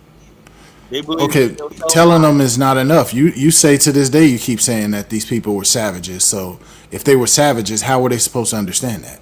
You're supposed to civilize these people. The bottom line is this: you have to basically civilized people. Not them all but savages. Okay, then they should have did that. They were doing that. They were civilizing them, But the whole thing is, you basically the people who got education, right, were saying, you know something, they put two and two together. The majority of people that are coming into the cities are from native background, all about background, every to the day, all about background. These are all people come from country native background, right? Why should these people who came from America, even though they didn't understand that black people are black, that's what American Liberians thought, we're all black, They said, these people, they're not like us. They're from America and all stuff like this. So they create this othering of the Congo people, so they can seize power themselves. And it's like to this day. So they seized power for 45 years, and the country has been suffering ever since, Like, I got Liberians, man. I said, I got to start cutting some of these dudes off because they always call me, what's up, man, boss, when I can't, you're the day, right? Everywhere with Liberians, anytime they call you and that, you know what it's all about, right? They call you because they love you. When they call you because, all right, you're trying to hit your pockets up, But that's the culture, man. Dave knows what I'm talking about, man. Yeah. Like, man, just look at calling it. Like my driver called me today when I text me today. What's that? What's up, boss man? I'm like, oh shit, what the fuck is So I don't know, man. So that's that. No, I just think I mean, because if it's not education, I mean, what do you think it is, Kyle? You think they just like that? It's education. Also, the fact that it's culture. That's what I said. We need a cultural revolution. Okay, but what does that mean? Okay, the whole thing is this. First of all, you have to realize, like, what kind of world do you want to live in? The Chinese, basically. You ever read a Chinese philosopher called Lu Xun? No. Okay, this is another thing. Lu Xun, right? He was a Chinese philosopher, right? He studied in Japan, right? This is what I'm saying. He was an architect of the Chinese Cultural Revolution, right? That Mao Zedong took over. Mao Zedong was his student, but he wasn't a communist, Okay, Lu Xun was living in Japan, right? And he was watching this one video slide of a Chinese person being executed in front of a bunch of Chinese in Manchuria, right? He was being beheaded, right? And he saw the expression on the Chinese face. They were laughing. And he said it angered him because these Chinese were so broken that they were watching one of their own get executed, but they just sat there and just like, no big deal. He said, I got to change that. Our people, and basically he went back there. He's writing essays and whatnot, cultural essays. See, I'm like you, Lu Xun. I'm a culture critic, right? So he write essays about the type of Chinese that's holding China back. The Chinese clown, the buffoon that always goes around when somebody has an idea or something like that, he'll constantly remind you that you're gonna fail. The white man's this and blah blah blah. And he's always joking when that. You see a lot of kung fu movies. Remember that guy? Remember in the No, before you say it, I know I'm not gonna remember, but go ahead. Which one? You ever seen Chinese Connection? Nah, I ain't seen it. Nah, I've seen it. Nah. Probably before our time. Okay. China. Well, there's one guy that's a character that was based on almost like Lu Xun. He's always in these movies, right? He plays in a lot of old Chinese movies. He's always the bad guy, He's always the Chinese guy that goes to Westerners and tells about the Chinese. They're doing this and that, and he's a traitor, right? And he's always mocking the Chinese, his own people and whatnot, and stuff like that. It's like Bruce Lee brought that character to life in his movie. It was really good. But Lu Xun used to talk about the same character, right? A caricature, somebody always clowning, and so it's like this. And Lu Xun was like, this is the type of people we need. He goes, after the revolution, overthrew the Manchurian, he said, but now Chinese society was so sick that people were addicted to opium. They had prostitution, they had all stuff like that. And the thing is, though, they had their Chinese culture. Where he said, we have to change. We have to basically modernize. We have to learn the ways of the world, right? We have to get rid of old superstitions, stuff like that, If people are still walking around in 2025 with same superstitions and stuff like that, same bad habits and everything like that, that's what I mean by a cultural revolution. You take what's good and use it, and you get what's bad out. Now, who decides what's bad? female genital mutilation. Is that good or bad, Mufasa? Yeah, they still do it. They still against that right now, Colin. Yeah, I don't understand the practice. Okay, no, what I'm saying. They still What fighting I'm against saying. that. I know what it is. But I never really got the other side of the argument. I don't know why they do it. You just have to. We have to agree that that's bad. Period. You know, that's what a cultural revolution is. You know, that's bad. Mm-hmm. You know, the cottonwood tree. You know, up until like recently, like 20 years ago, they were still talking about doing cottonwood tree rituals, Dave, in Liberia. Yeah. You know what a cottonwood tree ritual is, Mufasa? No. Okay, when we're gonna put you on some game. Cottonwood tree ritual is an omen, right? That to bring in good luck and sacrifice to the tribe, right? Almost all indigenous tribes, right? You sacrifice a 13-year-old virgin, right? And you bury her alive, right? And plant a cotton tree there. Bury her alive. You know, that was an evil practice. You know, they were doing that even in the time of the American Liberians, right? But that was done under tribal law, so they turned a blind eye. That was one mistake they did. They let the native people still do these practices among themselves. But Kyla, Elvis will come in and tell you they're not free to do nothing and so getting old. No, they were still doing all that stuff, human sacrifice, all that stuff like that among themselves. You know. Yeah. So how do you bring that and whatnot? And then they tried to bring that sort of stuff into our civilization on the coast. I don't think that's an issue today. I think largely they got rid of all that. When George Way was running a couple of years ago, a couple of people was found dead with their heart cut out. Human sacrifice. That was but that's not sanctioned. Those are rogue people doing that stuff. But it still happens though. Yeah, but that's that. You can't stop that, bro. Like, yeah, you can't stop that. Mufasa. You got people. Hold up, Mufasa. I'm telling you something. You got people that's government officials that practice human sacrificing and rituals today in Africa. Exactly. Yeah, but they're doing it. They're doing it secretly though. They're not doing it with the power of the state. In 1976, I forgot the name of the family in Maryland County. Remember that? In 1976, 15 people were hanged for human sacrifice. You know, Tolbert was there at the execution. He said, 1976. They were basically people were going around murdering. And so these were people who had were native Grebels, but they assimilated. They had I forgot the name of the family. You know, I forgot the name of the family. You know, the prominent family in Maryland County, right? And they tried to say they were Congo. No, they weren't Congo. They were native people that had a Congo name.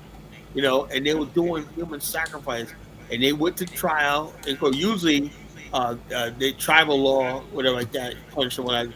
But this time, it made international news, right? Yeah. And the Yankees, the Yankees. Oh yeah. And then and then, like I said, and these people, the Andersons and Yankees were the families originally were American Liberians, but they adopted a lot of native people, Grebels, and everything like that. So the bottom line is this: when that international news, Tolbert and all these people, they were not American Liberians.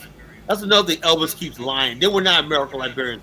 You never notice that those were native people. You look at them; they were native people that had the friggin' name. They weren't American Liberians.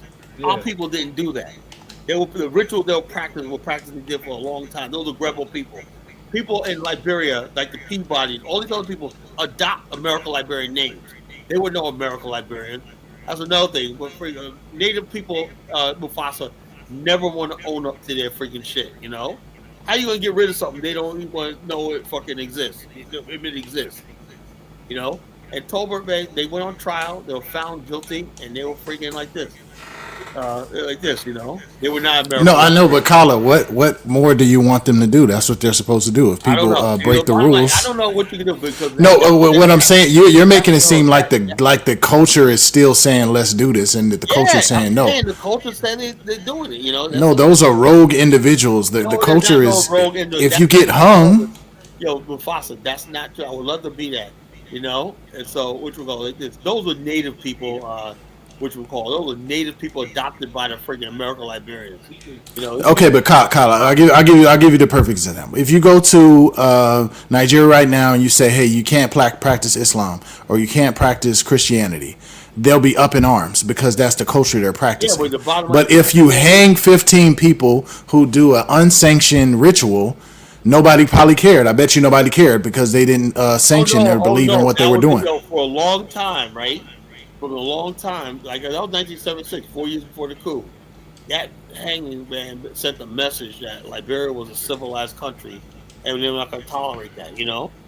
And the bottom line is this, and that had the full support of the so-called American Liberian establishment in Liberia. You know, they said, "Look, we cannot let this happen." You know, so even if it was American Liberians or whatever like that, you know, they said they were hung. So the bottom line is this: if you want to adopt, if you're American Liberian, you want to adopt these people's ways and become savages like they are, and you're gonna pay the price for it. Those people, the Yankees, were hung.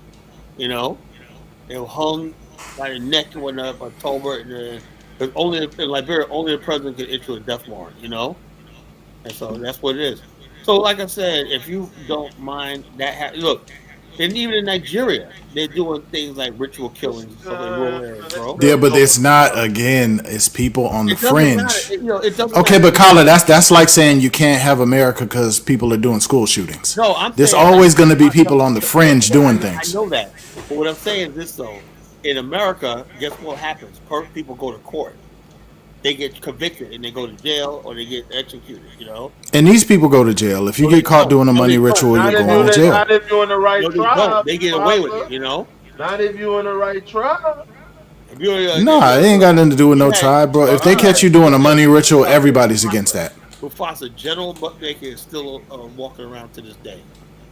General who?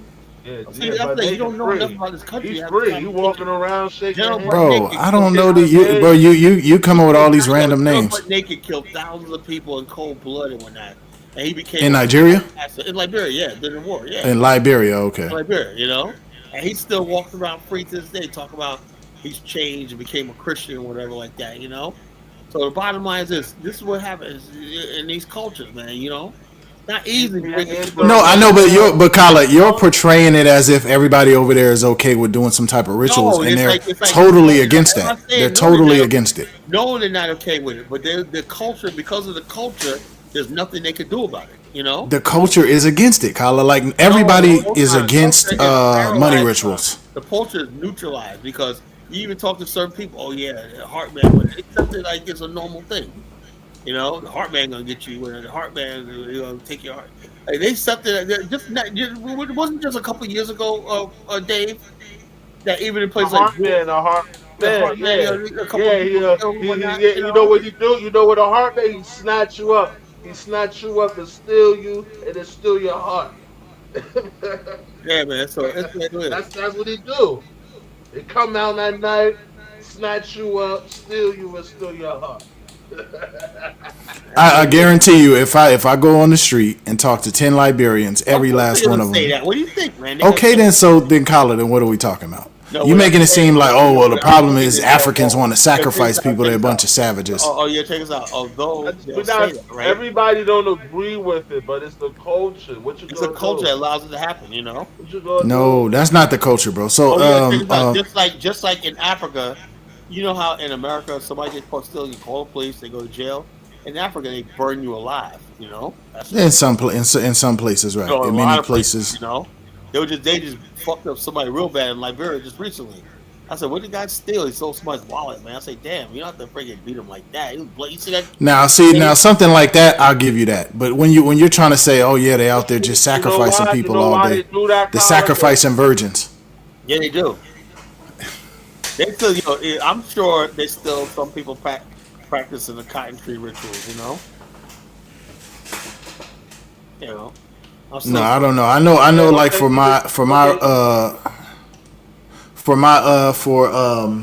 the Yoruba, like the religion, all that stuff is outlawed. So nobody sanctioned is doing that. We understand that, Mufasa. We understand what you're saying, but people are still doing these things today. No, I agree with that. But you can't say that that's the cultural issue. Hold on. And let me tell you something. And bigger hands are involved in it. You understand me? That's another complicated part. I'm telling you, Kyle's trying to tell you. Is government officials that's involved in some of these human stuff. Yeah, man. There's directors of police directors. Yeah, people like Elvis. Senators and representatives, presidents. They're involved in this stuff too. That's what we And trying to tell him. Dave, shall I let Elvis up here? Yeah, you can let him up here. Let him up Oh here. Lord, man, Let him I up here. really do, man. Let him Elvis, cause chaos. Let Elvis, him you got, cause you some got, you got. chaos. I'm gonna give Elvis 3 minutes, man. I don't think I Let can him take more cause than some 3 minutes. chaos. Remember, we're talking about really Osage Jackson. I don't want to just about Liberia. You know, he always makes everything like he's always defensive about his native boys in Liberia. And everybody knows the Yancey boys, those are Grebo boys, man. You can look at their round heads. They're Grebos, man. You got their round heads, man. Those were Grebos, man. I can tell native Liberians a mile away. You know, so I always want to come up here and defend his Yeah, so you know. Yeah, they got them bean heads, They man. still You can tell doing. They native, still man. doing juju. Oh Money yeah, yeah. And rituals. They doing rituals for didn't powerful. Yo, Zongo say he was gonna put juju on me when I was nervous yeah, for like. Mufasa. They do. Yo, some of these guys. They got power rituals. They got women pussies in their pockets and stuff. Yeah, all type of shit, man. All type of wild shit, No, I man. mean, look, you could do your But juju, but when yeah, you they start got sacrificing people, that's a bro. problem. They sacrificing people, brother. I thought it Nah, was as a long as you ain't sacrifice. sacrificing people, you could I do. thought it You was know, just I do my sacrificing juju. cows and goats. It's more than that, bro. They doing human beings, kids. They really like what they really like is virgins between 10 and 15. It's a whole syndicate. It's a whole people making No, no, no, money. I agree with you. Like, It's a gang of people doing this, but it's not widespread. That's all I'm saying. it's These is people widespread. like It's international. on the fringe. It's These international. are It's widespread. if you go to a community, the whole community is not doing that. You know what I'm saying? The most of the community is not doing it. It's going to be a few people that do that on the fringe, and it's frowned upon. Like nobody likes it. You know what I mean? But I'm not denying that it. I'm not denying that it It's like exists. in America, right? We have communities that tolerate gang banging and killing and drive-bys and whatnot. Of course, I'm not gonna say you go to black community. Do they like it? Of course, they don't like it. Do they do anything about it? No. They basically they report this to the police. No, I didn't see nothing. You know, and then you got some black people who really, just like in America, we need a cultural revolution. In America, you got black people out here who will defend the fucking like let me give an example of what I'm talking about. Big Meech has never done anything productive for the black community, but he's probably more popular than friggin' Barack Obama right now. You know, so what did Big Meech do to contribute to Black America? Right, he was a drug dealer. Blah blah blah. You know how many T-shirts they got of him, hoodies, Big Meech, and whatnot, this and the other thing. And I'm saying to myself, that's what we need, a cultural revolution. Black America don't see fucking people like this as bad, and we idolize the wrong people and whatnot, you know, and we hate the people that we're supposed to be liking and everything. That's what I mean by a cultural revolution. No, Not I agree with that, but I think gangbang is a little different. But I think like if people no, but are black people in kidnapping America, children, black people human in America, trafficking, people are against that type of stuff. Black people in America, gang banging and gang crime is homicide is a leading death among black men. Yo, Mufasa, right now, if the slave trade started tomorrow, do you know people be getting sold tomorrow in Of course they Africa? would. Of course they would. The white man showed up Tomorrow, with a right ship now, or it'd a be ship wars where breaking saying, out. "Look, I need so many." Yo, that place will be packed. In Liberia, they're gonna try and sell the Congo people back quick. Oh yeah, So man. they gonna be the I know first for a one. fact of the matter when people you got people They gonna standing sell around them back. that desperate and whatnot. Yeah, slavery could happen again. You know, it could happen again.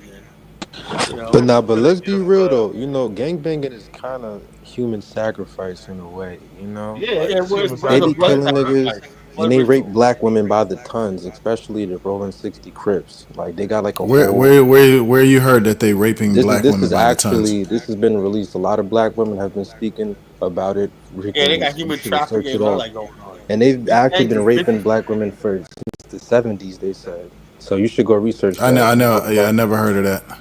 Oh yeah, you from there? How you ain't know? I'm from San Diego. I ain't heard of no Nah, massive rape.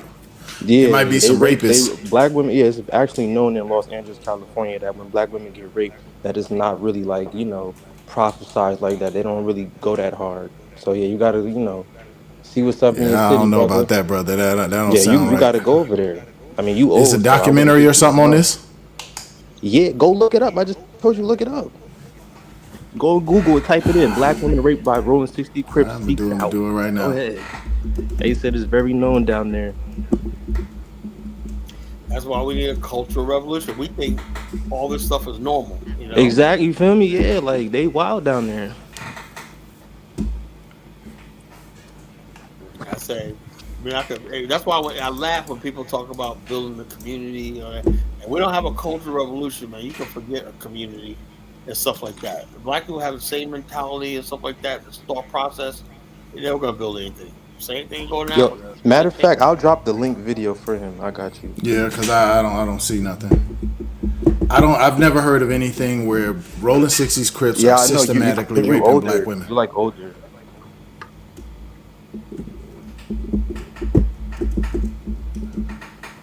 I don't know, bro. I just don't think it exists. I don't know about that, bro. I've been, bro. I'm about to drop the What do video you right think? now. You about to Rolling think wrong. 60s were choir boys, motherfucker? No, I think like a person here and there might rape just like anything else, but I don't think Rolling 60s is not something you can connect with the rape. term rape is subjective. Who do you think Here, controls? I dropped it in the back. It's not really subjective. Who do you Search think that up if you want control the to. prostitutes out there? And what's that place in Los Angeles? At Figueroa Boulevard. Figueroa Boulevard. Who do you think makes all the money off of that? It's the pimps. Pimps. Yeah, who are the It's pimps? the black dudes. Who's the enforcer for that guy that they just arrested? Who do you think is the enforcer for the pimps and stuff like that? The gangs. Exactly. Yeah, but you trying to make it seem like it's a few dudes that happen to be pimps that's Rolling 60s. That's not everybody. Bro, no, it's common, bro. In the same. Come on, this nigga gullible. You know, these guys basically look. If you're gonna be involved with a gang, you're part of the problem. There's no such thing as a good gang member when that you take everything. You know, when a stray bullet kills a little 6-year-old girl, you're responsible whether you pull the trigger or not. That's why I see it. You know. No, but but I'm not disputing that. What I'm saying is, if somebody's doing that, that's not what they promote as a gang. They're not saying, "Hey, to be Rolling 60s, this is what you got to do." You gotta, bro. I'm 37, bro. Yeah, that's exactly why. I'm 25. I know what's going on down there. Where you from? Where you from? What are you talking Where you about? from? Like, that's definitely what they're promoting the gang life now. Like, where are you from? Bro, I'm from the East Coast, but I stayed in Long Beach for a whole year. I know it goes down over there. What are you talking about? Yeah, but I don't know about what you talking about, bro. I don't. You know what I'm saying? Do they not? The whole thing is this: if you basically you 36, belong you're to not a supposed gang, to be knowing what's going on. You shouldn't know. Bro, I grew up here. I'm from San Diego, bro. Like I was mad long ago, bro. No, but what I'm telling you is, like I'm telling you, I was living through it, and nobody was catching cases for that. Bro. How you 36 and you telling me what's going on currently right now? That don't make no sense. When you live in a neighborhood, right, and you got gun violence and stuff like that, or things like that, the quality of life of that neighborhood, the property values, everything like that just goes to shit, and it becomes a ghetto and whatnot, you know. And next thing you know, people are trapped because the houses have no value, no resale value, and everything like that. There's nothing good that comes out. At the same time, the white community, right, go like this and whatnot. They basically have safe neighborhoods, whatever like that, and you got the black middle class trying to move. I see it in real time right here where I live at, right? More and more black people are moving out to this part of Virginia Beach and Chesapeake, whatnot. They're fleeing the violence of neighborhoods like in Norfolk and Portsmouth and all these other places like this. And what gets me is I look at some of them black neighborhoods, they look nice, you know? Newport News, you go to Newport News, right? Some of these houses were built back in the 1920s. They look freaking nice, you know? They look freaking nice. Black, this how, and you look at old pictures with black people in Newport News back in the days, black people had it going on. Everybody was dressed nice and everything. They had nice houses and whatnot, jobs in the shipyard and whatnot. Fast forward now, man, you got violence, crack, whatever. Like, there's nothing good that comes out of gang culture, you know? Nothing, you know? So unless you like that having nothing and got to move to a white neighborhood to decent, or you basically living around people that basically like that, you can't go outside, whatever like that. You can't live in. I remember when I was growing up back in the 80s, when I was a kid, we used to be able to sit out on the stoop all night, watch Mr. Salty come up the street, everybody down on the street, hanging out with your girlfriend on the street, in the inner city. You know, that's where I grew up. I never heard a gunshot. You know, never heard none in New York. You know, we never had that shit. You know, now Facts, stop for real. So I said, and also it was up. We had gangs, right? But the thing is, the gangs back then, right? We used to have block gangs. We had they call block gangs, right? And people just fought with their fists or they fought with bats. You know, most of you see in the gangs with bats. You know, Kyla, you're from New York. You're from one of the worst cities in terms of crime in the world. In the 80s, like when did you grow up? When did you grow up? When did you grow up? It's a city compared to a state, though. Like, what is he talking about? Okay, New York City. We just go. I'm really talking about the city. New City, yeah, okay. You see in New York is people coming from the Caribbean right now, Africa, and you got people, grimy dudes coming from Newark and Philly and stuff like that, coming to New York. Real New York, just New York that I come from, that shit was peaceful back in the day. No, I mean, you might have been from like a good neighborhood or something like that, but New York City was very violent, highly violent place. Not compared to y'all. Y'all got people selling ass. We don't have outside that. with the sprinklers on. We be chilling. Yeah, we nah, right, bro. They was killing right black girls, the Chinese dudes out there, right, going to the store. We ain't have that. If that happened on the East Coast, that store would have been flipped upside down. I mean, it did. It did get flipped upside down. I mean, did it really? I don't know. It just. I mean, it passed over. It ain't like, you know, things happen, people get killed. That's LA. I'm not from LA, but I'm just saying in Cali in general, it's gangs, just like it's gangs everywhere. It's violent and it's violent everywhere. And New York is way more violent. New York is actually more violent than LA. Like on the West Coast, it's cool to be a gangbanger. On the East Coast, it's not cool to be a gangbanger. Niggas don't really give a fuck. We rather get money and move in silence. Over there, y'all niggas like to be gangbangers, and that's just the top thing. That's not like that over here.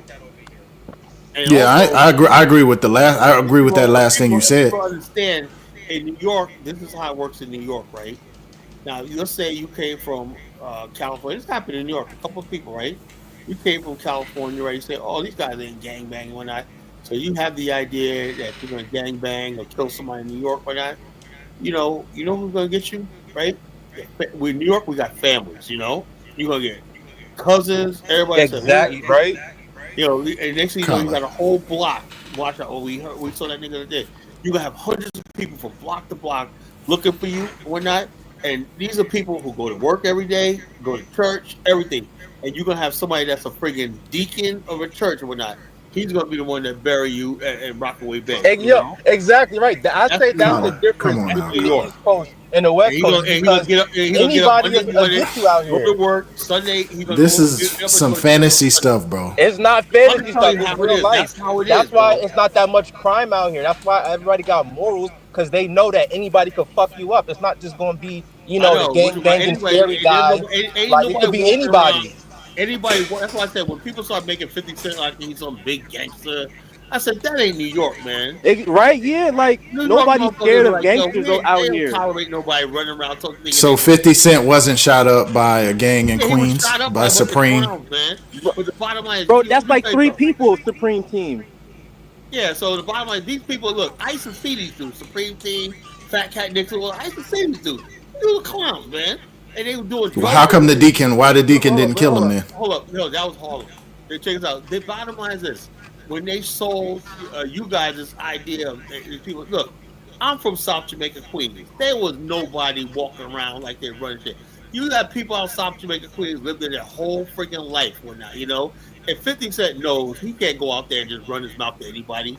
Dudes out there, man, dudes that work a living, work on the sanitation and whatnot, somebody will get your ass. That's how New York is. Ain't nobody running around like say California, man. The garbage man, bro. Anybody. The garbage man will get your ass, man. The postal man. Everybody will get your ass in New York, man. That's how New York is, man. You don't play around people, man. You don't mess with. And one thing you don't do is mess with. Okay, so y'all don't have much crime in New York. That's what you're saying. So if I Google it, it's not gonna be crime. Like niggas not out here like just killing random people that's in gangs or something. So they don't have a drill movement right now with a bunch of kids. They didn't just have a. But like it's not. But it's not. New York. All those people that you see drill are coming I from the remember South. y'all They're talking coming this from Philly. bullshit They're coming from about all these New other York places like versus that. That's Cali not New for the York. last couple of days. Y'all not gonna keep doing that bullshit. Huh? Hold on. We back to the thing. Upset. We talking about Cali. Oh Lord. Y'all talking bullshit, man. Oh, come on, man. Come on, man. Too many big Bro, heads. like we Come You just on, be man. talking being real, You shit, gotta bro. take bro. that Like L, man. You You shit. gotta try take to that act like L, New man. York is some Take fucking that safe L. haven for Bro, niggas, bro, Yeah, man. oh like my New York. god, New bro. York is Like Wakanda. New York is we Wakanda now. can't Come be on, feeling bro. with these niggas, man. I'm telling you. Yeah, Y'all gotta because take you that grew up L on out a there, stoop man. in 1970. Man, I want Look, to hear man, you that gotta get shit, a better Cali. mic, bro. I don't know, man. I'm trying to hear you. Can you hear me? Yeah, that you fine, bro. We hear you. Oh, It's yeah, all good, y'all. though, man. You know, look, like I said, No, we're it's all all black. good. We're I all ain't black. We're all tripping. black in America, I right? don't feel And look, keep I had a listening lot to of this ego. Look, shit I had, every night. Y'all keep you talking know, about Cali this and well, check Cali it that. out. But hold up. But you know who said the best? Tupac, right? Well, Tupac was angry at Biggie. You know why? Because Biggie used to go out and flash gang signs. And you know, Tupac, you remember what Tupac said, right? He said, "Yo, I wish you New York niggas would stop trying to act like you gangsters. Too many niggas and rappers trying to act like they're gangsters in New York." He called out Nas, Biggie, all of them. He said, "Y'all ain't gang." He goes, "There's people in California. We really dying for this shit out here, and y'all playing." See, New York, they were playing gangsters, you know. California, that shit was real. New York, you got a certain segment of New York niggas, right? Who that when that song that album The Chronic came out, basically got into the gang. There's a small segment of New York people tried to do the gang culture and everything. They were Yeah, that's feeling because New York was soft, nigga. we were not Okay. soft, man. Like I told you, Okay. people thought New York. You think New York is New Don't soft? let York him was You know? rage bait you, soft. New That's Colin. York why they not try to soft. follow New Cali York was with the not gang soft. They were banging, nigga. civilized. That's You know what why I'm So you. saying? why That's our why. hands worse Hold than on, hold on, bad? hold on, hold on, hold on, hold on. Shut up. Hold on. Don't get mad now. Don't get mad. No, we I'm were not not mad. soft, Nobody man. We were not mad. soft, bro. You know, it was not like that. You think New York was soft, man? But people Tupac make came you over think I there ain't and lose a punked fight man. in y'all whole Cali yet, so motherfucking. I know we got it. New York was not soft. People come out here from California So and they them like Cali and they niggas end up cannot fucking fight, dead, bro. man. You know, thinking New York is soft. Keep thinking that. Bro, People it's Tupac always because people punked like people. y'all they whole didn't grow up motherfucking fighting like set. that. Like you know how it is when you grew up. Like it's 52 blocks. Niggas was doing kung fu on the streets when you was growing up. Like Yeah, everybody knows how to fight out here. California, they don't do that, bro. They yeah. just do We body. don't They go really like to bodies, fight, right? man. We Punch like to each other I in the don't Man, know. you face. It depend where crazy. you. I don't know where I you don't from, know bro. They what running fades California Bro, all y'all day, I'm bro. talking damn about. near, and I've Yeah, been I don't out know I where there don't you know was what at, fighting niggas, bro. California bro. y'all Y'all You about. been niggas don't where, got no bro? hands. Yo, You Pullers been I'm drive telling where? you, by. not Look, like us. Pullers drive by. Not Pullers like us, drive by man. don't Y'all fight. It's two not You people. soft. talking about Long Beach, nigga. You live in Long Beach, Man, nigga. y'all niggas You do didn't not come got to it, bro. LA with that bullshit, my Bro, I've G. been to LA, bro. Y'all niggas suck, bro. I'm telling you, y'all scary. Oh man, this is funny, Dark man. Migo train, bro. I'll shoot the fade with any of y'all niggas. Y'all don't know about the kicks. Y'all know me? I be greasing y'all Some with kick. those. Yeah, I be kicking niggas in they You said spleen. some Yeah, kick. what you mean? Y'all niggas drink and smoke. That's the best place to punch a nigga. Come on now. Y'all niggas don't be working out. Y'all not healthy. He gonna kick I'm a somebody. soldier, brother. BIOA, Colin. I got you.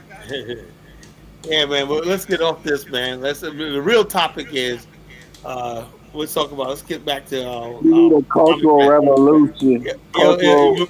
let me get back to Mandinka's opinion on this. So, Well, were you watching the videos I was playing on O'Shea? nah, I didn't watch it. Oh man, hey man, I want your opinion. Do you know Michi X, right? Yeah. Or you see that video when she went off on O'Shea?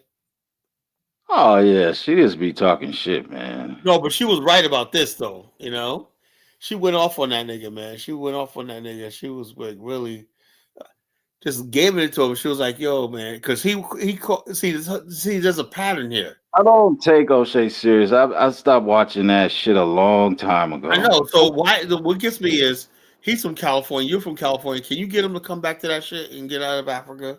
Can you bring him back to California, Batu? Nah, you say he was from up north. He's not from No, Southern yeah, that's California. California. It's all one state, man. Come on, you know. Yeah, see, y'all try to compare New York to California. It's a totally different thing.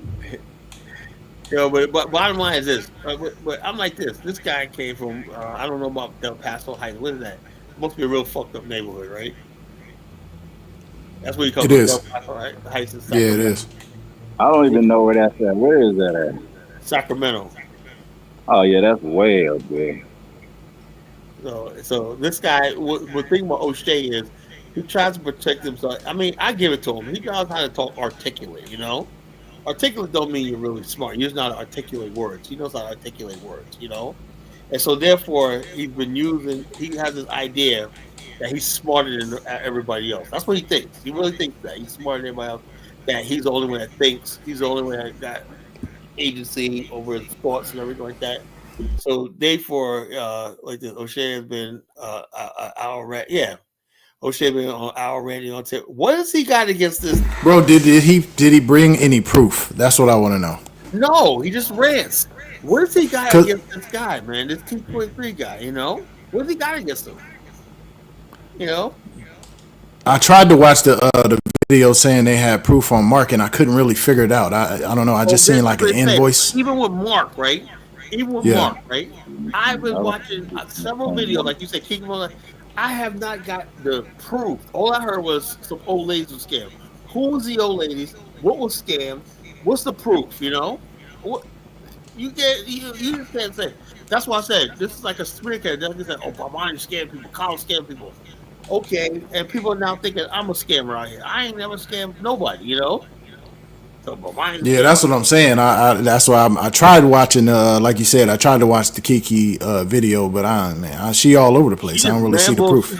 Then she said, "Oh yeah, did I prove it?" I'm like, "Where'd you prove it?" You know what I'm saying? I don't have anything against O'Shea personally, right? But when you attack me with no evidence, then I got a problem with that. And then when Bomani tried to reach out to him, just like this guy, he started cursing up. Same thing he did with Bomani. Like, look, nigga, I don't tell you nothing when not, you know? So no, you accuse somebody of something, they try to defend themselves or get it straight. You're just like, I don't have to tell you nothing, nigga. Fuck you. So that sounds like somebody that's going to be a doctor or whatever, you know? So it is what it is. So I'm saying to myself, is that true that he was a doctor? Is that real? Well, I never seen no proof of that. Right? People just go, he says, people call him Dr. O'Shea, he studied for a medical degree and whatnot. I said, how you remember when he was doing those shows? He was doing like sometimes 10-hour shows. I said the same thing. Yeah, I said the same. I was like, bro, I asked somebody because my cousin's a doctor. I was like, bro, you think you could do that? He was like, it depends. The next thing you know, he hikes off to Uganda when I started doing his Kinganda channel when I, and he probably said, well, I'm going to basically be the, you know who he reminds me of? Remember those dudes in the BAO, Bradley and Patrick Mufasa? Yeah. You know, two characters when I, who just out of nowhere just cooking upon themselves, incorporate the BAO name and logo and whatnot. Remember that? You know? So they want to do all the stuff. Well, nobody asked you to do all that, you know? That's what O'Shea did. Nobody asked him to create the Kunganda channel, you know? Nobody asked him to do that shit, you know? So he's like, well, we need a show that's like this. I'm saying, if you're gonna have a show like that and be informative, invite some people in the Ugandan or African, East African business community that want to do real business and got real things on them. And do some real interviews instead of people sitting around gossiping about who you want to date and stuff, you know, stupid stuff, you know. I said I come to the Pan African movement to get away from that, you know. If I wanted BET, I would turn on BET. If I want to listen to clowns and gossip, I'll turn on the Breakfast Club. You know, the fuck I need the Breakfast Club in this movement for. You know, this is supposed to be about nation building, and repatriation is the most serious thing you can do in Black America right now. The most serious thing. There's nothing more serious than, oh Lord, I thought Elvis was going to give me a night off, but here he comes. You know. All right, Elvis, we're not talking about Liberia no more. What's on your mind? Why are you running away from Liberia with somebody who actually knows something about the topic? You're full of shit. That's why I want to hear your bullshit tonight. You know. I know I get on your nerve, Kyle. When I correct your lies that you be talking about. Talking about your bullshit. That's why. You know. You talk bullshit. You know. 24 hours a day bullshit. You know. You worse than man. I said, you know, I think what if you got Kiki Love Nigeria and they'll say if they had a baby, you would have Afro Dumbass would come out, you know? Okay. Tyler, man, this ain't you, bro. Maybe this is your inner self, man. You're doing a lot of gossiping and shit, man. You gotta stop it, man. It does sound like I'm gossiping, folks. I'm not gossiping. I'm trying to set the record straight. I'm trying to tell people who this nigga is. This nigga called me out, man. He called me the fuck out, you know. So, hey, I'm gonna let him have it, you know. There ain't nobody gossiping about him or not, you know. I don't know enough about. All I know is what he gives me, you know. Oh, what he said about you directly that you think was Well, Foster, tell him what he said about me. He said, "Colin don't know shit," you know. I mean, somebody say that. That's he said no. No. He was going down the list of scammers. They brought up Kala and what's his name, and he said no, don't send them. Yeah, and Bomani. He like no, don't send them no money. He don't need to do this. He don't know how to do this. You know what I mean? So you're making it seem as if this guy's a scammer. You see what I'm saying? If people are listening and somebody says, yeah, this person's a scammer, this person's a scammer, this person's a scammer, and they say, what about Kala? Oh, don't send him no money either. What do you call that? You're basically insinuating that he's a scammer. Look, I got people lining up to go on this tour with us for like very next year, right? But mine's on a tour right now. We got people calling us left and right, trying to get book tours. But mine got the tourist game locked up. So in other words, people are buying land on his property, right? I have a lot riding on that, you know. Because if he's successful, I could probably be the same. I could use the same blueprint, you know. So the bottom line is this: I got a lot riding on this, right? So I want to see Bomani succeed. Bomani's getting money. People coming to him, and he's doing his tech business, his computer repair, tech business, whatnot, and his technology business in Bomani Technologies. And Carla, one second. What I'm hearing is that what he said about you is that you're not a business person. You talk on history. You know. Well, how about this? How about this? But you don't. Check us out. Elvis, next week I got invited. We my brother. No, I'm not saying what he said is right. I'm saying that's what I heard he said about you. People say that, right? People say, "Oh, you say something." That's bullshit because O'Shea don't know what the fuck I do. You know, I have an office, right? I got like 5 printers. I got 10 computers. I got an office. I got a business. I got a whole team of people that work under me. I have a consulting business, and I got an insurance agency. You know, the stuff I do for a living is beyond the comprehensions of most people out here. They probably couldn't even understand what I do for a living, how I make my money. You know, because it's beyond the reach of most black people. You know, they probably only know what the hell I do. You know, so the bottom line is for him to get up here and say I'm not a business person. You know, but let me ask you this, Elvis. Even if he didn't have a business, let's say Kala was a bum on the street, right? How does O'Shea know and why is he speaking on that? If he doesn't know that, why is he saying that? All right, he doesn't even know what he does. But answer that question. Is that okay for him to not know and speak on him and like that? Is that okay? Yes or no? Let me say this, right? So you're not going to answer the question? Are you going to answer the question? I'm going to answer. Okay. All right, cool. I'm going to hold you to that. Let me preface it, right? In this whole thing, I know Colin more than the other folks, right? I interact with him. We get on each other's nerves. That's fine. But if O'Shea is looked at as somebody who is an investor and people can trust him on his opinion in investing in Africa, and people say, what about Colin? Because Colin's doing his tour coming up next year, and they want his opinion on it. He gives it, his quote-unquote honest opinion that Colin is not a business person. He hasn't been doing tours. He doesn't really have that, foothold in Africa in terms of investments. And Colin himself has said he's not invested in Africa like that. Colin did do a tour, right? For what I hear, it went well. He did do a tour last year. He already got one tour under his belt. Has O'Shea got a tour under his belt? No. Has he ever brought a group of people for a week in Africa and whatnot and was responsible for them like I was? Well, that's a different thing, right, Carl? Because O'Shea got stuff going on in Uganda. He got a company with LLC. He's doing something with real estate. I've seen some stuff on his channel. That's another thing. I'm going to talk about that right now. All right. Now, he's talking about real estate with Jay Cameron, right? Me and Bomani are with the Jay Cameron site. He talked about real estate a couple years ago. Jay Cameron is in court about something. I don't know what it is, about his real estate deal, whatever like that. And the bottom line, he hasn't posted anything about real estate in 2 years. So in other words, there's been no updates or anything like that about his real estate thing, and that's who O'Shea is involved with, So in other words, basically, there's no quick. Then when you look at Jay Cameron's tours, right? His tours don't even include airfare. He's charging people $6,500 for a tour that's half the itinerary It don't include all meal. It include like some days only one meal a day. But my tours, we got breakfast, lunch, and dinner. You know, But Mustafa was saying that it's longer, so it's a longer stay, so it's probably cost more. No, I said I didn't know. I thought it might be because when I looked at his tours before, he had many different tours at different prices. And now, when I went to his website, when he did his tours, right? You can't even know that he was a tour. He hasn't showed you any tour group. Mine's website, you see the tour group picture, whatnot.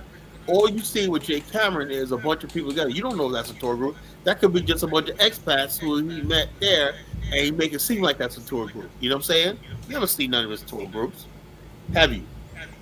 Yeah, I don't know. What I will say about I don't really watch dude like that. You ain't answer my question either, Elvis. I asked you if O'Shea doesn't know. You didn't.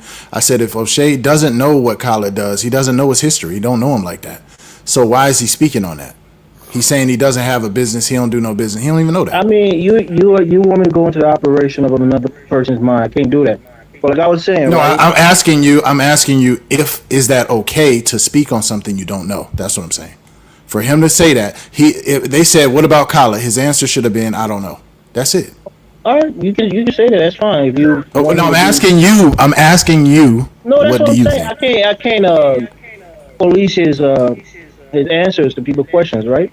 But I'm just saying. I've interacted with O'Shea's on other platforms. This is a problem with this. He supported. He donated to one of the platforms that I frequent. O'Shea, he just did himself because everybody knows when you talk about Colin doesn't take any money. I don't even ask for donations on this, you know? That's what I'm saying. That's why I asked you, Colin, personally, what did he say definitively, and also, verbatim, that was, as far as like the tourism, stuff like that, I delivered on a freaking tour, you know? It took well, Colin, like you said, you wasn't the main person on that tour. You were just a host. Well, Monty took care of all the real stuff on the tour. I was the one who put it together. I was the one. Yeah, but you didn't handle money. You didn't handle the itinerary. Look. That's not my business, right? And that's what I'm saying. So that's what he was saying. You're not a business person in that regard. Look, my name should not even be because I don't actually do the business, and that's Bomani, you know. See, that's what I'm saying. So in a sense, Mufasa, he was right to say that Colin's not a business person. He's a talk show person. He does history stuff. Doesn't do business. I am a business person, but I just not do this business online. He right. said, I don't know nothing about business. That's what he said. I don't know nothing about business. How do you know what I do for a living? You know, what he should have said was, I haven't seen Colin do anything as far as like African business and stuff like that, you know, which I really don't want to get into. Even that, he don't really know, Colin. He don't know what you're doing. Yeah, has he asked you? Africa when that, you know, I actually do. I've incorporated. O'Shea watches this show. He comes on here once in a while. That still don't mean you know. Colin don't tell us everything he doing. That still don't mean you know. Yeah, they don't know. Well, Colin's getting to the tour business now, I think. Maybe. Yeah, right? But see, bro, y'all got different standards, bro. For me, you don't speak on what you don't know and bring up another man's name. That's probably cool in Liberia where you from, Elvis, because you don't even want to speak against it. For where I'm from, you don't do that. You don't speak on another man unless you know what you're talking about. Yeah, hey, bro. Yeah. I can't even get you to agree with that. You won't even say it. Come on, Elvis. Come on. No, 1 second. I'm against all of this gossip. That's why I was telling Colin. It's just not manly, right? If O'Shea is doing okay, so what do you call it when somebody says Kala and then you say no, he don't got no business. He ended up you speaking on a man. You don't even know what he do. Is that gossip or is that not gossip? Look, I don't agree. You said you're against gossip. Yeah, I don't agree with what O'Shea did. That's what I asked Colin when I first came out. Okay, but why did it take you so long to just say that, bro? Oh, like I said before I even spoke, like I said, on this whole thing, I know Colin more than I know O'Shea, right? We interact more so than I ever interacted with O'Shea. Bottom line, so I'm not on O'Shea's side. Then he started going off on the fact that he's not that smart, you know. I like O'Shea to debate me on history and everything. See who knows more about history. Hey, matter of fact, when I first got on Diane's show, O'Shea used to listen to me talk, right? And he used to repeat everything I said. He started talking about Nigeria verbatim. He used to say, then he inboxed me one day and said, you know, I listen to what you say, man. You got a lot of knowledge and whatnot, you know? So what changed over the years, you know? He said, he don't got that much knowledge or whatnot. O'Shea is an ego man. Let me tell you something what it is, like I said earlier, right? O'Shea, this is his time, right? To get back at all the people that did him wrong when he was growing up, you know? everybody knows I'm telling the Kyle, truth. I'll tell you this: of O'Shea Jackson, I'm not defending him, but one thing that I've seen, he support other channels, bro. You know, he does. He does. One He trying to second. Let me. blackball Kala, bro. It's One obvious that's second. what Let me he's say trying this to right. do. Bro, nah, hold on, because if he hold on, look, if he's doing his own tours, right, allegedly, and he just came out and Mufasa said he just went down a list of people that fuck these guys, and they all doing Pan-African alleged channels or whatever. He's just trying to get all the money. That's what he's trying to do. No, financially, that's what I'm saying, right? I'm saying he's just trying to cut everybody out. And you know what's the sad part about it is? But financially, he supports other channels. Imani and I reached out to him and said, if you're interested in tours and whatnot, we'll help you. Imani's open to help him get the thing and say, look, we'll. But Kyle, the guy's a businessman. He owns businesses in Uganda. Imani is who helped Dynasty get started. Yeah, but he has other business that's not touring. He does stuff in Uganda. Imani did 40 tours. He wrote the book, Go Black to Africa. That was Bomani. He went to Africa with Bomani. Bomani has got people citizenship in Ghana. He got people settled on his property over there. I hear that Bomani is legit, right? We respect Bomani. We're not disparaging him, but I'm saying O'Shea is not getting into the tour. The touring field. O'Shea basically. O'Shea did another video about YouTube. He goes, Pan-African YouTube scammers are bothering me on WhatsApp. He's talking about Bomani and that T3 and me.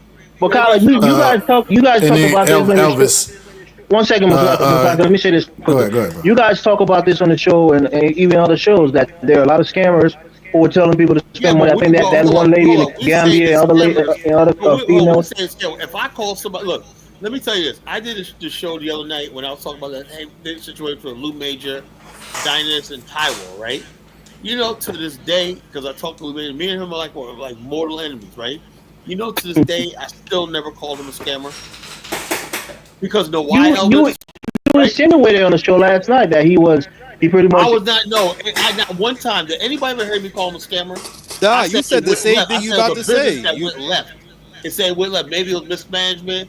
It was a lot to go. I said I'm somebody who's been in business before. I said a business got 99%. You say they scammed like $300,000 or $400,000, right? No, I said the $340,000, $500,000 was lost. I didn't say they scammed it. Sometimes it's mismanagement and stuff like this. I do believe they intended to do what they was gonna do. Scam means intent. That means you're basically taking it. No, you even said something else that he was caught on a phone call saying that since COVID is happening, they're gonna try to use COVID as a means to buy time and stuff like that. Let me tell you what I said. What happened was they found out that the land that the Taiwo was supposed to get, the people changed their mind. It wasn't available, right? Now they could have did a couple things, give everybody their money back, whatever like that. But they decided to. My friend, my BAO member Michael Jackson said, "Let's move the operations to Ghana," right? And Michael Jackson called me with Lou Major on the phone and said, "Colin, this is what we're gonna do. What do you think?" I said, "I don't know. You're gonna do it, whatever like that." And Michael Jackson, he does online banking. He said he was gonna facilitate the money. He was the one basically getting the banking set up for these guys. These guys want to do something big. They basically hijacked what I was doing in Angola. We major hijacked my Angola operation and did that. That's the only thing I'm mad about. He took a lot of my members that was supposed to do shit with me in Angola to that shit. Well, anyway, I said whatever. Go ahead. I hope you guys are successful. Whatever like that. So I thought if they were successful, then I have more. So anyway. They moved the operations to Ghana, right? And Lou Major was on call saying, "Yeah, we'll use the COVID situation to buy us time to move over there. So by the time we come back online or whatever, start talking again, it'll be a done deal, and people just have to accept that we moved there. They'll get their plots of land, but it's in another country. That's what he said. He said the COVID will buy us some time. And even to this day, right, everything I've been studying about this thing, I think that honestly we're trying to do something, but it just fell through. Sometimes shit like that happens. If you don't really know what you're doing, first of all, so you're saying that now. I mean, they should have gave the money back though. Right. You're saying that now that they had good intent and they didn't intend to scam anybody. That's what you're saying, Carla? I don't think they intended to scam anybody. No. Wow. Because the whole I'm thing not. is that I'm not sure. I don't know about that. Elvis, the But thing is about me is this: unless I can really prove it beyond a reasonable doubt, what like that, I'm not going to say somebody's going to scam. You know, I'm not going to say that. You know, yeah, But Kyle, fine. people lost money and it never got the product. It's a scam. There's no Well, explanation no, it for it. wasn't a scam. It was a mismanagement and stuff like that. It's a better word than scam. Oh, so Scam you want means to call it it's bad. embezzlement, No, it was just mismanagement, bad misappropriation? business. You know, it's bad business, bad investment. It was a bad investment. That's No, all that's it not was. investment, bro. It's not like you invest in stock in a sense. No. That's you The telling difference between somebody a you got a bad product, they investment give and you the a money and you scam don't is deliver the product. a scam is what you really never had the intention of delivering anything. Okay, maybe you don't use scam, but you can call it theft. Simple as No, that. not It's theft. theft. It was just a bad business. You think they really had intention to deliver some land to those Well, people? I do believe that Dynas, right? Dynas was like he wants to basically because I was like I said, I'm not gonna blame myself, put myself in the middle of it, but I was like putting pressure on Dynas, like we need land in Africa, we need Africa, all stuff like that. So Dynas was like, yeah, man, you know, if we can get people to me and him had a show before that talking about we can get people to invest in land in Africa. That's why Lou made a comment. See, I actually did it. He was talking about me, you know. And And I you was you like, question Lou's major credibility. yeah, You said he was in I question Africa his at intention. I night, think but it his was intention. daytime and he was lying and all kind of shit. I question a lot of that stuff like that. But the overall thing, right? I think Lou Major thought he could get rich off this thing. He really thought that a scam means that they would just try to make a little bit of money and bounce away like that. I think Man, if they he got had a really half a intention to do mil, it. shit, they did get rich. The fuck? Well, no, it's like I don't know. We don't know what all that money Tyler, let's call this fair spade, brother. You said you don't like Lou Major. He's a motor enemy. Dude was a Well, part of bottom line something that is, lost I people still, hundreds of thousands of dollars. even though That's a we're scam. mortal enemies, whatnot, I still, unless I, in my heart, really bought. Me, it's all Because you about don't intent. want people calling you a scammer, so you yourself you're not trying to okay, do it. Elvis. Do you not understand? You don't understand what he's saying when he means scam is intent, and then mismanagement is something different. Do you understand that point? Well, I just said it, right? Like, so if I'm a said it scammer, for instance, I wanted from the beginning, I was faking. I never was going to try. There's difference between that and then, say, for instance, maybe I thought we could build a school, but I collected if you money don't and I want to use couldn't the do word it. scam, you can use the word theft. That's theft. If you take people money for a product and you know you You can't don't deliver the understand, product, bro. listen to what I'm saying for a second. If you know you can't deliver, you refund the money. But you don't keep the money and then don't give the product. That's theft. That's what I'm saying. If you don't want to use We scam don't know as a that. word to describe it, fine. But you can use the word theft because that's what it Well, is. like I said, I don't know. I We don't think know. everybody else is probably following. Yeah, I think So you like don't agree with Dave. that? Do That you if you understand? gave somebody money for a product that they don't deliver, you should get a refund? I'll give you an example. Let me give you an example of what I do. Say, for instance, I say, hey, I'm going to film your wedding, right? I collect the money, and then I'm not as good as I think I am, so I can't film the wedding. It doesn't go well. You don't get the product because I didn't know what I was doing. Am I a scammer, or am I just a failure in that business? That's what I just said. I said we shouldn't use But the I word didn't. scam. I didn't steal anything, though. That's not theft. No. In this case, they didn't deliver the product. Maybe you went to the wedding, filmed the wedding, and it was poor quality, right? That's one thing. Yeah. But they didn't deliver anything, and they refused to give you the refund. Let's say I didn't know what I was doing and I lost the files. It's the same concept. The concept is I was incompetent. I intended to do it, but I couldn't do it. That's the difference. That's what he's saying. Would you give them the refund because you didn't deliver the pictures to them on the USB drive? Will you give them a refund? No. Oh, okay. No, I spent the money. Okay, then that's stealing. That's theft. If not. somebody paid you for a product and you're unable to deliver that product, you're supposed to give them a refund. Right? It doesn't always happen that way, though. In business, sometimes you can't. Sometimes you can't give a refund. Like if you go to a restaurant and they say, "Yeah, we got the best burgers" or whatever, it looks like this, and it doesn't. They don't have to give you a refund, and sometimes they won't. You know what I mean? Sometimes it's just bad business. That's business. No. But a scammer never intended to do it. That's scammer is somebody I say don't use the word scam. I agree with you. Don't use the word scam. But a thief never intended. A thief is trying to steal from you. These are that means you have that intention. No, thievery can happen at a certain point. When somebody asks for a refund and you refuse it, when you never give them the product, you're stealing the money then. calls me and Mamani and T3 and me and all the big scammers, he's saying he knows our intentions, you know, what we tend to do. And I talk to Mamani every day. The last thing he needs is to try to scam somebody because he's making money hand over fist with his business legitimately. What do you need to scam anybody for? That's what O'Shea doesn't even care about the facts. He said that on his thing. He said, I believe rumors, of course, they must be true. So he's reckless. And you was even talking about the lady too, or whatever her name is, Taiwo, that she looked proper, she looked like a professional person, but she's a scammer. You said that on the show last night, Colin. Come on, man. Basically, I think, look, Dynas basically brought her on. But I'm at the drop off now. I'll listen to you guys in the back. But do you guys understand what I'm saying? She basically. I get it. You're not saying that they're scammed. You're not sure if they scammed or if they mismanaged it and messed it up. I don't know. My issue is that I don't know which one of them did it, so I can't call either of them out. We'll be out about this, right? If I basically call Lou Major and Taiwo a scammer, then I'm also saying that there's no way on that level, because Dynas is facilitating a lot of this. And a lot of people, before they even went to Lou Major and Taiwo, they talked to Dynas, and Dynas said, yes, it's good, legit. That's also I have to say my good friend Dynas is a scammer. That's why I didn't want to go that route. I'll say, look, it was just a bad business deal. You know, Dynas was enthusiastic. Like the college education always says, exaggeration is what? The bastard child of enthusiasm. Dynas is a Nigerian enthusiast, so he's going to exaggerate. Exaggeration is the bastard child of enthusiasm.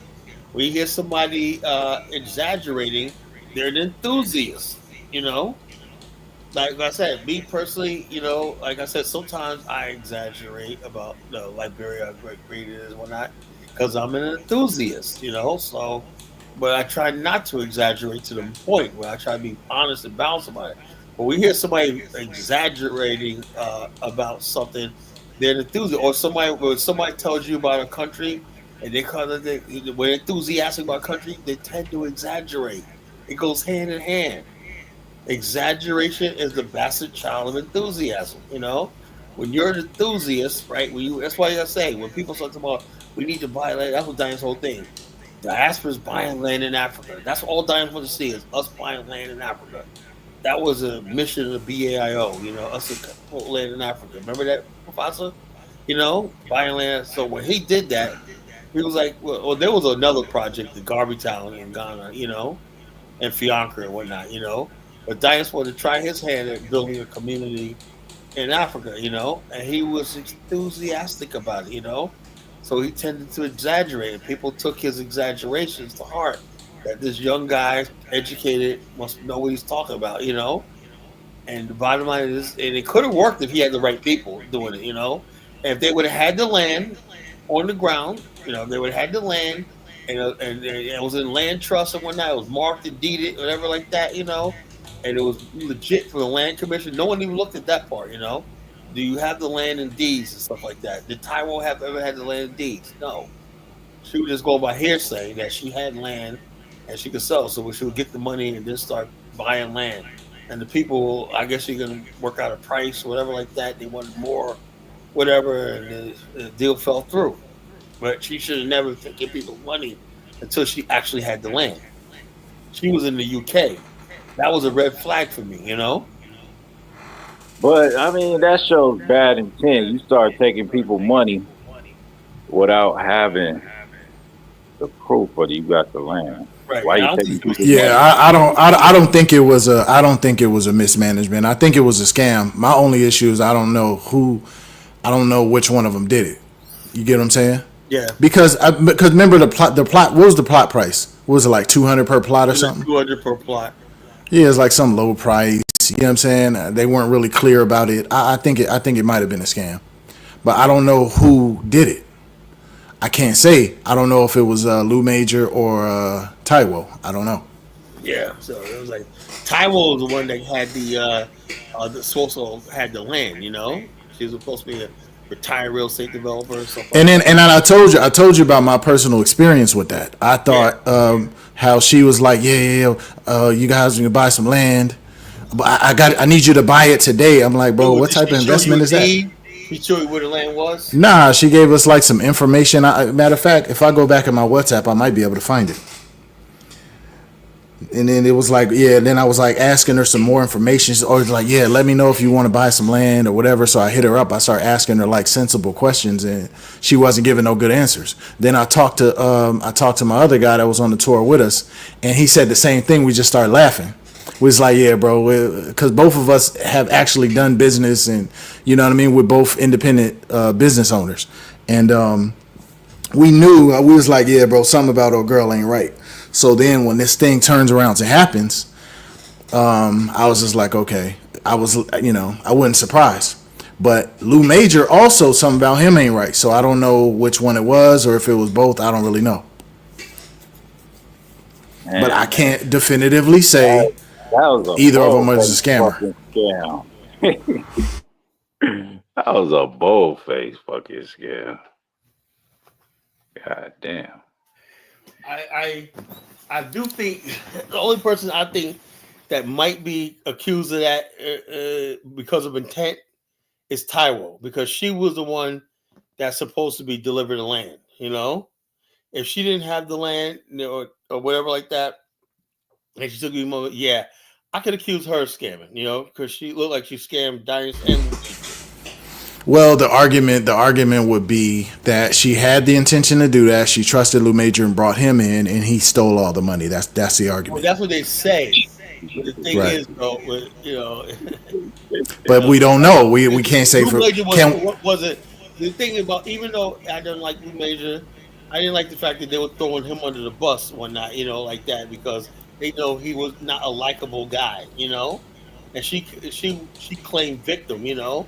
Like she was an innocent woman and whatnot, you know, and everything like that, you know, and so it was really bad on both sides. And you don't know who else was working with Taiwo, you know. She could have had a man or someone in the background. You know, Nigerians are, you know. They could have been somebody like that. They always put a front person out there. It could be someone who, it could have been a white man, you know, that she's partnered with. You don't know who the heck that was, you know. You know, so you don't know. You don't know who else she's working with. She could have been working with a network of people. You don't know. There was a lot. All I know is $500,000 cut up a lot of ways. You know, a little bit of money here. You know what I'm saying? Oh, you really think they got 500,000? I don't know. Yeah, it was about that. You know, it was about that. It was about that. Okay, you played the tape. You played the video. I mean, how many plots did they get? Well, that was just that one show, but it went on for like almost a year, man. How you know they got 500K, man? What? I don't think they got 500,000, man. Yeah, they did. That's too. It was big, man. Oh, that one time, right? They had so many investors, right? These were guys that Bomani sent over and lost money. That's Bomani. Bomani will tell you.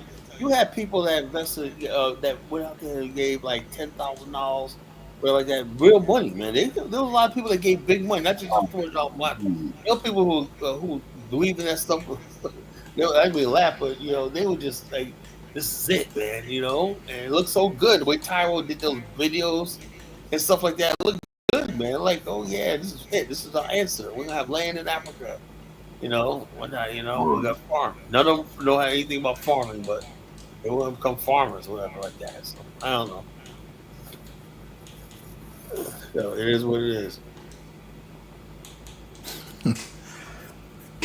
Yeah, well, there you go, man. First, we said I respect it, but believe Collar needs to set up AU and local leadership. I ain't talking no chief, man. Get out of here. You know, if I got to talk to a chief, we don't need no freaking African. Oh yeah, I would deal with. I don't know what you got against Chief, Scholar. I don't get it. Because I'm looking at what's going on in Africa right now. Everything's going. Every time I look around. Yeah, but they have democracy in Africa. You're not against that. Well, hold up. I'm not. Look, I don't like. Look, I believe in the idea of a constitutional, and it could be a democratic republic. You know, a republic with the democratic process. You know, I don't believe in democracy. No, I believe in a democratic process. That means government exists for the people, not an oligarchy where the government, nation belongs to a people, right? The government exists for the people and by the people.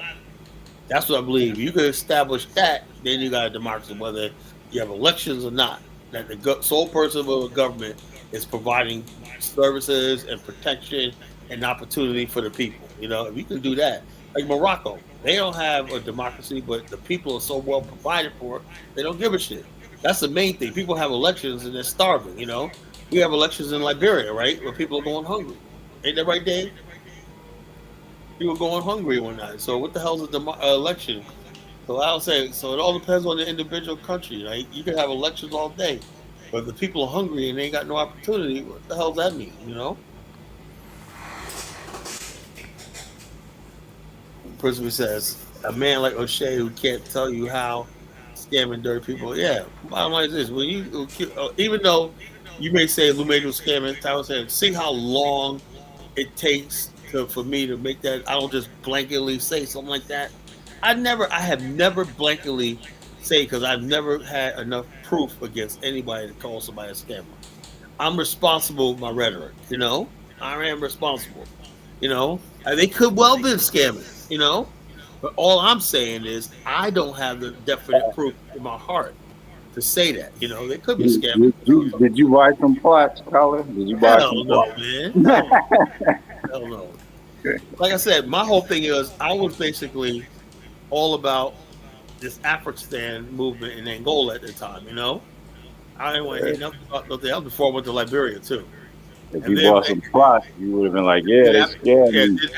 After I went to Liberia in 2021, I turned my attention to Liberia. You know, I said, man, this could be a good place to start, man, because Angola's so far away. You know, it could be a good place to start. And now Liberia would be a perfect place to do something like that. What I would do is get the land first, you know, and be like, you know, we could, if you could buy a plot, right? This is what I would do, right? And then you can't do this in Nigeria because you can only lease land, right? Liberia, you could actually own land. So you could buy land. Let's say you bought land in Liberia. Let's say you was like around 200, 300 acres, right? And you're going to sell all these up like a plot is like, what, a half acre a day, right? So you say 300 acres, that's 600 plots, right? That's going to be the first settlement, right? 300 acres, 600 plots. 20% of those are going to go for commercial zone, and then another 10% is going to be industrial zone, and then you got utility zone, all that stuff like that in the area.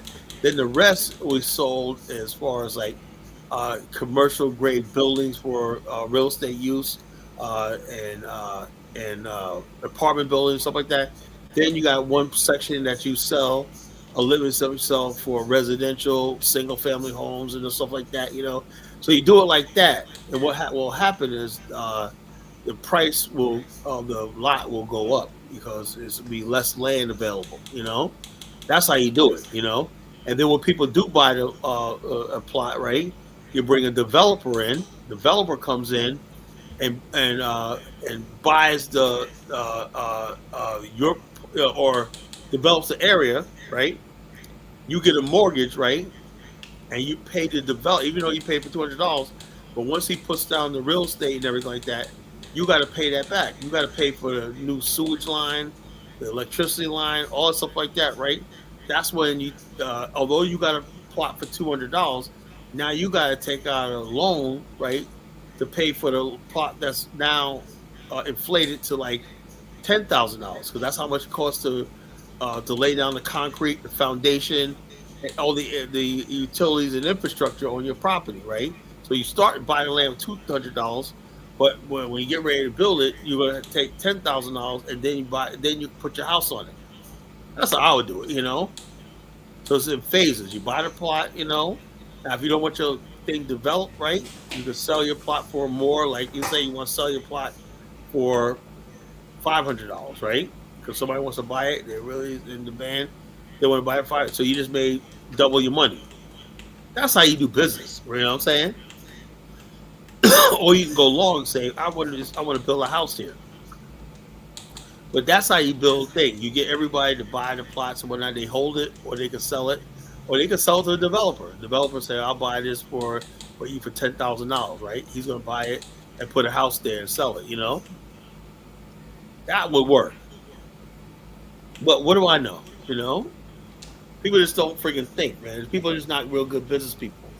I could have did that, right? In someplace like that. The only way you can do that is a place where you could actually own the property. We have deeds. The only place that I know of in Africa that has that right now, in West Africa, in Southern Africa is like that. In Southern Africa, you can do that, but in West Africa, the only place in West Africa you own land like that is Liberia. You know, so people start talking about these lands, and then we ask these people, that plot that you own, do you actually get the deed that you own it? And when you go there, whatnot, you know that you own the land, and it's recognized by law of the country or international law. That land is yours and whatnot. You could take it to the bank and get a loan, or like that. If what you call it, if you can, then you're good. But that's not the case in Nigeria. That's not the case in Ghana. So I don't know. I don't get into land deals in these countries. You can, if you want to, but I just don't see it. I know what real estate takes. You got to be able to own the property. Then you got money. Then you got wealth. So you could do that in Liberia. You could take it to the bank and all that. Yeah, Liberia, yes. That's why Liberia is booming right now. There's so much real estate going on in Liberia. It's unreal.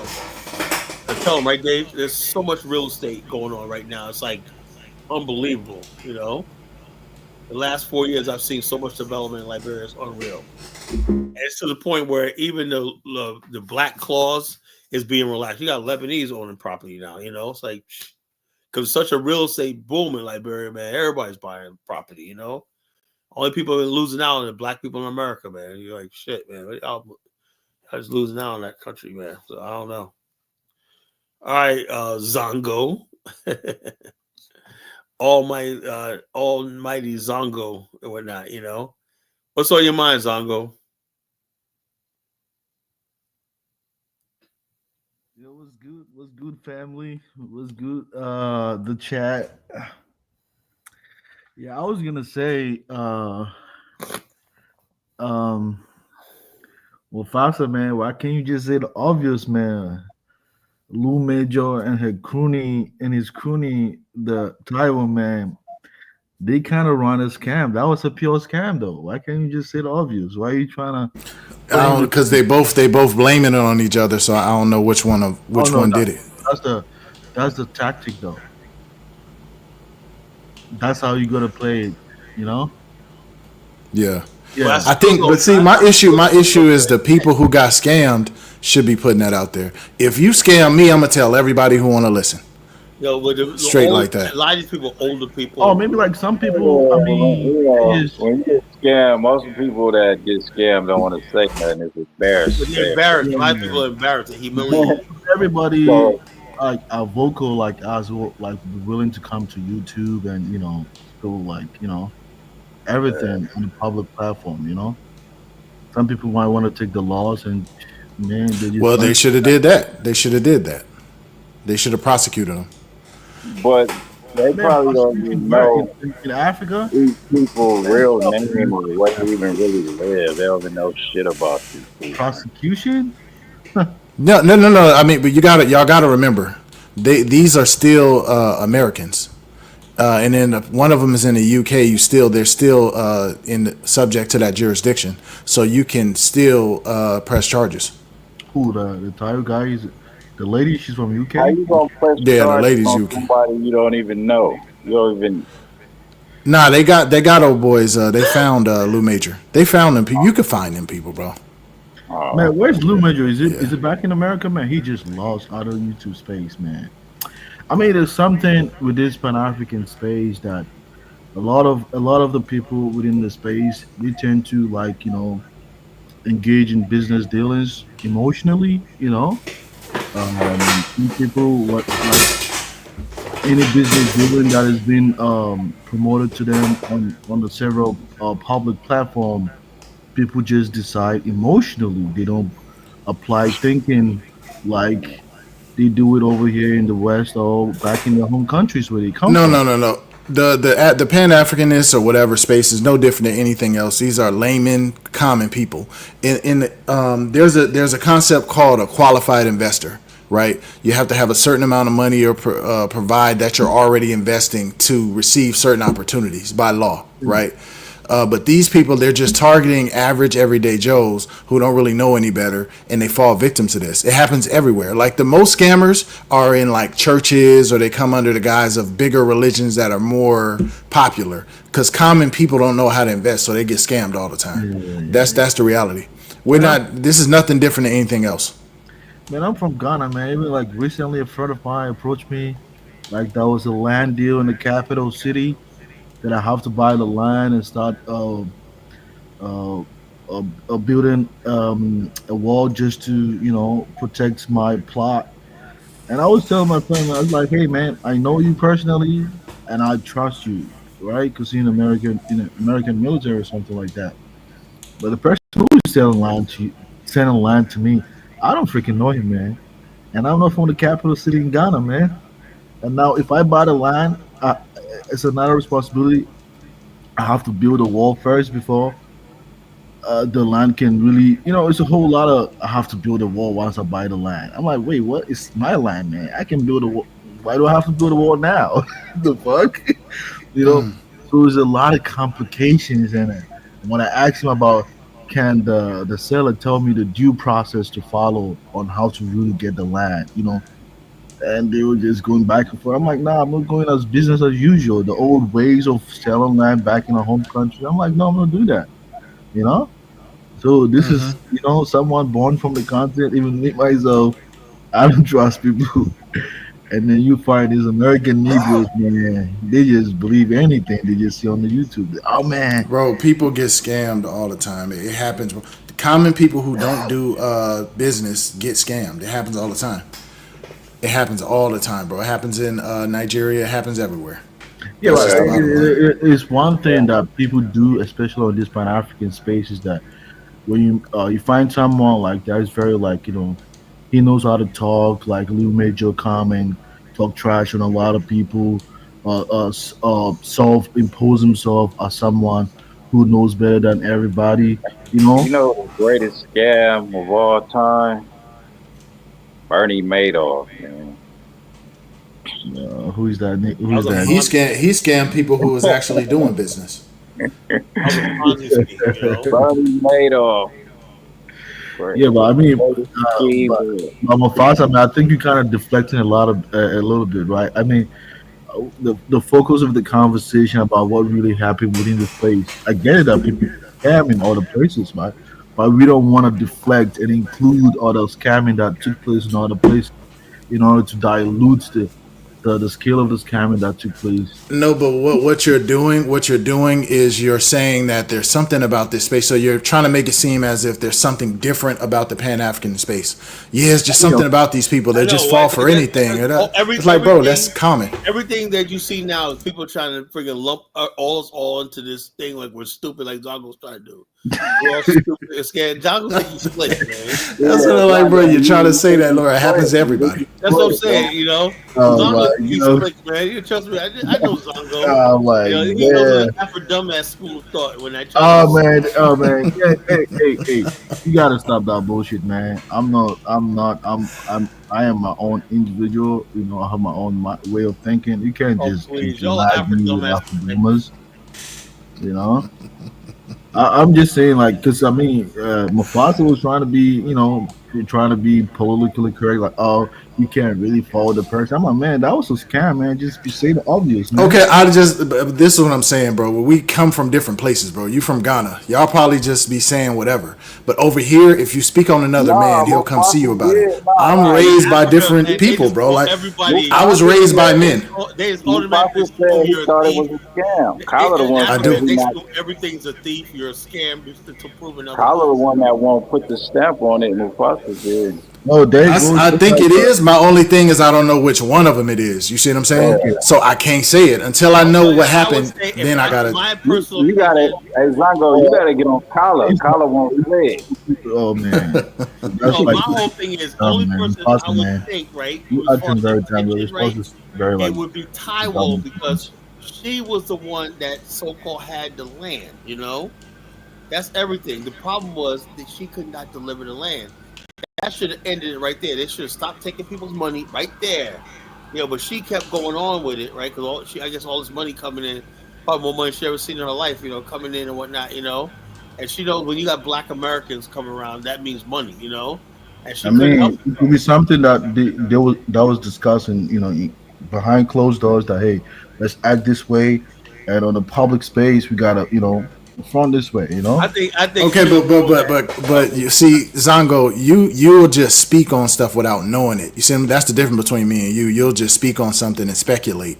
But for me, my word is my bond. That's what I've been taught. You feel what I'm saying? So if you hear me say someone's a scammer, they're a scammer. I don't do the speculation or whatever. I'm not gonna bet my word on something like that. Do those people get the land? That's the question.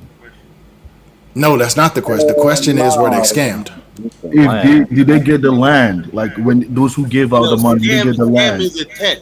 Look, I heard If that they didn't get a land, that's obvious. Man, they got scammed. Kaiwo basically was a former real estate person, right? Evidently, you know how it is in Nigeria, a place like that. Everybody, like I go to Liberia. You know how many people tell me they got 100 acres for me? Oh, I got 100. Everybody got land for you, and that's all Africa. If you've ever been there, everybody sort of got Did acres. they get the land, Kala? That's the question. Did they get the land? No, but the thing is, what I'm saying is, wherever the land was, That it was was a not a scam, man. good Like deal. I don't know why you Look, say I don't know this this. how, You this don't how have it to works, prove. right? This is how it works. You need to prove before you can tell something is a scam. You went to somebody, Yes. right? And basically, these people like this land's for Well, sale. that's the proof over there, man. You don't need no factual proof to tell something is a scam. That's your logic, man. Zongo, listen to me. What she did was she basically oversold the fact that she had land. She was just, it could have been like Mufasa said. She said they had land to sell, but when you start asking questions, she couldn't deliver. Is that right, Mufasa? That's true. Yep. Right now, but did she sounded sincere, right? But just wasn't sure, right? Yeah. No, it was just she wasn't answering certain questions. Like, and then she was trying to, oh yeah, but I need you to hurry to invest. I need it by the end of the day or whatever. As soon as she said that, I knew. I was like, okay, yeah, I'll never give her no money. Take that. Well, did people pay and never got the land? No, wait, Carla. Let me ask this question: did people pay and never got the land? That's the question. No, they never got the land. No, they switched. What happened was they ended up going to Ghana. They switched. Wait, I'm saying no. Wait, Carla. But did people pay and never got the land? That's the question. No, Yes they or never no? got land. And they paid. Well, the bottom, yeah, they paid money, but they never got the land. Man, I'm done. Okay. Let me help you out, Zongo. So I'll give you an example, right? So say for instance, I want to get into. I say, hey, I'm gonna get into real estate, right? I want to buy a land, right? And then I go to Zongo and I tell you, Zongo, give me 10,000. I'm gonna buy you some land, right? Then I take your 10,000 and I go to another guy, and that guy scams me because I don't know what the fuck I'm doing.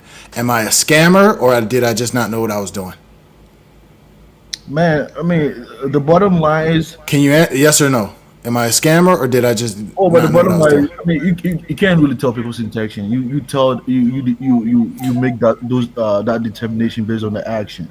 You can't really. Okay, tell. so if you're a scammer, does a scammer intend to scam? Of course. What are you talking? Okay, about? then why? And then you said a scammer intends to scam, and then you turned around and said you can't tell people's intention. If you can't tell people's intention, why are you calling people a scammer? You just killed your own argument. Let me finish, man. I'm saying I'm making that determination based on that action. The action make me to understand the person's intent. I don't really know your true intention. I don't really know your true intention. If you don't know the intention, you can't call them a scammer. It's her. Luke Major. The only people that really know that is them. All we have to say is, look, people, and what happens is this smears the whole Pan-African movement, right? This is what I'm saying. The reason why I brought that up was the fact that if O'Shea called himself a Pan-Africanist, right, he should have been out in front and talking publicly and about this to Dynas, whatever like that. But and also, if he did talk to Dynas, why did he probably talk to him privately? Why couldn't he do that with Bomani and these other people, right? Because he didn't believe Dynas did anything wrong. Now the evidence will show that although I don't believe Dynas did anything wrong, he was the one saying buy this land. He put his stamp of approval. That's why people did it, because of him. So what I'm saying is this: so there's less in other people. But O'Shea came out and just labeled them a scammer, and they never had the wherewithal to say do this like Dynas had. They weren't on a level with Dinah Samir. Now the Mark Sweet Africa, he's on a level with Dinah Samir. But O'Shea threw him under the bus and called him a scammer. You called him a scammer after you had him on your show several times. You know. Yeah, but Colin, man, you can you can meet someone, but you don't really know the person very well until he did something that kind of really disagree with your conscience. And I mean, you have a very valid reason to make that determination, right? After knowing him based on his action. This is not to say, this is not me casting judgment on Dinos or something, right? Maybe because of their business dealing, what he kind of inferred, he can make that determination, right? I mean, I'm not saying nothing.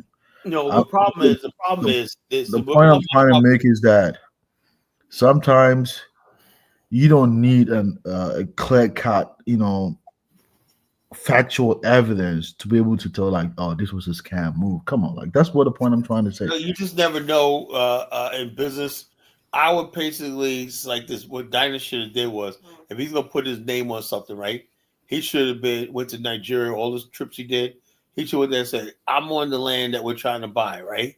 I got the deed to this land in my hand right here." You know, he should at least did that, right? And so he said, "This is legit. This is and then interview a government official over there, and say, yeah, this is what we're trying to do." Yeah, like this, and good faith. Also, if you're gonna buy plots of land, the first thing she should have said was, okay, when you buy the land, where's your deed at? Where's your receipt? Where's your deed? When was that coming? That's when people start asking questions like, when do I get my deed?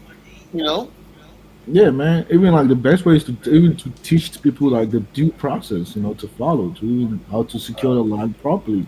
But the whole thing is, everybody at the time, right? And I said at the time, this doesn't smell right. I said I'm against this lease land stuff, whatever like that. I don't believe in it. It's not going to be a thing. But people were telling me I was a hater, whatever like that. I said it just doesn't sound right, whatever like that. I don't believe in lease land. I believe you should own the land, whatever, because you need to borrow and try to bring in. I said we should get land and bring in real civil engineers and what's called All develop. right, Carla, let's take it a step further. Is Pan-African a scam? Is Pan-Africanism a scam? Let's go straight well, I don't think Pan is a scam. There's a lot of people, scrupulous people, in this movement because remember something. The Pan-African movement is. You remember the video I showed you of the first BAL meeting?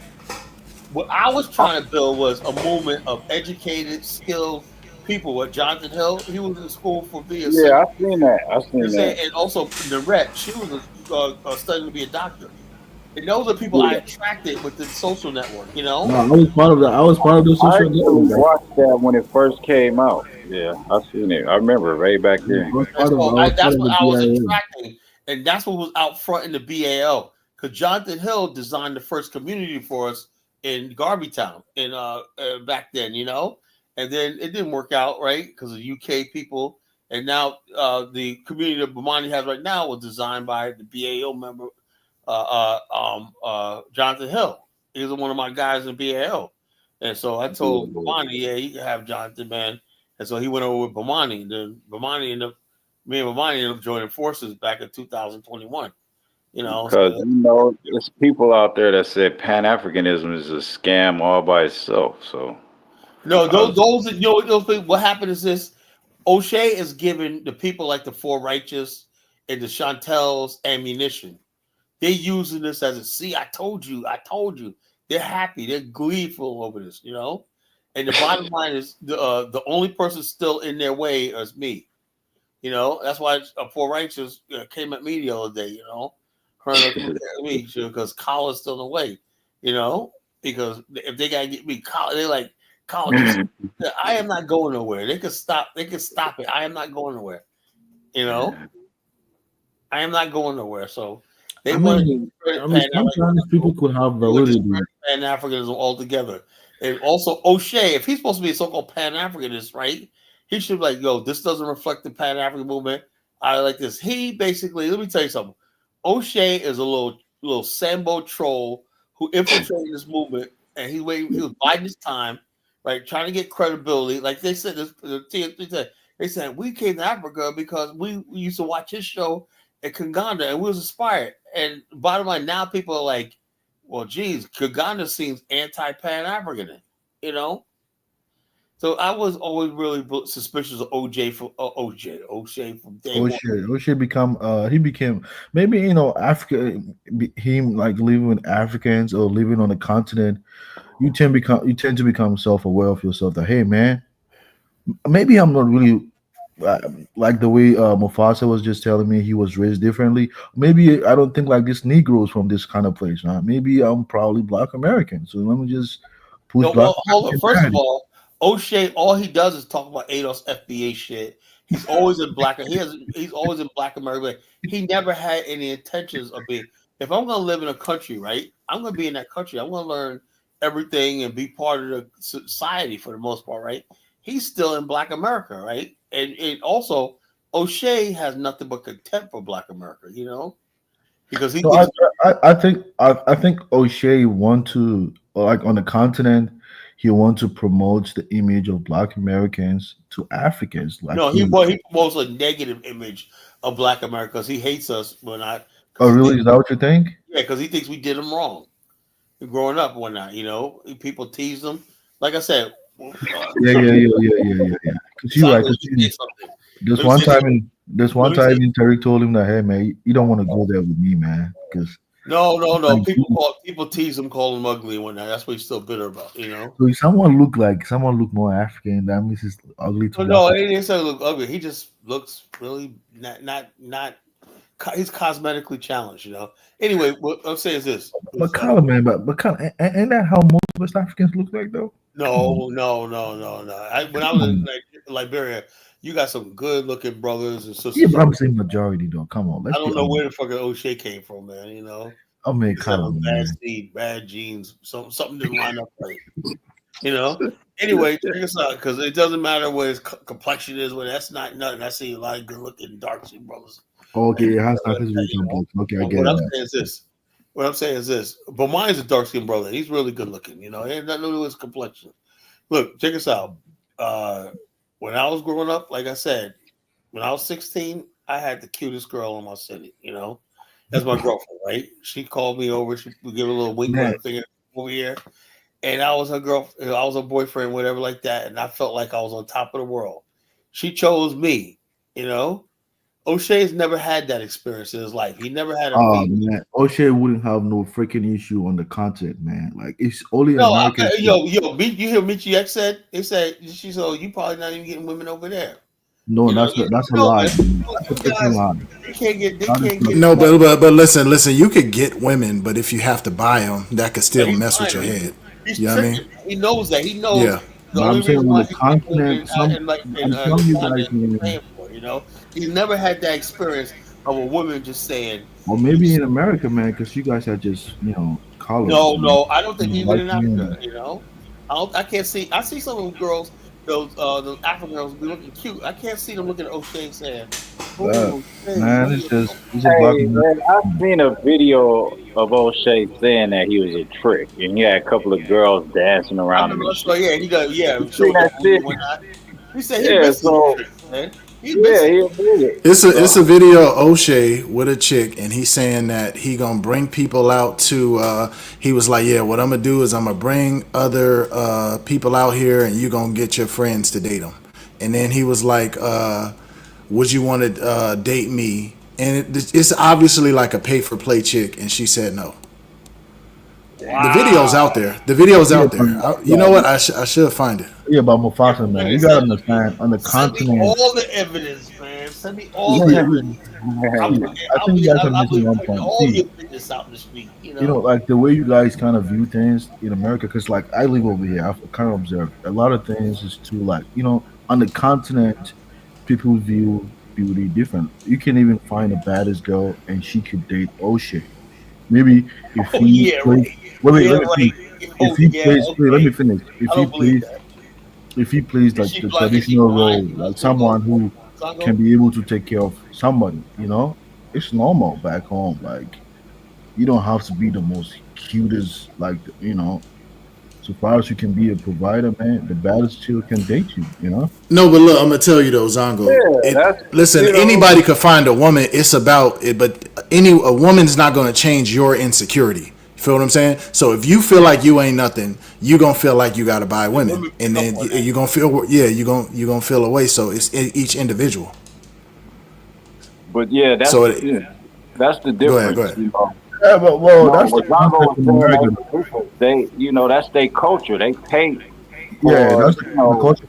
Life and all that shit. That's their way of life. So the culture back home is simping like the way in America people kind of view like simping. Back home, simping is like a norm. Like you gotta pay to get a girl. You gotta pay, man. You have to be a provider, man. No, but there's still guys who more girls like. That don't go away. It don't matter where you are. Yeah, I guess they call it tricking out here. We call it tricking, bro.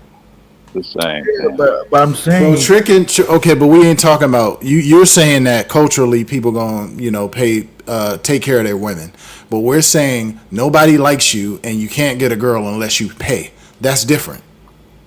That's not you being traditional. That's you being lame. That right there makes some. That right there makes some men angry and bitter and stuff like that. You are a man that you got a job, like you understand, that can be able to, some women, Zongo, I've seen times where women reject men with nice cars, money in the bank, rich, right? They something about their women look at something about you that got appeal to their soul, right? A woman will look at a guy. Some guys, like, remember that guy that's not Jerry Jack. There was another guy, one of these not manosphere, but one of these simps that we want to talk about. Women should stop dating guys that don't have this. You remember that guy, right? He always sitting in his car. Remember that guy that was out a couple of years ago? You ain't talking about it's not Derek Jackson. No, is that Jerry Jackson? It's not. Yeah. The swole dude with all the muscles. Yeah, that dude. Yeah, it's Derek Jackson. Check this out. What he used to always say was, and it dawned on me like this: he's probably the type, right, that when you see a fine ass sister, right, and she's with this dude that look like he ain't got no money, nothing going for himself, and she's driving him around, whatnot, loving his company, whatnot. You're saying that's injustice. I got money. I got power, I got this, she should be with me. But somehow women are just strange creatures, You cannot put your money on who they're going to like, And so they'll take that guy, if they're attracted to him, they'll take that guy who don't have a dime in his pocket, and get with him. And the guy that got all the money and everything like that, he's walking around like, why is she with that guy, maybe she likes him, but that's not fair, I should be with somebody like that, and that's how the world works, Women basically, also it makes you angry towards women, to tell you the truth. You're like, what the hell? But the point I'm saying like, because you gotta understand the way you guys project beauty in America is kind of different from Africa, because a lot of people look like in terms of skin color or something like that. Not just maybe the feet, like the his features or something like that. Not really, I'm talking about. Zongo. You know what it is? It's not even so much the way he carries himself. The way he carries himself. Maybe he has some hair. Let me give you an example. I'm saying, let me just give an example. Back at home, for instance, if I the first time I came to the US, someone invited me to go outside for a dinner. I was actually expecting that person to pay for me because he was the one who invited me. But the culture back home is if you invite someone, you gotta pay for that person, right? And I hate that shit, Yeah, you get what I'm saying. So I'm just trying to let you know, me doing that, me paying, it doesn't mean I'm a simp. It's just like that's how it's understood back home, that you invite a person, you gotta pay for that person, unless the person voluntarily decide, like, hey, you know what? I like to pay my own bill. You get what I'm saying? So that's the point I'm trying to say. Someone doing that doesn't mean he's a simp or he's kind of feel he's secure of himself. It's just, if back home you can't be acting like the girl gotta like you for just you being the pretty boy. No, it doesn't work that way. If you're a pretty boy and you still can't take care of a girl, nah. Well, I know that, but what I'm saying is, the thing is, though, even though you may not, you may like this. Everybody knows. Like I said, I don't have no doubt that Oche can't get a female if he wants to say, "Look, you live in a village. I live in the city. Whatnot. You can come to my house. You can have your own room." He'll get girls like that, because he can provide something, But every guy want to know what it's like, right? To have nothing and the women just completely like you, not for your money, not for what you have, but just for who you are. Or that does something to a man's confidence and self-esteem. Where a woman likes you just by you. Like you have some women, you tell them, "Oh man, I'm broke." Okay, don't worry about it. I got you. They'll pull out their credit card. Well, I got you. Oh, don't worry about it. I got you. It don't last for that so long because I've been one time I was broke and this fucking finance figure was paying for my bill and everything like that. And after a while, she's like, "Oh well."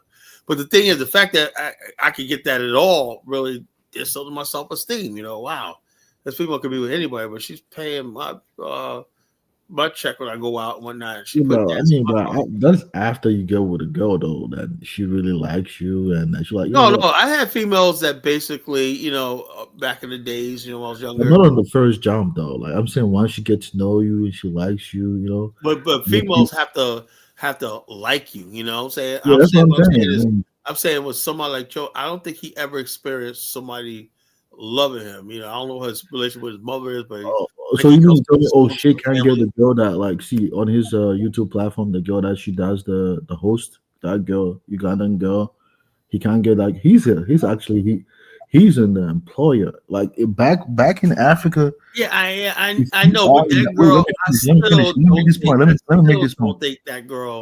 If you are in that position, if you're not in the position, you're employing people, putting money in people's pocket, man, the women see you as like, man, like you the alpha male. Now he better if all that he still can't get that, man. That'd be O'Shea, man. Oh man, so you mean to tell me he can't get that girl that and she interviewed me. She's the one interviewed me. I don't know. I seriously doubt it.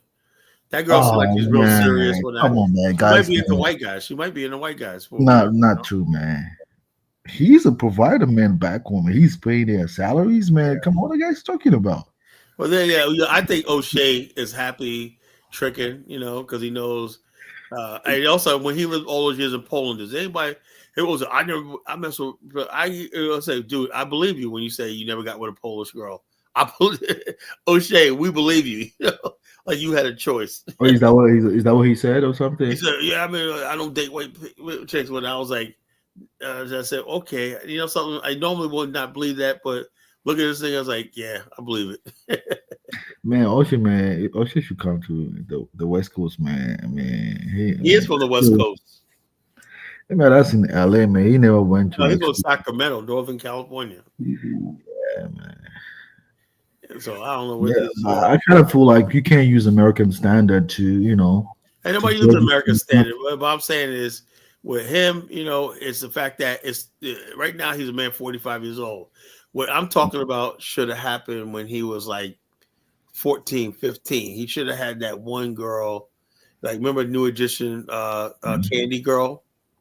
You probably hated that song, Candy Girl. Oh my word, because he didn't have no candy girl, you're everything to me. Like on a continent, just having a nice car, like but look how old he is, right? He's 45 years old now. You got to get that in your formal years. If you're 16, you didn't get that candy girl. It doesn't matter. It does matter because now it does not matter. Now what women look at is like you said.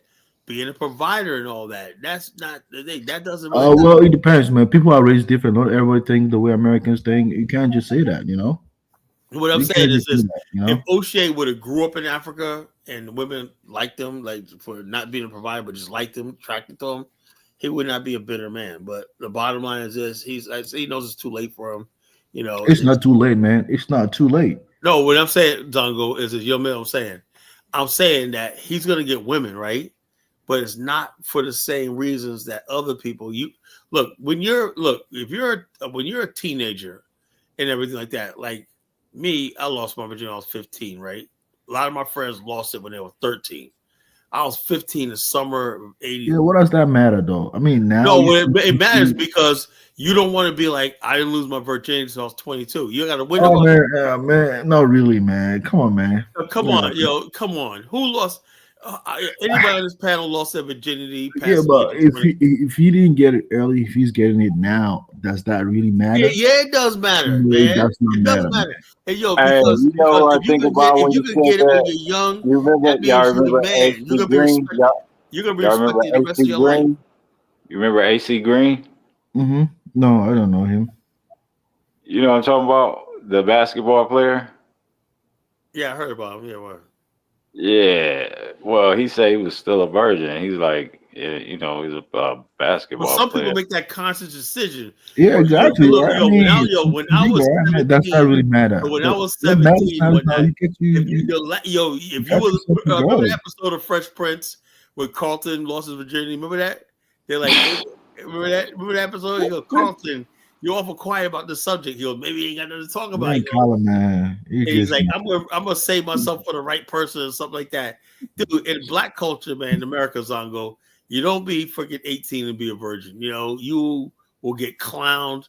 Women will look at you like you lame, whatnot, you know, and you just don't do it, man. The bottom line, OJ probably didn't lose his virginity until he was like 23. Oh man, it doesn't really matter, man. I've known people that got married, and they actually had their first sex when they got married. You know, so it's not, Well, that's few far, but in our culture in America, man, that's what I'm saying. You can't use your American standard to judge other people. You know, I'm not judging, man, but we're living in America, Zongo. Oh man, well, maybe O'Shea being in Poland, he being in Africa, he's seen different way of doing things, and he doesn't gonna agree with you guys that he didn't get no girl. You think O'Shea's angry with us because we put pressure on him for freaking being a virgin at the age of 23 and whatnot, you know? Yeah, but kind of, I think that kind of culture is kind of toxic, right? Because if you guys kind of push that, fellas, so getting laid is toxic now, man. Jeez. no,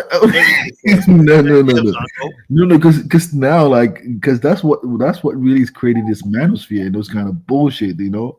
Yeah, the manosphere of guys like These are the guys that got passed over, and women are rejecting whatever it is. They maybe don't got no game and whatnot, and the next thing you know, they're angry at women and whatnot. You know, these guys really hate women and whatnot. You know, they're like, yo, man.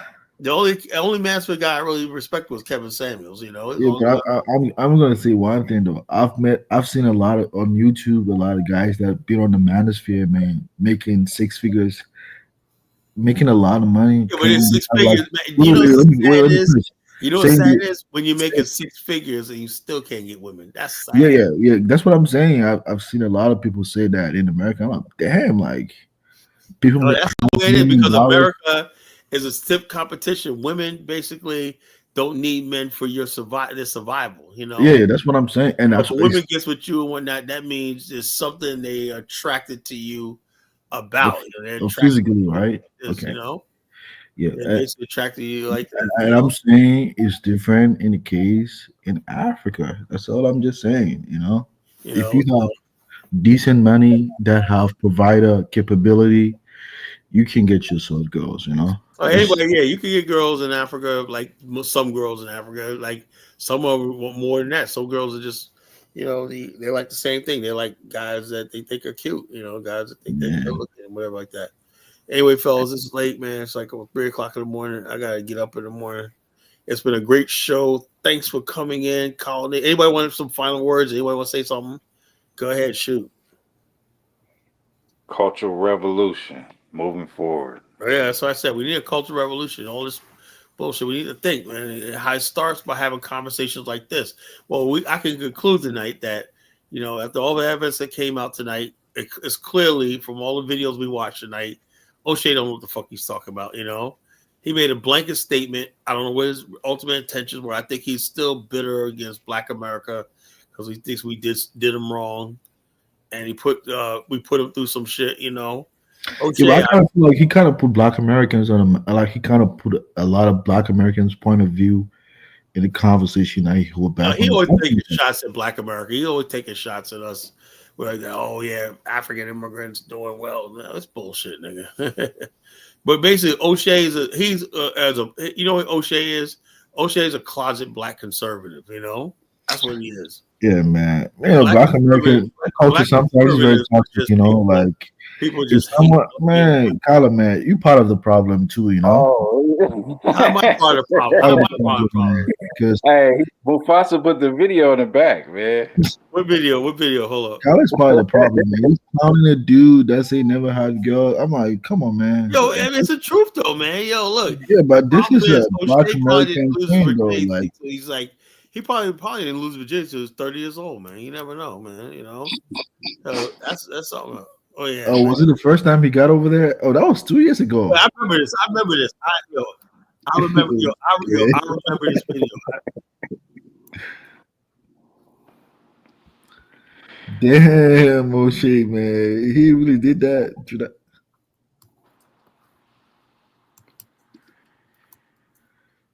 Why you gotta put that on YouTube though, man? The coastal part of Kenya.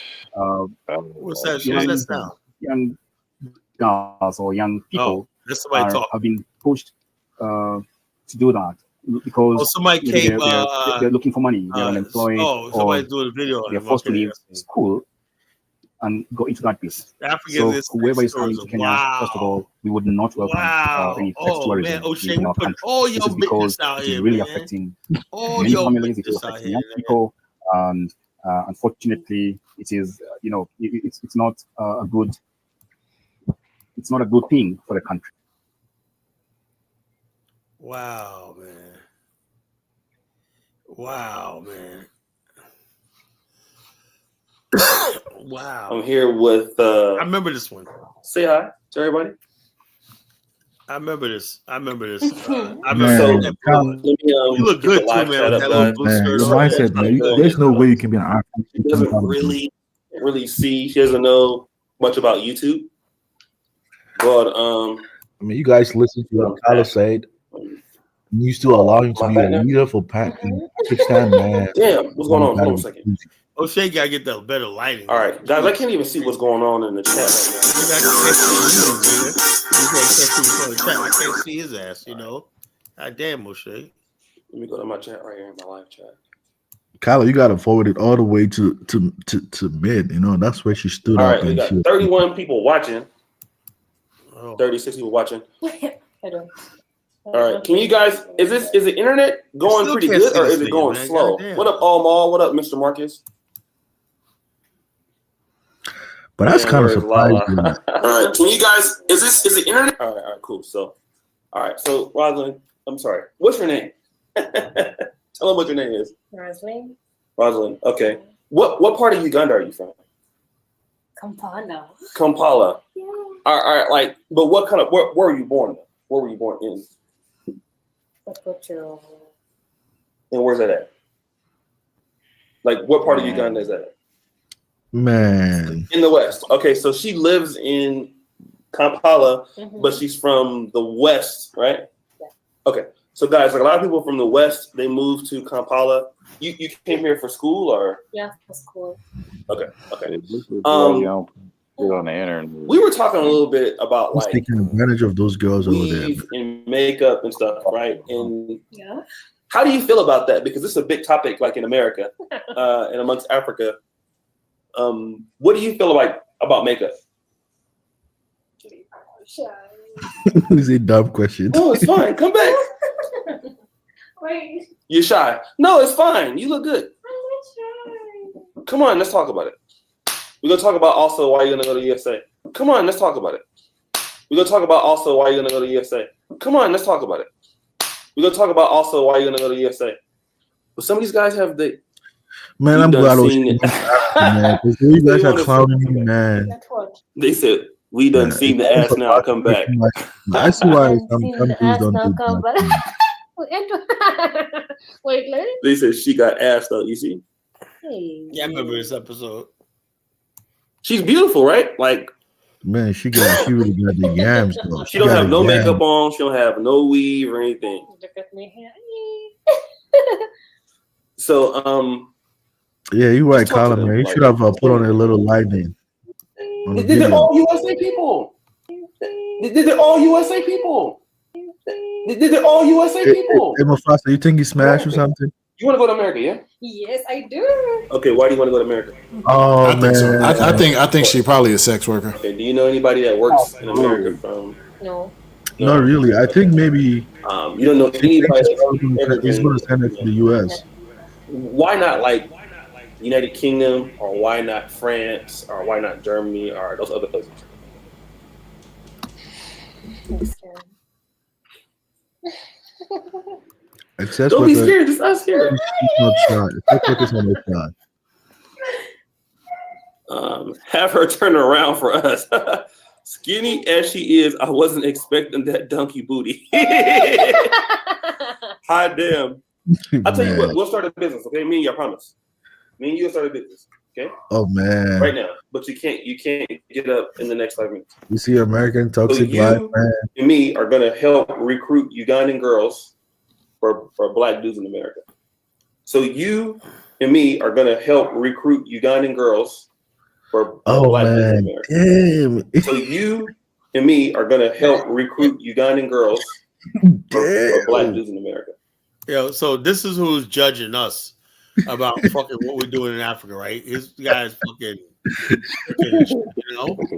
This is our judge right here, O'Shea Duke Jackson. This is our fucking judge. Yeah, but Makala, man, why do you have issues with that? You clown them for not having girls in America, and now he's trying to help those guys that are not getting no girls in America to find their partners. No, I'm saying, okay, that's fine. But what I'm saying is this, though, is obviously taking advantage of a vulnerable girl. You know, you don't. Yeah. She seems very, very vulnerable now. You know, you don't take advantage of a poor girl. Just give her some money, send her home so she can eat and feed one of her 3 kids, whatever, you know.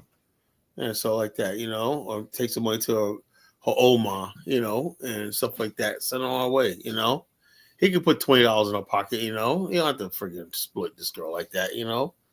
You know, you don't see me doing shit like that, you know. You don't see my mind doing shit like that, but O'Shea guys really doesn't like women. I don't think. So, do you think like all the stuff that he's doing now, he wish he could do the same thing to the American girls? Of course he was. That's why he's angry. He wished he can come to America and he couldn't even get a girl look like that in America, you know, because even girls like that in America, like hell. If she was raised, you think if she was raised in America, there's no way she wouldn't look at this. She wouldn't be in the same room with this dude. Mufasa, what's your opinion on that, though? And if she was raised in America, she wouldn't be in this video right now. You know, opinion on what? If somebody said complain, if you think if she was raised in America, she would probably be dating him like she's done. Hell no. I don't know, man. Hell no, man. She be talking better than that, you know. Mufasa is always politically correct. You don't with his answers. You don't pollute your bloodline like that. You know, that's what we teach our girls in America. You know, you don't. Makala. Okay, let me just put it this way though. You can't clown the black guys in America that are not getting girls, and then when they get to the continent and get some girls, it's injustice, and you still clown them, you know? You can't get girls in America. You should stay in America and just deal with your fate. Because if you do that, you make the guys that have access to these girls in America to dictate the whole community of your people, you know, because they are the ones creating the babies and creating. Well, not really, man. You know, look, man. You know? Every time, look, I see. Look, man, that's not the craze. That's in certain poor communities. You got that money. You got so many fucking fine. Where I live at, you got so many hot black girls here in this area right here. Oh my god, I'd be like mesmerized. I'm like, don't do this to me, Lord. Every day you see the sexiest black sisters. You know, are you also in the same? You know, because I mean. Why didn't you date someone in America? Why do you have to go to Africa? Well, the bottom line is this: like I said, I got a lot of black female friends, and I can't do. Look, when I was younger, it was good, right? But I'm at the age now where, like, let me give you an example. I was going to a restaurant yesterday, and this black chick, she like in her 30s, came out. Sir, can I talk to you? I said no. You know, well, I was wondering. She goes, oh, excuse me. I'm at the point now. Where I mean, I look at females, she look good too. I don't want nothing to do with. Kyla, do you think at your age you'll be able to get a childless black girl in America? Because I don't want a childless black girl. I got a woman. I got a wife. I personally think you can. You cannot. I don't look. America. I've had so many freaking females in my life. I've conquered so many. Yeah, but you are in the same situation. Look, any guy that now there's some guys my age still out there dating and whatnot, but I am off the dating market. I don't care. I'm not interested. That's what you got for the young. But you're a little different from O'Shea, man. I think look. The bottom line, O'Shea is I don't know what his fucking issue is, man. First of all, I know at your age, you cannot be clowning O'Shea at your age. When I go out, when I see, let me tell you something, Zongo, about women, right? When I go out and women smile at me all the time, or I'm sitting at the light and I got a cute sister freaking just looks over and start waving at me and whatnot, that's all I need. That just reaffirms the fact that women still think I'm attractive. That's all I need, right? And so I don't need to go pursue women any further, you know? They just gave me everything I wanted. You just stroke my ego, you know? That's all I need. But O'Shea, you know, this is what he needs because he's never going to have that, you know? He's never going to have women coming up to him and like pursuing him. My Bomo, you're right, man. My Bomo, you're right that about means that we are going to create, like, we're going to hook Ugandan women, pretty ones like you, up with guys in America. This is sad. Linking up for what? Just for sexual activity or just for relationship? No, just back. This girl basically seems like she would rather be eating right now. She's hungry. She'd rather be eating right now. That means that we are going to create, like, we're going to hook the guys press fire. We're going to bring. What are you talking? And this is what people understand about tribalism and stuff like that. Although both of them are black, right? He comes from America, and there's people made this video saying this is American taking advantage of an African girl. Man, you're right, man. Well, that's what they see it at. They don't see it. But the hardware is the same. But the software. I'm coming home. But Kyle, I think you're making me say. I think the hardware is the same, but the software, one is Microsoft, another one is iOS, you know? So it's not the same, you know, software. It is what it is. Anyway, fellas, I really got to go this time. Y'all take care. Thanks for calling. Damn, a 6-hour show. Damn, man, you got to keep me up all night, but at least it ain't too late tonight. It ain't 6 o'clock in the morning. But Kyle, man, let me just wrap it up. I think personally, I don't know the people who are even considering you as your leader, because you cannot be a leader. I am a leader. I am the leader. I am now the de facto leader of the black community, bro. You know, at your age, wait, let me finish. Let me make this last point and let me finish. I'm going to be a leader when as this platform grows and my reach grows and whatnot. We're gonna put all this shit together. Everything. But at your age, you cannot be clowning black man. I don't clown. I'm not clowning. That you laughed that they never had game back in America. Look. First of all, I'm only clowning O'Shea. You still laugh at them, you know. That is foul. I'm only coming after O'Shea. And what make matters worse is that you practically in the same situation as him too. I am not in the same. How am I in the same situation? You know, because at the end of the day, you also went to the continent to take advantage. I know. But the bottom line is this. Hold up. Here's the thing. Take advantage of some vulnerable African. The difference between me, my wife's not vulnerable. She's college educated. You know, she has a family in America. When her family's in America, I know her family in America. We come from similar backgrounds. You know, and so she's not some poor village girl or whatever like that. She's somebody that comes from prominent families in Liberia and whatnot. That's who I'm with. I feel like I'm privileged to be with her. It's not the same thing. Trust me. You know, I was lucky to get her. You know, I was real lucky. I tried my best. I pursued her and whatnot, and I finally got her. She was somebody I liked, and I said, I'm going to go over there and come over there and see you. And this, that, you know, and it happened, you know. It was not like him. Yeah, but Kala, okay, I get it. We don't want to go that far, but all this clowning you do to black men, you got to stop, man. I'm not clowning nobody, you know. I'm not clowning nobody. You got to stop, man. I'm not clowning nobody. I'm clowning O'Shea. Why? Because I do clown people. So they don't deserve to win too, like just like you guys won in America. Come on, man. Like, come on. You know, well, what I'm saying, like, I'm not saying put him down like that, but as like Mufasa, right? Didn't he just start the shit? You know, instead of him saying, you know something, man. Yeah, that was wrong. He started. What he did was wrong, bro. Period. What did he do? What did he do, Mufasa? Oh, he came at me, man. He's speaking on people, insinuating that they scammers, and it's not true. You know what I'm saying? You know, so I'm not Oh, you just spoke picking about Kala? You spoke about Kala? Is that what you said? Yeah, Because I didn't enjoy it. Kala. He went off on me. Oh, he did a whole video on Kala? Yeah. Recently? No, it was a part of the video. He's saying the dude Mark whatever, I guess what is his name? Mark Meets Africa. You know? He says the guy's a scammer and whatever. And then what about this, right? He says he called Mark and he admitted that he was a scammer. Do you believe that? No. What type of scammer does that? You see what I'm saying? I'm a scammer. I don't know. Yeah, O'Shea, I'm a scammer. Like, bro, who the fuck does that? You know, so and also he took the T3andMe. That guy, he said I admired O'Shea because he's an older guy. He said he was going to inspire us to go. And you see him with his wife. She has a cute wife, man. He's a beautiful wife, man. He's a good-looking kid, a young man with a wife and a family when they're doing the right thing in Ghana. And O'Shea has it out for him, man. I said, "Were you jealous of the guy because he's good-looking? He got a wife, whatever." Which guy are you talking to? T3andMe, you know. The guy I was playing earlier. Yeah, then he said he had no history in real estate. Then the dude showed contracts. He showed him whatever, you know, that he's actually pursuing. But yeah, you know who's somebody who does have problems right now in Ghana is Jay Cameron, and that's who O'Shea's partner with. You know, he ain't talking about Jay Cameron. Jay Cameron has problems in Ghana. I mean, yeah. I think he's going through. He hasn't posted about his real estate thing in 2 years. So he's going through some shit right now. Yeah, I'm not touching that.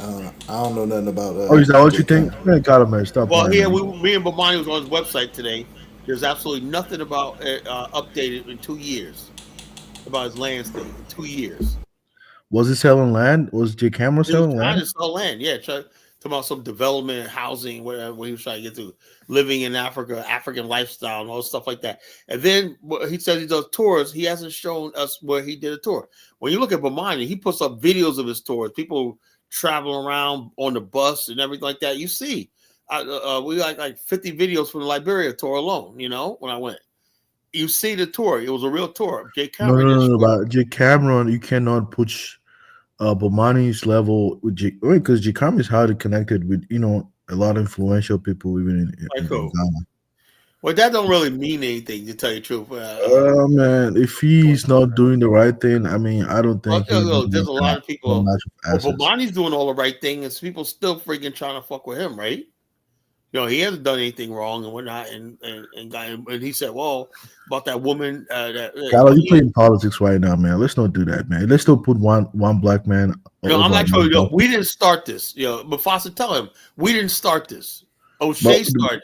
So you think Jay Cameron is going to be speaking about you guys? Idea. Well, all I'm saying is this. Man, Jay Cameron has no time for you guys. My point about Jay Cameron is, if O'Shea got so much faith, he said he wants to do tours with Jay Cameron, right? We haven't seen Jay Cameron's tour yet. We haven't seen what he does. O'Shea put his thing. I thought I seen some stuff from him. He don't post it on his. You just saw him with a bunch of people. You can't know. You don't know if those people came on a plane and did a tour with him. Oh man, Colin, man, you really have to go that far. Let me tell you how it was in Africa. Mufasa, you could be out there and sell like inconceivable, you can invite 15 people to dinner, right? You say, let's be over here going to take pictures and then put it on your website. This is our tour group, you know.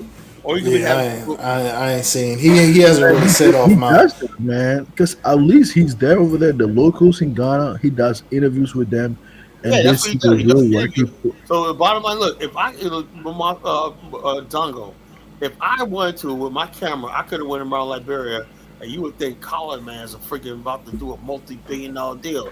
I could edit it and make it seem like I was talking to a lot of top people in Liberia too. I sit down with senators and people at higher level officials in Liberia, right? That don't mean shit. I come there on a VIP diplomatic visa, you know? I could be using all that to make myself look like I'm doing what I'm not, like exaggerating what I'm doing, you know? So we don't know when all dust settles. Yeah, I mean, if you never said it today, I had no idea he was into like real estate business though. Like, because I don't. He was trying to do real estate. I don't watch him for that though. I just go to his website. Go to his website. You know, I've never been on his website. I don't watch him for that. Go to his website. You know. I know he bring a lot of people to the not only in Ghana, but even he sent them to Egypt. They really go like across the continent. Actually, we gotta see the evidence though, man. I see a lot of talk where I see. Man, you don't see the videos that he took them over there to Egypt and those kind of places. None. Nope. Man, Carla, what issue you have with that J. Cameron, man? That's your Black American dude, man. Why are you doing that? You're the maximum because impact. He has affiliation with O'Shea. Maximum impact travel, $6,400, man. I'm like for freaking for 7 day trip. So your gripe with Cameron 7 day trip, a journey to Ghana. Wait. Let me ask you. So your gripe with Cameron. What's included? He's affiliated with O'Shea Jackson. Hotel accommodations, admission activity, international affairs. Not big of an itinerary. Kyle, you gotta listen to what Mboma is telling you. You see, vaccinations. Mboma says, honest advice, Kyle, man. Just concentrate lunch on and dinner. Check this out. This right here, his tour don't include lunch and dinner, but my tours include lunch and dinner. Oh man, so it's like a business competition. Man, gotta get out of here. It's not a business competition, but it says O'Shea. Wow, man, $7,400, man. God damn, man, that's a lot, man. A child. So, Kyle, are you fighting over like which customers to have? Like, really? No, we gotta look. Bomani got his packed tour. We don't have to worry about this. We're just saying. So is that what you guys? We got a packed tour to Ghana in July coming up. Do you have to lower your belt that low, man, to do this kind of like? No, we're not like this. We didn't start this, man. We didn't start this. We're not. They started. But are you making money from that? Are you also going to get money from that shit, though? No, but bottom line, I tell you right now, is the fact that my profile in Liberia. Are you getting a cut? Are you getting a cut? No, I don't need a cut because I got my own plans and whatnot. So why are you throwing dirt on another black man's name, though? Why are you doing that? I'm not putting on another black man. Shut up, Zongo. Anyway, fellas, I gotta go. Zongo, you're a clown. Zongo. Man, you out of your mind, man, Carla, man. In fact, man, I'll deal with you another night. Man, you just crazy, man. Y'all say Mufasa.